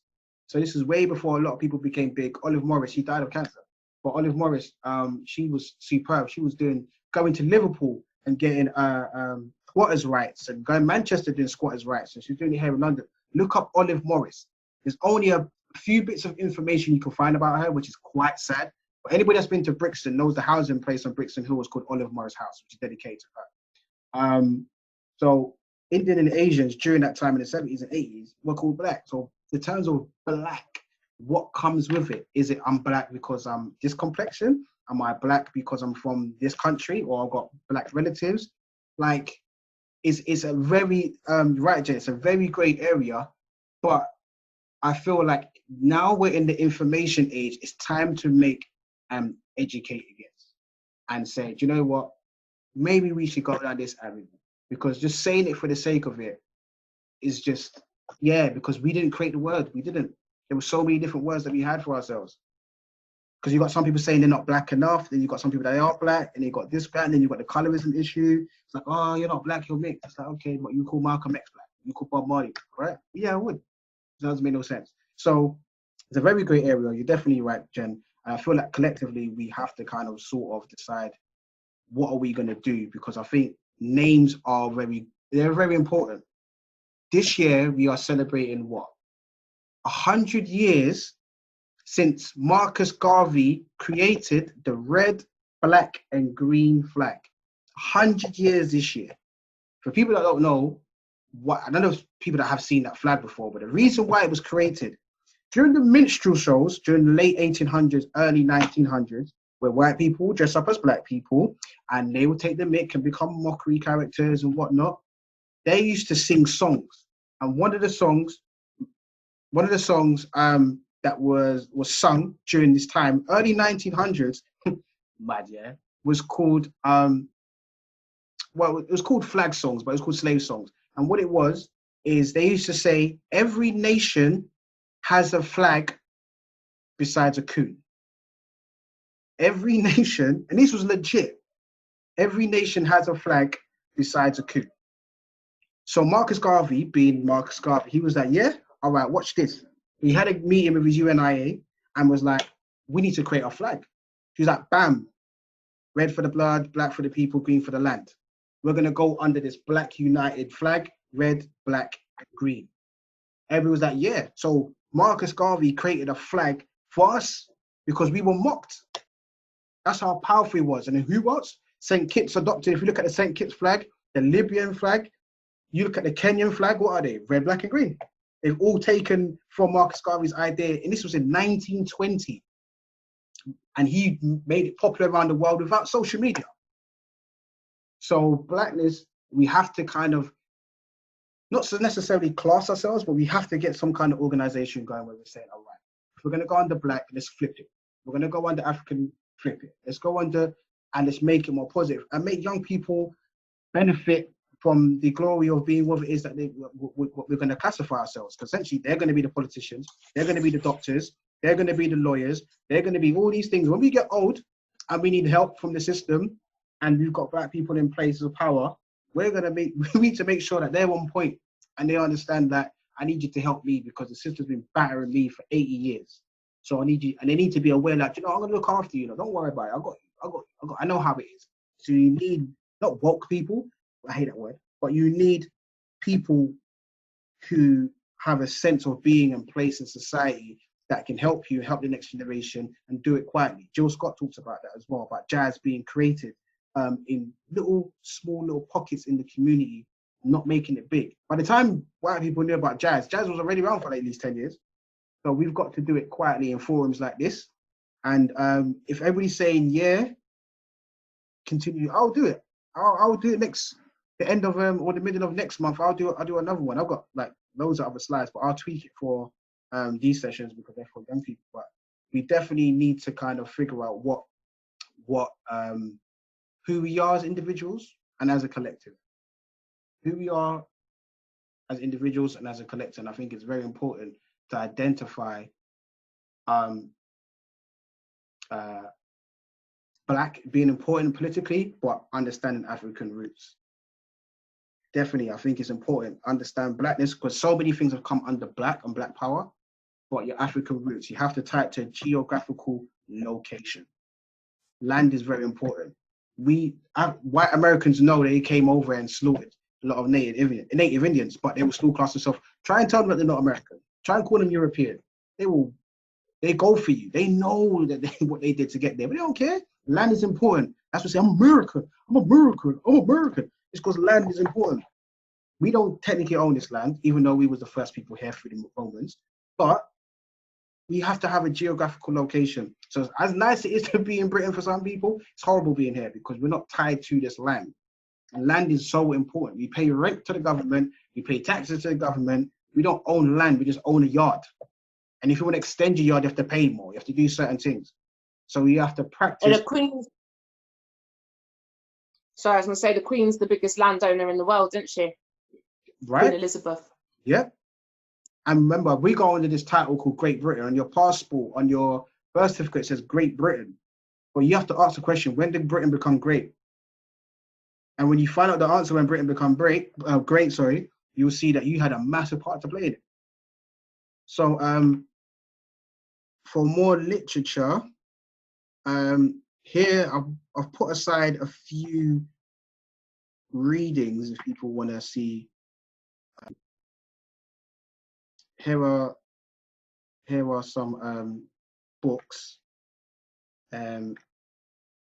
These ones have kind of helped me along the way. My Global Journeys in the Search of the African Province with Noko Rashidi. Fantastic brother. Amazing. I've seen him twice here in London, and I went to Amsterdam to go and see him. Fantastic guy. He's traveled to over 140 countries and documented Black presence across the globe. Yeah, he's brilliant. He's the #1 guy. If you want to see Black presence, pick up one of his books or watch his lectures on YouTube. Type in Ranoko Rashidi.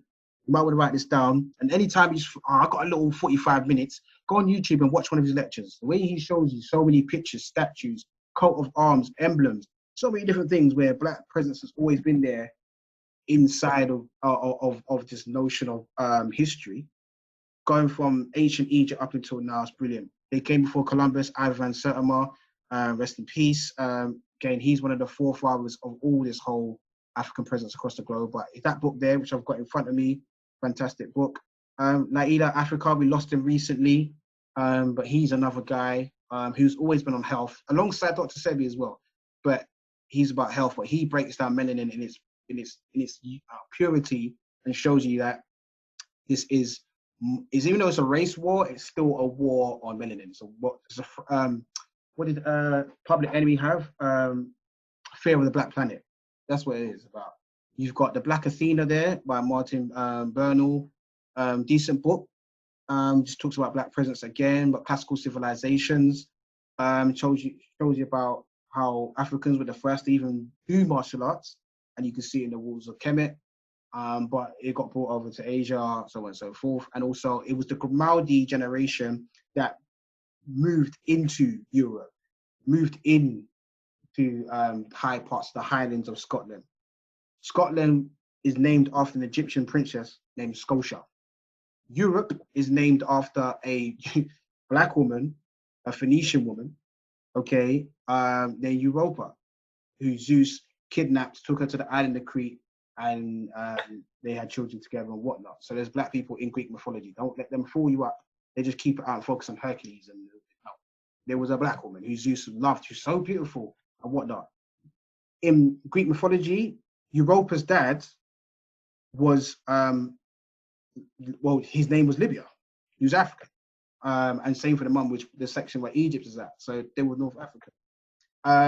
Sheikh Anta Diop, I mean, he's been labeled as like the guy when it comes to African civilization, more so on the continent, but he's a phenomenal brother. A lot of people don't know about the African slaves in Iraq. Deep.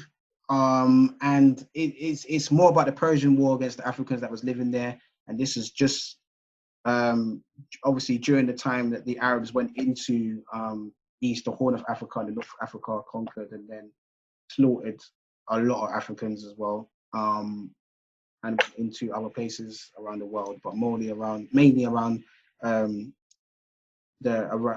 Arabia and the coast of the north part of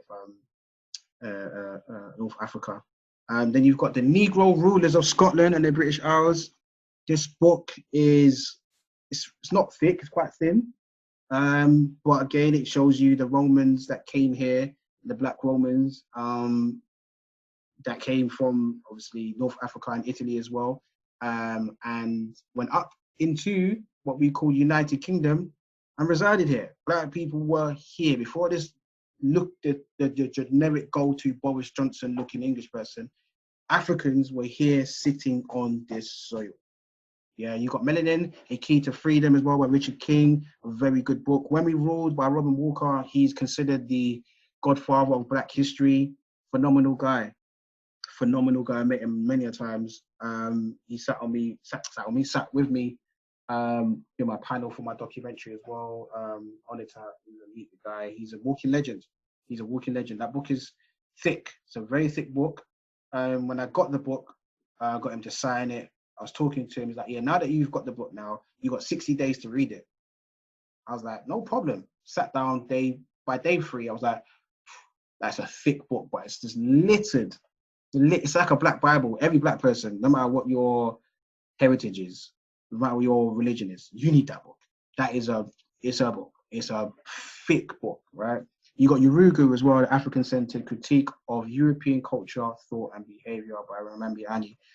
Great book again. It's kind of like it kind of shows you how African mindsets operated during that European rule. but also European rule is based upon African philosophy, and how certain people get certain behaviors. Taking it back to the UK, I thought I'd show you. Black and British is a good book to have. It's a BBC series as well, if you haven't seen it.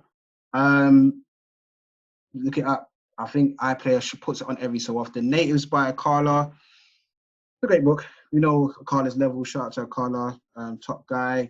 My professor, Kehinde Andrews, always warring with Piers Morgan. He's brought Back to Black, Retelling Black Radicalism for 20th Century. He's writing another book now as well. This book is really good.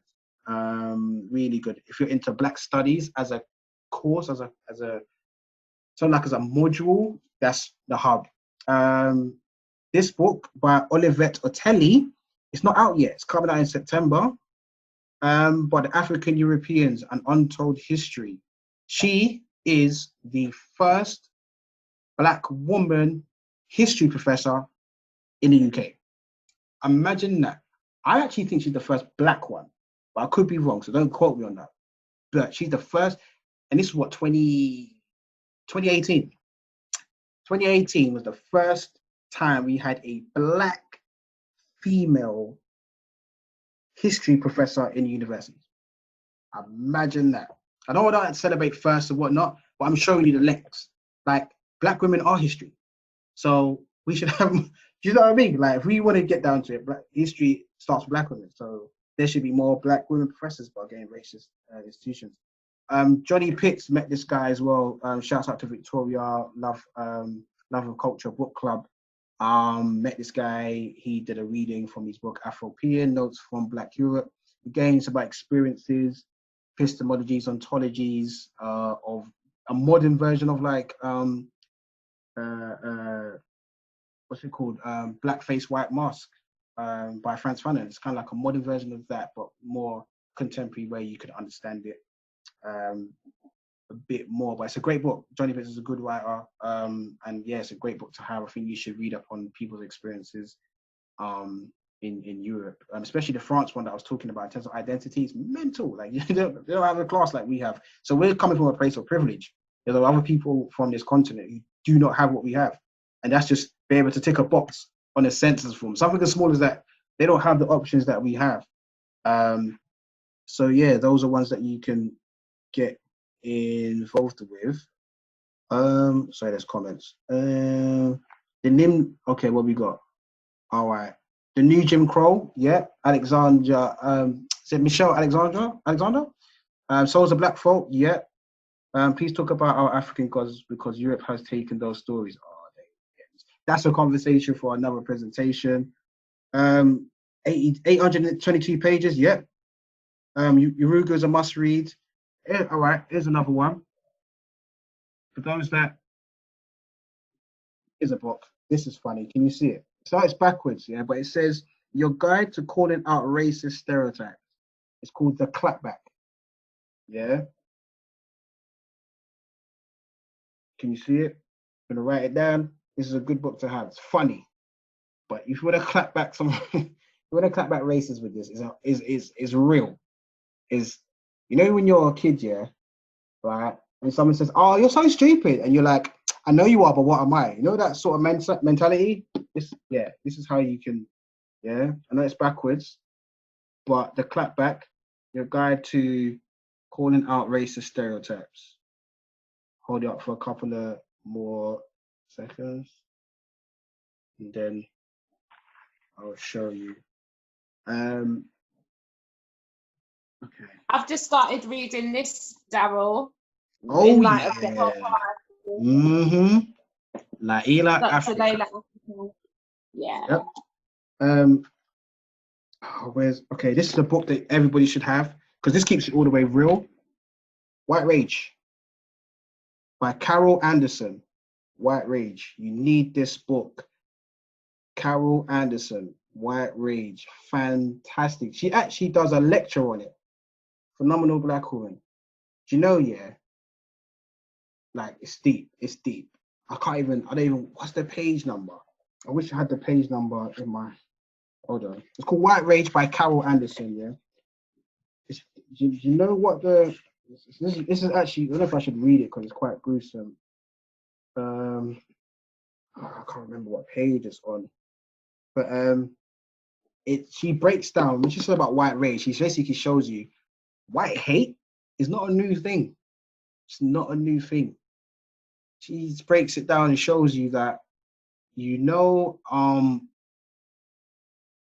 slave masters, right, the overseers, what they used to do is pump fear into the rest of the slaves. How they did that is they used to get the pregnant woman on the plantation, right? Like, stand up the pregnant woman, maybe sometimes tie her to a pole, have other pregnant women sit down and other children, right? And other women. Make them sit down and stand, or sit down and watch this woman standing. Then you would have the overseer stand next to the pregnant woman, right? And what they used to do to pump fear into the slaves sitting down, what they used to do is they used to slice open the pregnant woman and have the baby drop out. This is in America, by the way, right? And then kill the baby by stamping on its head. Sorry to be gruesome, but I have to just tell you. That's what they used to do, because when the pregnant women saw that, there is a hormone that's produced in the body that goes straight into the baby. So when the baby's born with fear. They did that on a regular basis. She breaks it down. White rage. She tells you everything. So when they say, oh, America, that slave it's just a 12 years of slave thing, no, it was a scientific thing. They knew exactly what they was doing, especially when it came to butt breaking and everything else, to tie the man down. And then they used to basically tie a horse to one side of him, the horse to the other side, beat both horses, and they used to tear the man in half because the horse would run off, pull off his limbs and whatnot. It was a strategic move to basically shut down your ability to withstand certain things. White rage.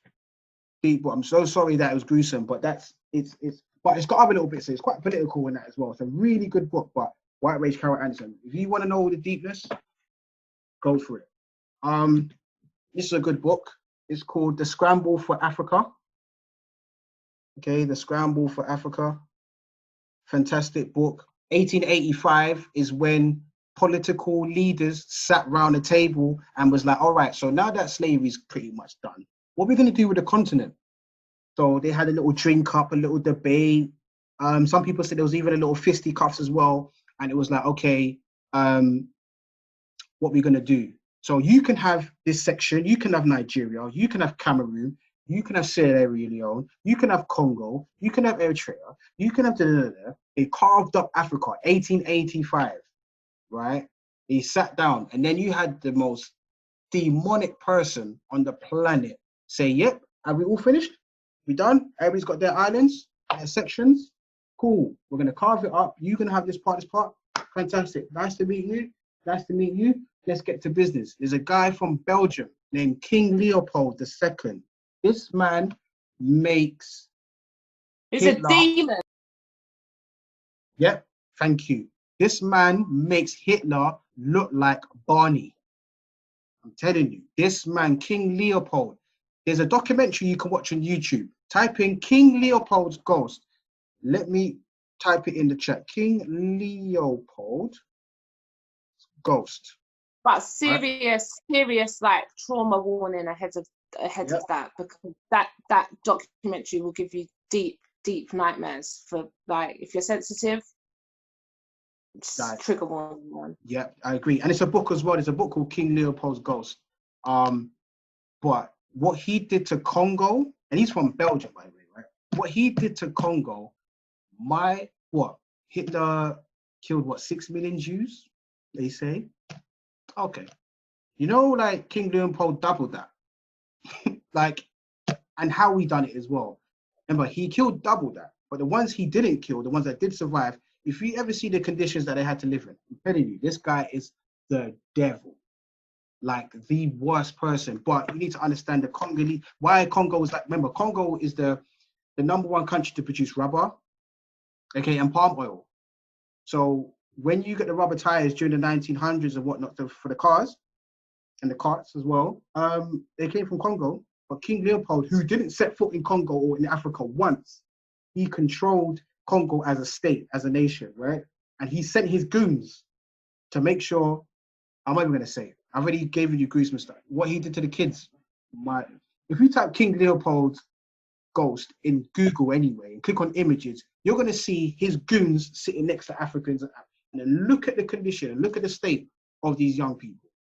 That's what I'm going to say. I'm not going to say no more on that. It's horrible. Horrible, horrible, horrible. One of my top people who I like, John Henrik Clark, he basically forwarded this, but Michael Bradley came out of a book called The Iceman Heritage. So when you talk about the mindset of European people coming from the Caucasus Mountains, yeah, this is where it stems from this. It's The Iceman, yeah? It's by, let me put it closer, Michael Bradley. He shows you why, because remember, you see like Flintstones? Yeah. You see how they glorified Flintstones, right? But even though the cave people were like barbaric, they used to bust their women's head, cavemen, drag them, rape them, and whatnot. But you see, Flintstones makes cavemen seem all right? But they were barbaric. That mentality still around today in terms of tribal wars, in terms of European tribal wars and whatnot. Still barbaric. That notion to kill, to always kill, stems from here. Brilliant book. I believe there's not many in print, but yeah, that's one. Another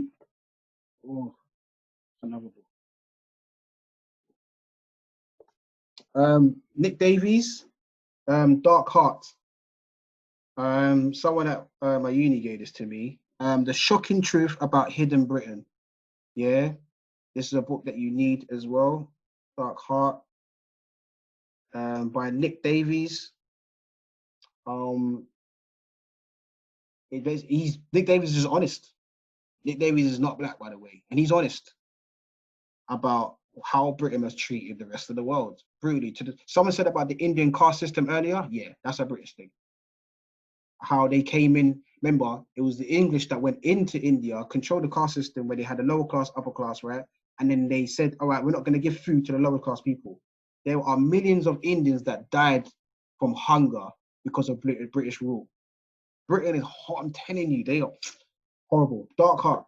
This is written by a white person, by the way. Yeah. Nick Davies. All right. And I think the last.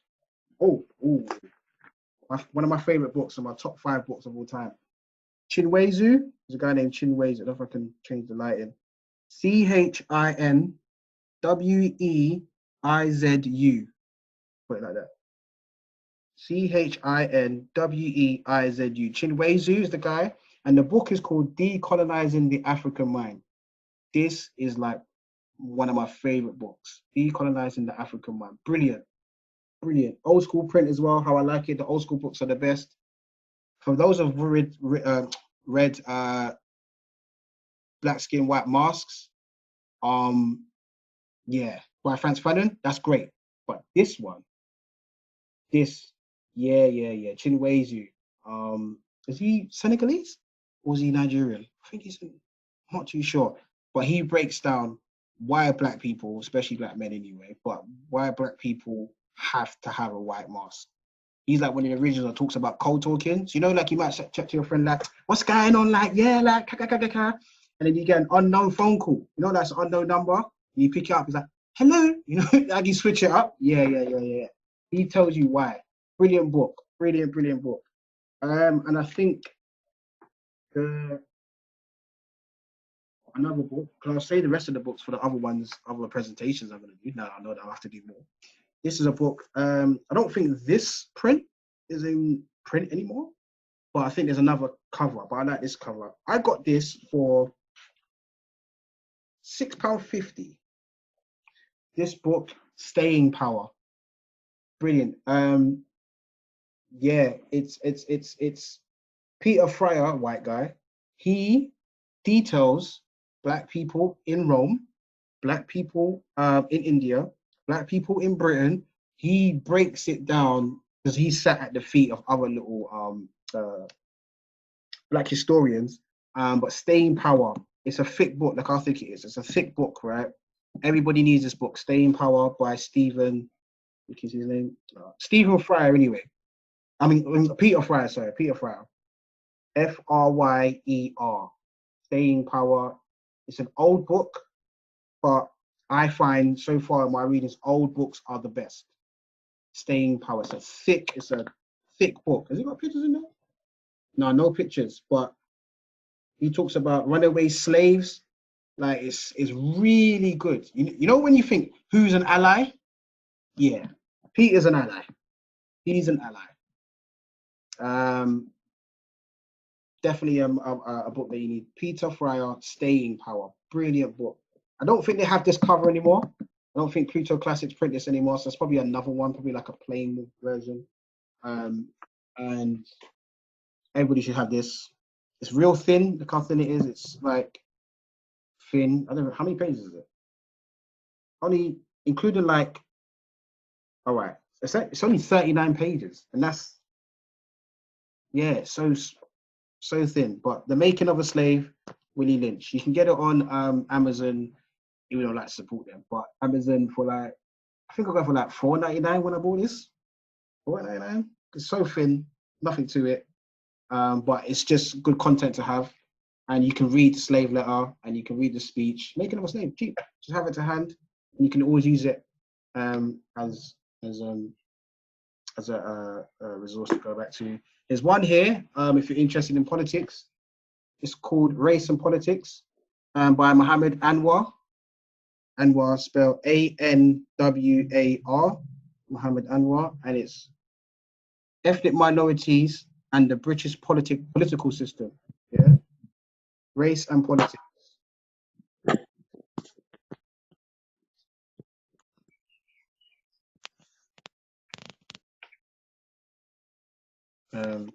So you write King Leopold back in there. I think I sent him a private message. King Leopold's Ghost. There you go. That's a King Leopold's Ghost is it's a book as well, but it's essentially a documentary you can watch. But as Natalie said, yeah, when you've got the time for it, yeah, they reveal like a lot of stuff, and it makes you think, why are we learning about Hitler and not this guy? Well, simply because Britain claimed they defeated Hitler, and it makes them look like a superpower. They're not going to talk about something that has no relevance to them or something that they couldn't stop. So they're not going to tell you. But No, what's mad? In history, before the COVID-19, my year 9s were learning about King Leopold actually. Oh, really? Yeah. And they were touching on the Congo and the rubber trade and everything else. Yeah. Yeah. Did they touch on the brutality of it as well, or was it just more like what he? No, they did. They touched. They did. Oh, okay. That's good then. That's good. I love that. But it's it's mad. Have you seen in Belgium? They got Belgian chocolate. Yeah. And you seen Belgian chocolate with the hands, and the Belgian chocolate hands is the African hands that got chopped up. Yeah, it's mad. It's bad. Like when I see Cadbury's in there, I'm like, oh, what the Cadbury? Oh, it's crazy. But your face blatantly, man. It's that double consciousness, isn't it? Like it's like, oh, I know it's bad, but yeah, I don't even eat chocolate. I don't even eat chocolate. But that's it. That's actually it. Like, thank you, everyone. Like, I know time's gone quick, yeah, but like, we've been rocking for 5 hours. Yo, thanks to you, bro. It's been a 5 pleasure. hours. You lot have stayed on for 5 hours. Like, nah, for real. Like, every single one of you is dope. Like, you, like, Kofi, big up. Like, is it Adam or Adam? How do you say it? You got to speak, you're all the way in Saudi Arabia. I appreciate you, bro. Like, Adam from Saudi. Yeah. Let me see your face, man. Let me see your face. Let me see your face, man. I want to talk to your face. 1 second, brother. Let me just switch it up, yeah? Because I've been having problems zooming in on. Okay. Let me get on here, yeah? Because I've got to use a VPN. Oh, yeah. Yeah, so let me just So as it's a collective thought, like, so you're in Saudi Arabia. How was it for you? Good to see you, man. Everybody, big up Adam, man. Like, cool. Salute. Yeah, it's big, man. But what it is, in short, is that the world's a bigger place, and as you say, now we're in the information age, we have to use this information age and networking as our strength. Sure. You know, like my brother-in-law gave me the link today, and I've just jumped on it. Okay. You know, and even, you know, like today, for instance, I say today Sunday's a working day, because obviously the Islamic calendar, we work on Sundays. So I'm working at the same time as like listening. So my weekend was yesterday, Friday, Saturday's the weekend over here. So it's all those small kind of nuances that you have to appreciate the bigger world and what we play, our part to play in the bigger world. And, you know, coming from the UK as a British citizen and working out here, you know, it just shows you like the mindset. You know, I thought like out here there's no black people, it's all gonna be Islamic people, But our people are here, our people are helping each other. You know, we practice group economics. So, you know, it's just about, as you said, exposing yourself, knowing that the world's a bigger place, knowing that, you know, the borders have changed, you get me? What we think is, you know, just England, Caribbean, America, you know, there's so much other places with like our diaspora, and it's just to appreciate that, you know. And as I say, another thing is, you know, it's group economics. Know where you're spending your money. Your money's power, you know. And even if you don't like it, like try and spend the black shop or something like that, because like what I'm trying to say, for just briefly, like I used to go to black barbers, yeah, and he cut my hair bad out here, and I thought, you know what, I'll go to Indian barber because he's very good. But at the end of the day, if you can't do that, find another one. You know, you'll always find quality within your group space. But that one change, that one little £10, you know, might save somebody's business, might keep somebody employed. You know, so it's all those small things. It does matter. It does create awareness. Yeah. You know, so, you know, as you're saying, just like the flag is important, you know, our money, our culture, our financial base is where we will stand. That's what all the other culture, whatever we spoke about, it's all about the finance, it's all about the economy. You know, if we know what we're doing with our money, if we know what we're doing with our land, if we know what we're purchasing, you know, then we can step to the next level, you know, with politics, and step to the next level with like ownership, you know, coming into having an opinion. But without the financial base, you know, we don't stand anywhere. So that's my point. I'm just taking from today anyway. Good to see you guys. May I ask you, how long have you been in Saudi? I've been in Saudi 6 months, but originally I worked in UAE, so I was in Abu Dhabi for 3 years. Okay. And then before Abu Dhabi, yeah, I was in the UK, you know, just corporate 9 to 5, and then I got an opportunity to work out here, so I just took it. Fantastic, fantastic, man. So in Saudi, do you have have you had experiences? What's it like for black people as a whole or as individuals? Like, what's the experience in terms of for you? To be honest, it's a whole different mindset, because what your expectations will be, you're thinking like, oh, you know, it's going to be Arab culture, it's going to be this and that. Like, the Arab culture, and I'm not Muslim, but the whole Arab culture is geared towards African culture, you'll find out, because of Africa and part of Asia. You know, it crosses the continent. Yeah, The majority of people out here, you know, and they get a lot of respect. You know, and when they see you as a black person, you can't speak Arabic, they're kind of shocked. Like, wow, you don't speak your own language. Like, you can only speak white. They don't speak English. Yeah. You know, all the other communities we speak about, like Asian, Chinese, because they're bilingual, you know, so that's another thing they have, you know, which is their strength. They might not agree with like cultural borders like India, and, you know, they have a class system, but their bilanguage helps them, you know, so when they see their fellow man, they know they can speak to their fellow man in a different code, with a different tongue, and say, look, I'm really hard up, I can do this, and nobody in the workplaces know what their condition is. So there's so many ways that they practice groupism. So You know, out here, it's deep. It's deep. It's a different culture. But I'll try and like touch on it a bit more with you guys when the next session comes. Yeah, that's interesting. I was thinking, because obviously the mindset of Europeans is different from the mindset of how it is in Arabia. So, would you get more ratings and respect being a black person if you kind of speak their language? That's what I want to know. Like, if you speak like Yeah. So if you're speaking Arabic, what to consider is. Go on. Yeah. Okay. Well, for instance, what you have to think is Arabia has money. Yeah. Yeah.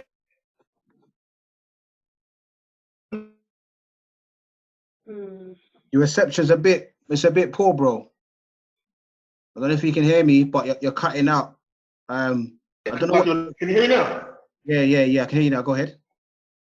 Can you hear me now? Yeah. Okay. So, for instance, like they can wear their traditional dress, their traditional cloths, candoras, and everything. See them with their white robes and everything, because they have money, so they have their own choice, so they can practice their independence.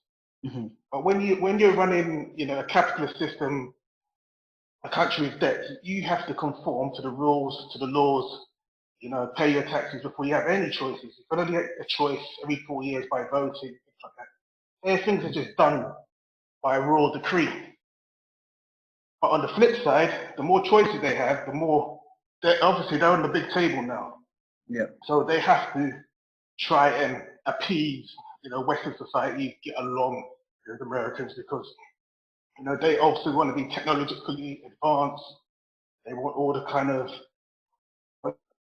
it does get dictated, but culturally, because they're actually free, because of oil money, they can make their own choices. They can choose to do this today, they choose to do that tomorrow.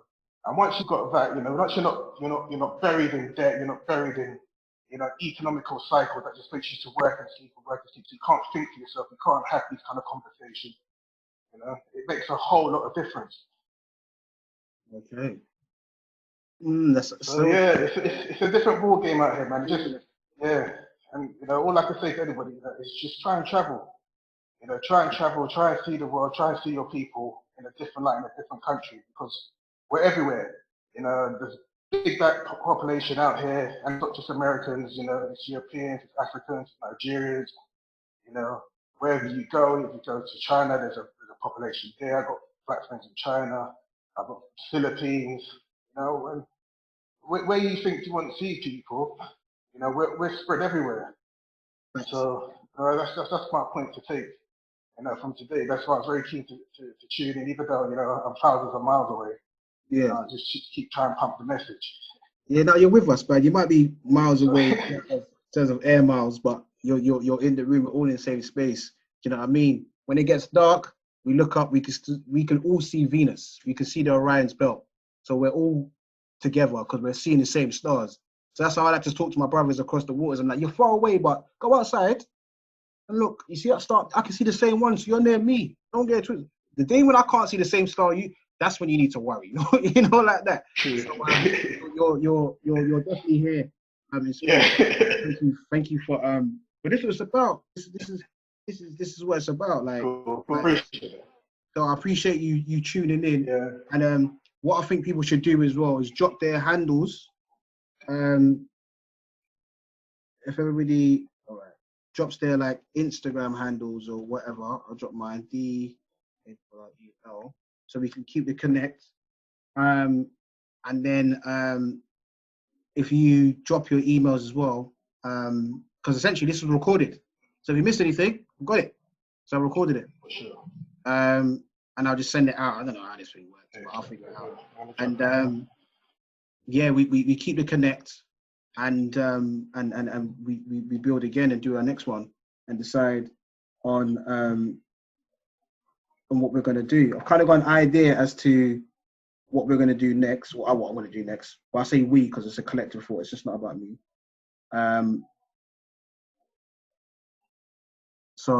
Yeah, but yes, everybody's cool. So the chat should still be around when this thing locks off. So if you want to take a screenshot, yeah, take a screen so people can take screenshots. Give you a lot of time to do screenshots of it, so you can go Sorry, back. fam, I missed that part. Screenshot of what? Screenshot of what? Oh, you see the names, the at names on Twitter and Instagram. If you take a screenshot of that, just in case if I come out of it, lock it off and it goes, then you're not gonna have it. So if you take a screenshot of it, where's it in the comments? Yeah. Go to the comments and you can say that. Go there and then you can. I'll give you like a little moment to do that.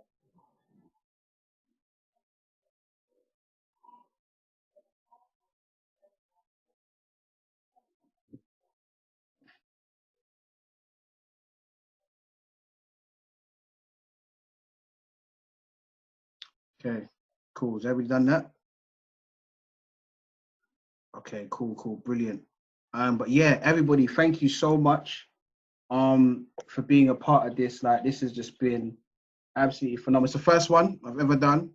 For those that know me, like I was a bit like, a bit nervous and that, because I thought, yeah, mate, like talking to people and you gotta entertain them. So they're like, I'm giving you some time on a Sunday. I could be eating my little food, so make this good, bro. Like, so yeah, I'm so happy to see some of my nearest and dearest in here over this period of time. Again, like I said, it's been 5 hours plus, over 5 hours, and there's still like 27 people in here. Fantastic. So I really appreciate that. And other people were, yeah, dipped in, dipped out. So comfortably, there was like 50 people in total. So literally everybody, like, thank you so much. Like, this has inspired me. Like, I feel like I don't even want to eat, because certain times when I reason with people and it's a good conversation, I feel full up and my spirit's like, yeah, I'm good now, I can sleep. Like, I feel so blessed. And yes, it's because of you lot. Every single person in this space, you know, people I know, people I don't know, like, I've got mad love for you. And yeah, you lot are the reason why I do what I do. So I'm going to continue doing it and do some more research. I mean, there's so much things I didn't even get a chance to touch on, like The Absence of Britain. There's another print by Lana Kelsling talking about the missing colours of the rainbow, meaning like in Britain, the Black queer resistance as well. I didn't even touch on that. Like, there's so many different things, but that's all another day, another topic. But I really appreciate, and as you can see, there's more females than males in here. And that's always the case. So I have to give props to you Black women who are just phenomenal. Matter of fact, can all the guys, if you identify as a guy, right, could you unmute your mics? All the fellas. I need all the fellas to unmute your mics, please. Please. All the fellas. Queens, we appreciate you, man. Thank you for coming through. Tell them. No, I'm gonna shut up. All the fellas, if you identify as a guy, please praise all the sisters in there. I ain't gonna say nothing. I'm gonna keep. Hey, we appreciate you, man. Thank you. Hey, what you do is. No, it's a good session. It was excellent for women to join us. You know, it's been good. You know, we're all one community. Listen, we can't do this without you, ladies. We cannot do this without you. Like, we need you. We are grateful for you. Thank you for being here. Thank you for being present. We love you. We adore you. Let's keep rolling together. Let's keep putting you first, and we follow and protect and keep moving that way. Trust me, Abe. That's it. I support that. Much love. At the bottom of the screen. Well, James, did you mute yourself? Or unmute? Tap the screen. Hold on. Hey, go on, yeah, James, you good? Microphone. James, I can't hear you, you know. It's up to you. Yeah, but you can see what Can you hear me now? Yeah. Go on. All right, cool. Thank you for putting it on. And on the ladies' note, if God exists, she is a woman.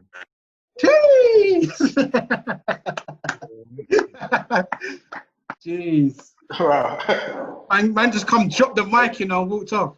You see that man there, you know, them slick guys there. Just wait to the end, like, yeah, by the way.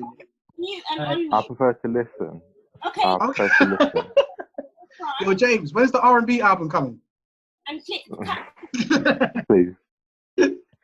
Oh, thank you, brother. I appreciate you. Please.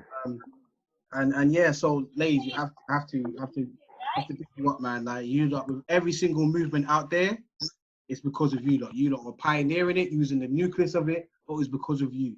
Every single powerful revolution, black revolution like that, is because of a woman, or she had some kind of influence. Whether she taught them how to fight, whether she taught them how to poison the slave master, whether she taught them how to count the months, because they use the 28 days of the month with the moon cycle, with a menstruation cycle. So we managed to get the months because of the like so many different reasons why you're important and why we exist today. So like women, like big you up, thank you, appreciate you. You birth us, we come from you. Scientifically, you come first. That's why when your woman's pregnant, they can't tell you what the gender of the baby is until you're 20 weeks, because every baby forms as a female. So it's XX chromosome versus XY. So that's why men, we have nipples, but we don't breastfeed. Because we start off as a female and then the genetics and the chromosomes form. So every man has a bit of woman in them. And female in them, let's not say woman, female in them, essentially, you know what I mean, anyway. So we have to give props because for you, we exist. Yeah, so big deal. I ain't got anything as deep to say as much as James, because he's got the R&B album coming out. Called When You Say Black, use a capital B, because we are people, not a color. You know, like that. That's the name of the album. But that's true. When you do say black people, use a capital B, not a lowercase b. Yeah. In grammatics, lowercase means that you can apply it to plural. No. When you talk about black people, use a capital B. Sometimes you might see writing, you see capital and small. Lowercase is associated with a color. B is a noun, so it's to do with people. You see what I'm saying? So always use a capital B when you're saying black people. You're saying about a nation of people, not the color. There's a difference. But what did Tony say? Queens in the chat. I would love if you could listen to my latest song, which is What One, which I wrote uplift my queens, but also my kings. Have you got a link for it? YouTube channel or SoundCloud where we can all hear that? Tony, if you can come on the screen, that'd be great. Is she there? Where's Tony there?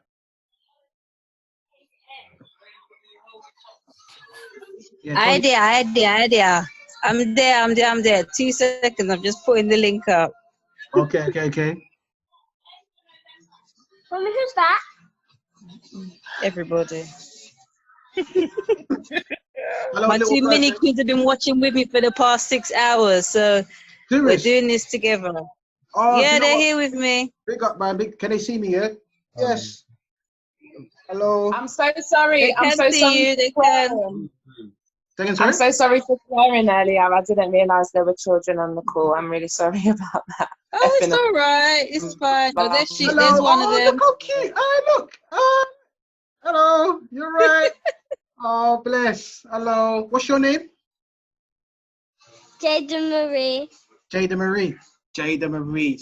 Oh, amazing. Cute name. What's your name at the back? What's your name? Kiara Lee. Powerful names. Love it. Did you enjoy the talk, the conversation? Yeah. I love that. I love that you actually made my day, because you lot are important. It's because of you, the reason why we're having this conversation.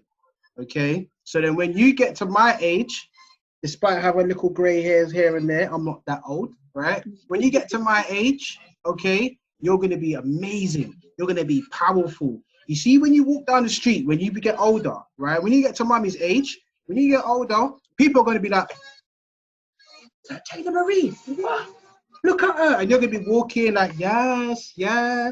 Even when it's raining, you're going to be walking down the street, yeah? And the sun is only going to shine on you. When you're walking down the street, the sun's going to be looking after you. It's going to be raining. Everybody's going to have, it's going to be cold, got umbrellas, doing all this and all that. You're going to be that. And then, because you are the sunlight, everybody's going to want to follow you. Everybody's going to want to walk in your life, walk in your truth, because you are going to be bringing happiness to everybody. Okay? So this conversation is for you, but it's for adults as well, so that we can make sure that we create the right season for you and for the son, and get the son ready for when you grow up. The son can say, there's Jada, let's go. And it's always going to be sunny when you're walking, because you are amazing, you are beautiful, and you are cute, and your black skin is amazing. It's shiny, it glistens, and you are cute. So stay that way. Don't let no one else tell you any different to how you are, because you are amazing. Okay? Thank you. Thank you. No problem. No problem. She does all of that already, to be fair. Yeah? What are you Very doing? confident little babies I have. That's good. Is it because of you though? And she's a future gymnast as well. She's a future Olympian, my little star here. Yeah? So Team GB and Team Jamaica, we're coming. Yeah. See there, what? So we're saying, can I get an autograph from now then? Because you know when she's got security and that, when she's all 14, 15, 16, I can't get to her. What am I gonna do? Remember we was on Zoom and you're gonna be like, I don't know you, security. Like, if I can get the autograph from now, I will cherish it, put it in a frame, and then then I would love that. I think everybody else would want an autograph as well from now when you become big and famous. But yeah, be the gymnast. You are do it. There's nothing you can do that you can put your mind to and then fall for it. No, go for it. Do everything within your power. You are great, and we look forward to seeing you on the big screen. All of us here, all these people, they're watching you, saying they can't wait for you to be on the big screen. We're rooting for you. Yeah. So every single time you go and do practice and training, just imagine we're in the room going, Hercules. Just imagine we're there with you, because we are. We are. Mummy's going to be clapping for you, but we're clapping through Mummy as well, right? Cool, fantastic. Oh, so is that the Tony? Have you put it in there? Yeah. Have you put it in the chat? All right, rise up. Okay. Spotify and everything. Prestige. All right then, fantastic. I'm going to click on that afterwards and play it. Thank you, Oreo. and yeah. Thank you, bruv. But everybody, seriously, thank you so much, each and every single one of you. Like, you've been supportive. Those that's been coaching me through it. Like, yeah, I look forward to the next one. And yeah, I'll try and sort out the video thing. I know it's going to be pixelated when you share screen anyway, because for Zoom to add audio when it's a shared screen, it pixelates everything, unfortunately. And if you're playing audio through the actual laptop, which I'm using, when it comes with the speakers, it then has to pick, something like that. So I'm going to figure out another way around it, and try not to use videos and try to stick to what was going through. But that was 37 slides, by the way, before I tell everybody. You know, I just went through 37 slides, and this is what gets used at university level. So, and this is just in your own home. So why can't we bring master's degrees and bachelor's degrees and just bring it to the community? That's what Black Studies is. We should be able to do that. So, yeah, thank you, like each and every one of you. Thank you. Hope you don't manage to screenshot everything, all the handles. Get following, get supporting, and next time definitely. If anybody's got any businesses or whatever, we just have a little segment where we just talk about stuff that's got going on, that we can support, spread the word. I'm all about supporting Black businesses. As people that know me now, I've always got videos out there somewhere, standing outside a shop or something, just bigging up people. So I got a message saying that someone's creating a Black nursery in Harlesden, and it's going to be available from June, July onwards. But as soon as it's up and running, they will send the details out. But it's in Harlesden, so as soon as I know, I'll let you lot know where it is and whatnot, as I'm going to go to the launch of it as well. So yeah, like, thank you so much, all of you. Like, I really appreciate it. Like, I know it's what's that? What about a Black Saturday School for kids? There is one. I was working with one, Eastside Youth Leadership Academy, EYLA. They're based in Forest Gate. I work with them lot over there. They are brilliant, but they do Saturdays between 12:30 and 2:30, and for all ages from year 3. No, I think from year 4 right up until year 11. They have a Saturday school, uniform, everything. They have got the blueprint. But but I would love to have one down here. It's about getting a space. If I could hire a school out, a secondary school, and use that space, I would. Matter of fact, it's actually on my to-do list and on my vision board to create a Saturday school in South London and then branch it out. So there are little small pockets of other small mini Saturday schools, and we need to get behind them as well, because the more the merrier. But essentially, I want to create one soon. So I'm going to speak into existence, and hopefully it will just happen. And with the support of you, I'm pretty sure it will anyway. So I'm not even worried about that. Was that South? Write it down, please. Southeast is awful for black stuff. Yeah, it is essentially. Unless you're dealing with Lewisham, borderline Peckham, then it is. It can be. Been 3 years now. Ain't had no luck. Okay, you should talk more about vision boards. They are so important. Oh yeah, definitely. You're right, Jay. Vision boards. It was a friend of mine. I had heard of vision boards like years ago, through DJing and stuff. I was like, I need to start putting targets. Like, what do I want to reach? And it was my friend who I went to go visit a friend. Shout out to Darrel, and she wrote down vision board in the middle on a blank piece of paper like that. She wrote vision board, put a circle around it, and it started. So what do you want to do this year? She just listed off loads of things. She got blue tack and then slapped it on the wall. She goes, "There's your vision board." I was like, "What?" And you know, every single thing on that list, I've knocked out all the space 6 months. So producing a track, traveling abroad, so many different things I knocked out in 6 months because visually seeing it is so good. And what she said, what you should do, it doesn't have to be fancy. Some people like to get boards from like IKEA and stuff, and then like cut out newspapers or magazines and then slap it on there. And you could do that. It's entirely up to you. But what she said, just write it down. If you're good with words, then just write it down and put it up. So what I used to do, I used to put up my vision board on my front door. So every single time I'm leaving the house, I'm seeing my vision, what I want to go outside and reach for. The vision boards are very important if you deal, because your brain deals with images, not words. So seeing is believing. So seeing what you want to achieve can help you in your progress to try and reach something. Also, on top of that, you can tick off your vision board or take things off. So you can start your vision board off in January and have like 10 things on there. By the time you get to August, you might have 4. And you might say, do you know, I remember it was packed. So when you're having a low moment, you can look up and say, do you know what, even after all that crap, I've actually done all right, you know. Like I've actually done not too, it's actually been all right. So vision boards are very important when it comes to basically setting targets and stuff. It really does work.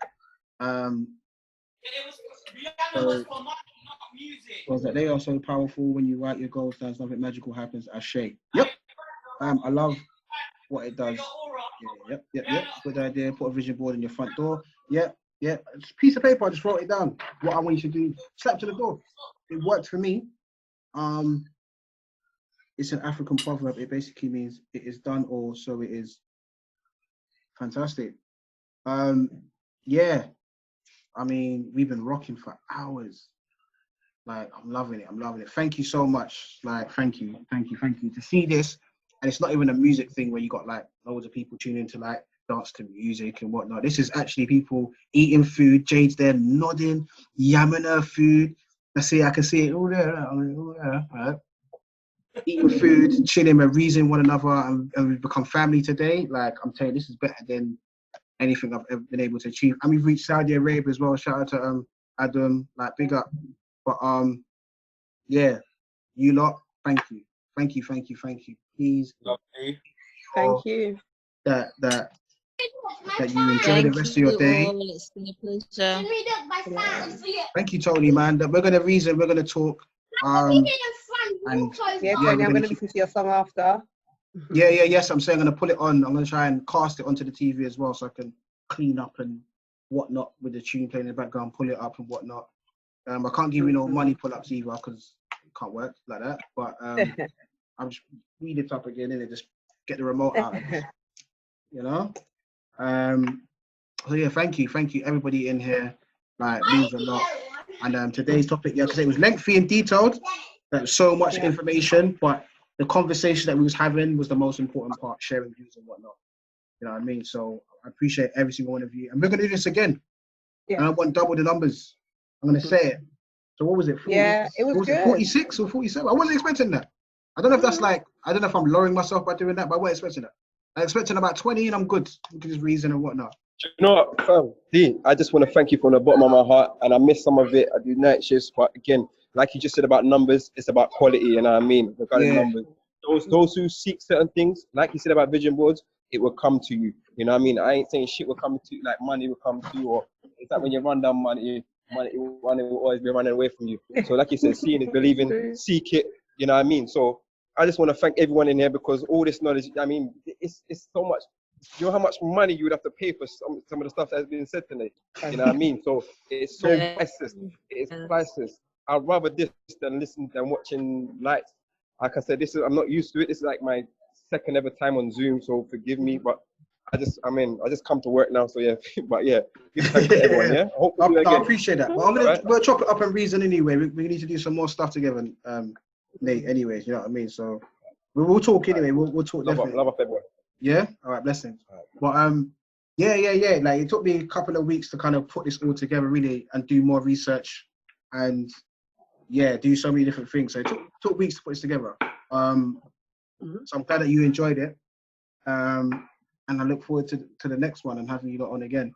So again, like trust me, it means a lot. And spread the word as well. It's recorded as well. Yeah. So what if we want it? If we want because I shared it on my WhatsApp and stuff. Yeah. And like one of my friends said, because she felt it was late and thought it was gonna end at 5. She didn't come in, but she was like, "Oh, can I get your details?" Or, it's right up her street. This is something she'll see. So, what are we sharing? Your Insta? What are we sharing that people can contact? Yeah, share it. Yeah, share my Insta. I'm gonna press stop recording. I don't know how it's gonna come out, but what I'm probably gonna do, I'm gonna slap the recording on my YouTube page. Yeah. So I have a YouTube channel as well, where there's like you can see me doing panel talks or guest appearances on podcasts and stuff like that. Is that the Black Rooted stuff? The Black Rooted. No, you got the one where you done the interview one. Yeah. So let me pull it up now. This is my YouTube. And also, you lot can request topics as well, Yeah. So if you're like, I think we should touch on this. Yeah, say it, because like it's all about. Hold on, my screen's full. I'm gonna give you the link for my YouTube. I don't like the way how YouTube's changed, right? It's changed overnight.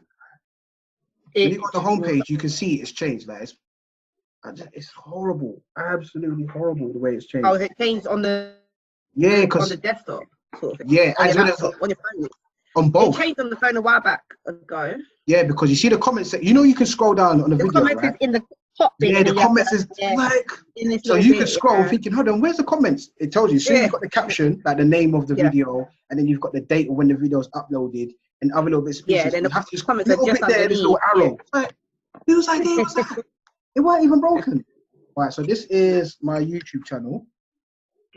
I feel like, please like and subscribe. That's what I feel like I'm doing right now. Go on. But that's my YouTube channel anyway. And there's a couple of bits and pieces on there. You can see talking and whatnot. But I'm going to I started recording 5 minutes into it. So the 5 minutes in the beginning is not on there. But I'm gonna listen back to it and see how it looks. Oh, it's a long listen. And then I'm gonna start recording. I don't even know where it saves to. I don't even know nothing about this thing. Most probably in the Zoom. But I'm gonna do that. But listen, everybody, I appreciate it. Thank you so much again. And let's start following and whatnot, get the conversation going, and then let's do it again. Let's do it again. Does anybody before? Thank you, Tony. Thank you. Thank you so much, Darrel. It was amazing. I had like my mum in here, my auntie, my sister, my nieces, wholly for my family locking in. So that's really good. Pick up your family. I didn't even know. Pick up your family. You didn't even. But we can then reason about this further, so the conversation doesn't stop here. Yeah. And just thanks to everybody as well. It's just really, really, really good way to spend my Sunday afternoon. Yeah, thank you. Now you've been supportive as well, coaching me through it, and from the jump, now you've been plugging. Like, thank you. Like you're dope. I already told you how dope you are.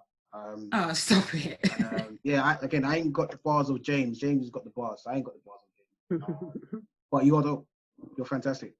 So I appreciate that. Like you are like really, yeah. The way your mindset, yeah. Cool. Right. Sorry to bother you, but the book with the person removing the white mask, please. This one. It's called Decolonizing the African Mind. Yes. HP, you see that? Where's HP? Is it HP gone? Mickey has. Oh, they might have gone. Cool, never mind. What's that? A topic, what's in the name? Have you thought of changing your name? Does the names of slave? Yes. 100. Yo, yes. Oh yeah. Oh, you see? Oh, okay. But it's by Chinwezu. CHINWEIZU.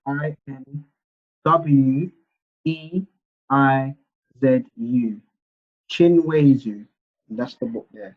Decolonizing the African Mind. Phenomenal. Yeah, remember we are not slaves, Darrel Mum said. Yeah. Well, we're not. I mean, have I thought about changing it? Yeah, to give myself a new identity. But yes, it's political. I know some people that have, but the people that have changed their name, it's been more of my Rasta friends. They've changed their name. It's been them more so than anybody else that's been like under any sort of faith-based religion, anything like that. But yeah, it's not easy. It's not easy. But again, if you change your name, you have to change your identity everywhere else, especially if you're married. So your passport, certificates, gonna have to be. Yeah, it's all. Yeah. Yeah. But change your name's good. I can understand why, but as Chinwezu says, if you don't decolonize your mind, forget about it. So you can walk around naming yourself Setum Ray Madu, yeah, or Badu. Setum Ray Badu. That's my name, right? But if you're still up here, forget it. It doesn't make a difference. And some of the most prolific people who have inspired revolutions and inspired all of this stuff that we spoke about today, you know the English names? All the English names. All of them. So Martin Luther King, that's a very English name. Rosa Parks, that's a very English name. Nat Turner went around chopping off slave masters' heads. Nathan Turner, that's a very English name. Do you know what I mean? In Jamaica, you had Bogle, Sam Sharp. They are very English names. So it's about up here more so than your name. I get it, but the name kind of connects you to your family, to your story and whatnot. But yeah, I maybe we can do something on that. But yeah. But is anything anybody else wants to add? Look at the comment section. Nate says it's Malcolm X's birthday tomorrow. Imagine that. I totally forgot. You're right. You're so right. I forgot about that. Brother Malcolm. He said May, innit? Yeah, I forgot. Yeah. All right. You lot, thank you. Like you've been, thank you. Like this has been the best experience of this year for me. Like doing first one like this and seeing all these beautiful people. And I appreciate you all. Love you all. And we're gonna do more. We're gonna do more. But I don't know if shout out Katrina. Like Katrina's funny. Like she's that person, yeah. Like she'll flip flop between two. Like she'll post something, yeah, like it's all hunky dory, all lovey dovey, and the next minute she'll just be cussing at European people. She's like, oh look at this, it's nasty. And then like if you follow her on WhatsApp, yeah, like her stories would be like positive, right? And then the one slide would be like, allow it, grey people sort of. Yeah. Then we would like it's so funny. Like she's one of them revolutionary mums. Like her son, he's well looked after. Like she don't rap. But yeah. She said exposure. That's true. I have to big you up. Like you are like yeah. Because certain things I post, you're like, oh, let me see what is that. Some like you're on it and you do it in a climate where some people are scared to speak out about Black issues because they might lose friends, they might lose colleagues. You don't response. That's why I'm bigging you up, saying like you might get that and you get that. I love that because you're still true to who you are, despite everything else. Right? And I rate you because you like soca. Yeah. So thank you so much again. If you send me a message on Insta or whatever, or maybe pop your emails on here, I can get the slides over to you. It's like 130 megabytes. It's big because of the video files. But you can download it. You can do what you want with it. Yeah. So if you want that, pop your emails in the comment section, and yeah, I'll get it over to you ASAP. And yeah, I look forward. And also tomorrow deadline day. I don't know if the people that do know about this. For ones that don't, I've been nominated for a National Diversity Award for a positive role model in the UK. And I think it's June the 8th, the voting finishes. So people have been voting from when? Have you been voting from February? People have been voting and whatnot. If I get through to the final, that means I go to the award ceremony in September, 25th of September in Liverpool Cathedral. If I don't get through, I don't mind. I'm just grateful for the fact that so many people voted for me. Do you know what I mean? Okay, Jen, no problem. You say you're off to do your physio and run some reggae. Okay. I'm going to share with you the National Diversity Awards link where you can vote for me. Appreciate it. No problem. If you don't vote, still love you anyway. You're just not invited to the cookout. And hold on, let me get it for you. Okay. Process of it is if you, yeah. All right. So if you click on this link, I've been nominated for the section that says race, faith, and religion. Okay, let me post it in there. Race, faith, and religion. The link's there, national diversity. If you click on that, it will take you to the awards. I've already done half the work for you, which is to find which one you've got to vote for. So for this one, it's for positive role model, but you've got to click race, faith, and religion, and it says name. In the name section, if you type DARREL, my profile should come up. And just click on Darrel Blake, and then when my profile comes up, that's all you got. Click on it, and then it's going to ask you to write a little caption to say why I should be voted. I mean, it can be an essay. It doesn't have to be. It could be something short, but that's about it. You can say, yeah, because he's just great work in the community, and that's about it. That's fine. We get judged on quality, and then we get judged on quantity. So someone could have like loads of votes, but they just quick one-liners. Because he's a great person, I don't think they'll win or get through because it's just so short. So it's got to have depth and length. So yeah, if I get through, they'll let us know, I think, on the 22nd of June who the finalists are. So yeah, I'm looking forward to it. And I hope I get through. If I get through, then I can't wait to go to a black tie event and just go and represent. If I win, I'm winning it for all of us, bring it back home. You know what I mean? And all the rest of it. But there's like thousands of people, so I'll be honored to even get through in terms of the competition. But anyway, thank you so much. Thank you, Tracy. Thank you for being there, being supportive. Tracy, man, you're like an auntie to me, man. I appreciate you so much. All the way from Birmingham. I really appreciate you. Like, yeah, you've been like a nurturer to me. And thank you. Like, I owe so much, and I hope I'm doing you justice and let you know that the next generation is trying to carry on what we're doing. And yeah. So yeah. Listen, I'm gonna add. You got my details. We're gonna talk. We'll try. If we could do it once a month, we'll do the next one in a month's time. And if it's the same kind of response, then I'll try to do it every 2 weeks. And depending on how they lift the lockdown as well, I don't know how it's going to run. So I don't know, but we will see. Tanks. Yeah, tank there. Listen, thank you for the vote. Jan, I didn't hear you speak though. Well, yeah. Thank you for voting. When you do, I appreciate it. And yeah, it's been a good day, man. Weather's been good. Yeah, it's just I've been blessed. So thank you so much, everybody in here. Appreciate you all. We're gonna chop it up again. Thank you, Bev. Bev, like Beverly, thank you so much. Like big cousin there, for the support. I appreciate you chipping in as well. And yeah, if you see us next time, and we'll do it. Oh, you just finished voting. Also, thank you, Kofi. Also, National Diversity Awards, they will email you to confirm your vote. So check your spam, check other emails, because you got to click on the link and it just confirms it to make it legit. So yeah, big up everybody. Thank you so much. Peace, love, love, peace, and hair grease.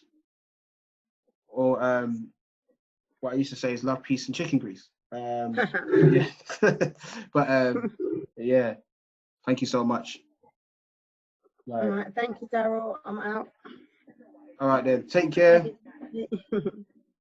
Bye. Thank you.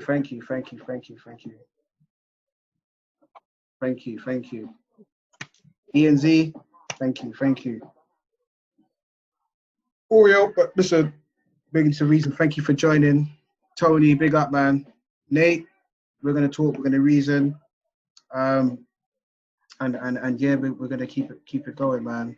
Bren, if you're still there, Bren, thank you. Malika, is it Malika or Malika? If it's Malika, I saw your face, but I didn't hear you. I didn't hear you speak.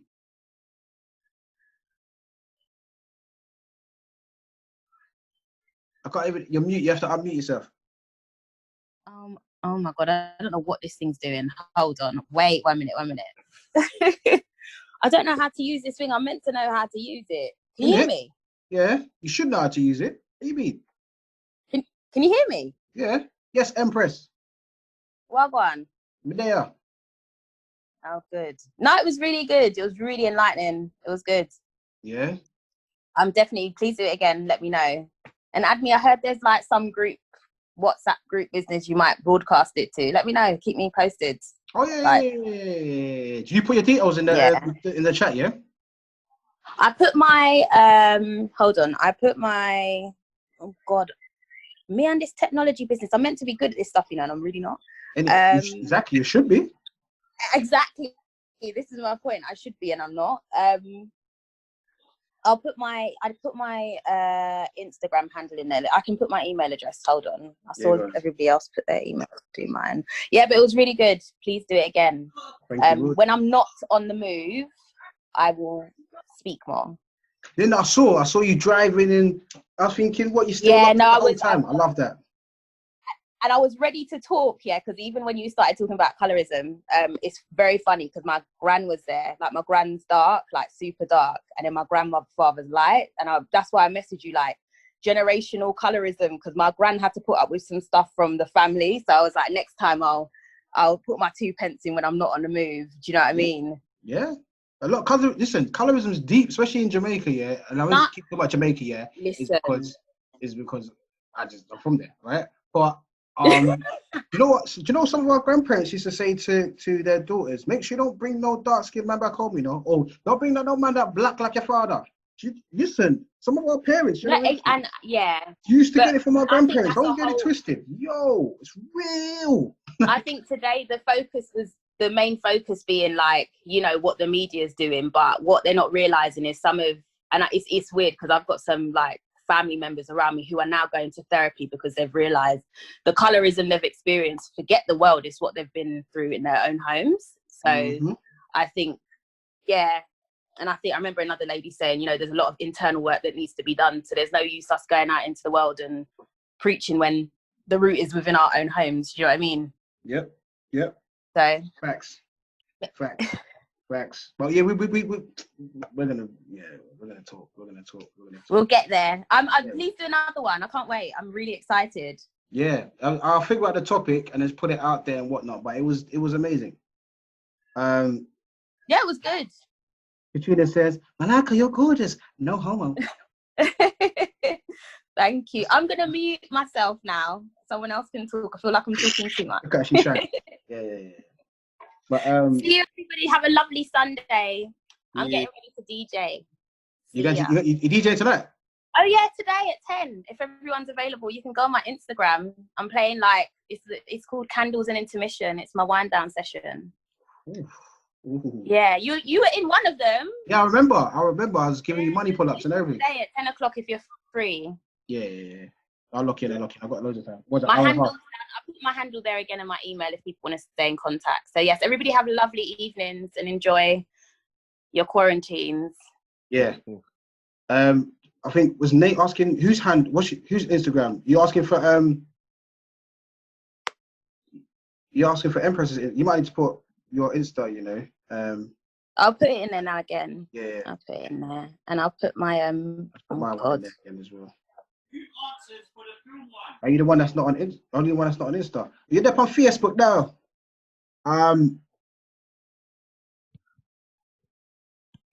Right, I'm gonna mute myself again. Oh my god, I keep tapping the wrong thing because I'm being silly. Bye everybody. All right then. Yeah. Yeah, not everybody uses Insta, Katrina, but yeah. But thank you everybody. I hope you walked away. I mean, that's a question for yourself. Is blackness real or is it something that's just made up? That's it. Something for you to deal with on your own. And then bring it to the table. Because it is a concept that we didn't create, it was given to us. So if it's given to us, the people who created it, you know, decided to have it mean something for certain people, and that's what dictionary.com is, you know. But I can see friend requests coming through now. Fantastic. All right, people, I'm gonna lock it off, save it, and get it out to you lot. And the way we're gonna talk anyway, because Wednesdays we got the cure for the people, right? So Trust me. Yeah. All right then. Coolio. Adam, big up. We've got your details. And yeah, we're gonna talk. We're gonna have you again. All right. Take care. Thank you so much, man. Love to your family, whoever you with over there. And yeah, we're gonna do this again. All right. Blessings.